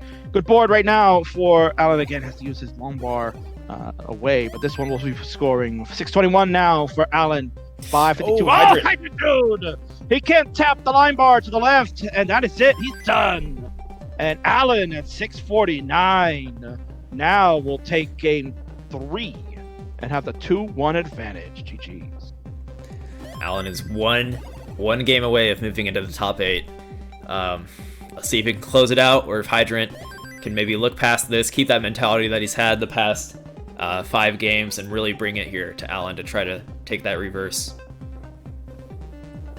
Indeed, this is it. Ladies and gentlemen, this could be the match point now for Alan. You see there, give a little bit of a fist bump. He's happy. He knows that he's in the driver's seat. He has match point now and is just perhaps 1 game away from getting to the top 8. All right. I'm pretty excited to see what happens here, to see if Hydrant can force that reset, or if Alan's going to take it home. They might be taking just a little break here. It's been intense Tetris all day before they ready up here on the Max Out Club, built by Trey, who has been a wonder for this tournament so far. Alan is ready. Hydrant is ready. Are you ready, Kingsman? I'm so ready, ladies and gentlemen. This is the pivotal game 4 coming right up. You see the countdown there. This is it. Alan has the match point. The Hydrant dude will try to stall one more. In 3, 2, 1, let's go! All right. Ooh. And they are off. They are off. Musicians sound pretty exhausted. I can only imagine what the players are going through with this intense games, having to go to kill screens, double max outs. This has been truly what everybody thought the potential of what CTWC 2020 was going to look like. I think we've surpassed what we've envisioned. It has been a tremendous tournament so far. Yeah, 100%. Today's group has been awesome. Yesterday's group was awesome with Sam Finch. Kind of blowing my expectations of him. I knew he was a dark horse, but he was a complete powerhouse. And I think even today, after yesterday's group, he actually got a new PB close to a 1.3 mil. So Sam Finch is one to watch out for. And oh, wait. As I say that, you have to watch out for this. Oh, wait a minute. What's going on? There it is. They both topped out. Wait, what? Oh, they both topped out. But they both topped out. I think Brodendam doesn't realize that he won. He looks like he's sad. I know. I don't know what happened there. He had a good board. Next thing you know, he kind of like topped out. But the Hydra dude's score is less than that. And that is it, ladies and gentlemen. What an ending to this crazy matchup. But that's it. Alan says game 4 is no more. I don't think Alan doesn't realize he won. He just had a head nod, a negative head nod. Alan, you won, dude. He's done it. I don't know. Maybe he lost the stream. The judge is gonna let him know. Yeah, that is the first. You would think I've made it to the top 8. I'd be bouncing up and down. Oh man, we're gonna have to find out what has happened. I don't think he realized he won. Okay, I saw a little bit of a smirk there. Now he's a little happy. But it was very strange. He had a good board, and next thing you know, it's like he kind of just let the pieces fall and topped out. So I don't know if maybe he lost the stream or what happened there. But he has enough of the score. Hydra Dude had a build, but then was getting in and out of some digging trouble. Got way too high. The right pieces don't come. And he has fallen. And the miracle run has come to an end. Alan has done it. He has moved on to the top 8. Congratulations, Alan. A tremendous job by him. Yeah, truly well played, Alan. I'm going to get his winner screen up, which Kingsman's already looking at. That is not our winner, but I will get the winner up in just a moment. Alan taking it 3-1 in a not quite a photo finish, but it almost was a photo finish because Alan thought he lost, so I thought that was kind of funny personally. But yeah, Alan is the victor, and he moves on into the top 8. Unbelievable. We've seen so many crazy games go on, games that have gone through double kill screens, double max outs, the whole kit and caboodle. That was an interesting ending to what was a stellar match throughout, honestly. For the first 3 games, they brought it. These 2 players brought it. They were tremendous and well-fought victory. Can I not move this? Oh, I can't. Whoops. Okay, I thought I would be able to shuffle it. That is not your winner. That is not Alan. Let me get Alan up in just a moment. I made the same mistake I made last night. One moment. So Alan will be making it into the top 8. He has found his way there. He joins Sam Finch, and he joins Nenu as the new players to make it to top 8. And then there will be a reseeding going on once we get that all straightened out with our final 8 competitors. They will be reseeded based on performance throughout the tournament. So Alan, with a tremendous run, never lost. He never lost. He won it all the way through, and his seeding could be fairly high based on the performance there. There's Alan. There is actually Alan. Sorry about that. Alan is the winner. Welcome, Alan, to the main event, where you can watch it live December 6th at 12 p.m. PST, 20 UTC on Classic Tetris. Whew, so far we have Nenu, Alan, and Sam Finch, and then the winner of what is happening right now on Classic Tetris 1. And I almost want to throw the raid there right here, right now, because we don't know who's about to win. Well, I'm sure we'll find out shortly. But I mean, if Alan's around, he wants to get a couple of words in, we can talk with him most certainly. Hopefully he feels free. If not a problem. But congratulations to Alan. He has done it. He will make the main event. He will be there December the 6th, ladies and gentlemen. A player that was ranked in the ELO rankings as number 3 overall in the world proves to you that his strength is unquestionable. All right, so I did drag Alan in here. He is muted, but Alan, if you would like to answer a few questions, we'd love to have you if you have your mic available. But yeah, great games to Alan. Yes. And, hello. Oh, there he is. For having me. Alan, there he is, ladies and gentlemen. So Alan, did you realize you won, or it seemed like there was? Yes, I did. I was just sad that Hydrant topped out, and then. Okay. Oh, that's even. I know everyone was like, "Oh, he didn't realize he won," but yes, I did realize I had won, but I was a little sad that it ended like that. Yeah. Okay, that's fair. That's a good sport. Because you did look pretty sad, so I thought. I just thought I wanted it to end on something like intense, like maybe a double max out or some chase down or whatever. Yeah, Hydrant was bringing it, and that's kind of what we were expecting, but unfortunate to happen that way, as you just iterated. But yeah, Kingsman, you have any questions for this Group G champ here? Yeah, of course. I mean, congratulations to the Group G champion, Alan. You will make it to the top 8. You had a tremendous run today. You really fought through it. There were no real easy games at all. You had to fight your way through every single player. Can you give us a little insight? Really, who was the toughest opponent that you had to get through to make it through the top 8 now? I think mentally, Tristan was definitely the toughest opponent. Like we would always joke that we would like face each other and it would be like intense because I'd say that we're generally evenly matched, but the toughest opponent I had would probably be Asta Effect. Like I didn't really know who Asta was, and like he really surprised me with that amazing play. Yeah, Asta was bringing it 100%. When I saw that my console crashed that one game, I was like devastated. I was like, oh no! Like now of all times. Right. Yeah, let's talk about that real quick, Alan. What was your reaction to? Obviously, you at that point you were down. I think 2, maybe 1-0 or 2-0. You were down. You're down. You're looking. I was down. And yeah, you're down 2-0. Like, so I was way ahead on that one game, and then my console crashes, and I'm like, oh no, it's over. So what kind of mentality were you after you found out that we were going to replay that because Asta could not, he caught the score, but obviously potentially you could have surpassed that. What kind of got into your mindset to be able to power through that and eventually reverse sweep Asta to make your way through the rest? Oh, I don't know. I just felt like it was a blessing that I was still allowed to, get a replay, and I just felt like I had to make it count. and you most certainly did make it count. You did the most of it. You came back, you reverse sweep Asta to stay on into the winners round. You eventually take on Tristop in what was some remarkable games, and then of course defeating the Hydrant Dude here at the end. Tremendous job by both of you. So Alan, congratulations. You will now make it to the top 8. Your thoughts on what to expect when you get there? There are not going to be any easy matches. Everyone's going to be a tough opponent. I really don't know what to expect.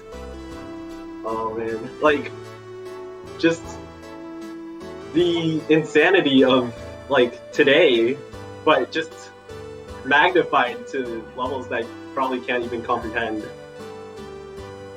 So I don't really know what to expect. I'm just looking to have a good time. Maybe, yeah. Well, that's all we can ask for, absolutely. So congratulations to you, Alan.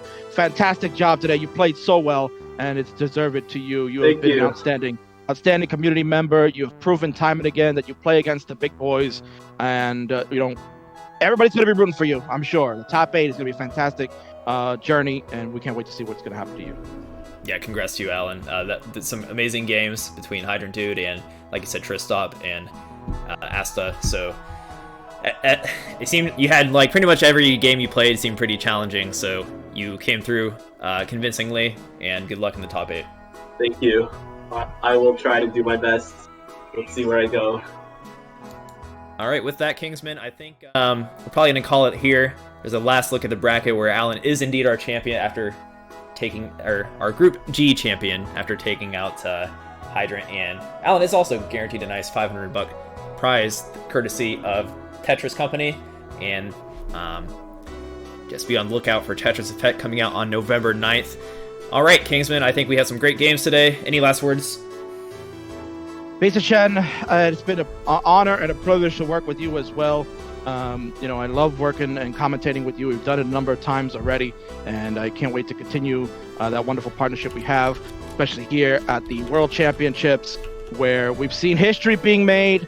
Alan has now made it into the top 8, a fantastic run by him, going undefeated in the bracket, going from the winner's end all the way through. So congratulations to him, and thanks to the organizers, of course, Adam, Trey, Vince, for helping organize this wonderful tournament. Without them, we wouldn't be here, Beast. 100%. I'm excited to do some commentary with you. You brought some energy there, which helped me out when I was getting a little more fatigued, but given between you and the games, I was feeling it. It was an awesome night for sure. So, all right, again next week. Yeah, I think we're gonna just go see what's going on at Classic Tetris, because as we probably can see in the chat, we're not supposed to talk about it, but there is some craziness going on. So let's see it. Let's go over there.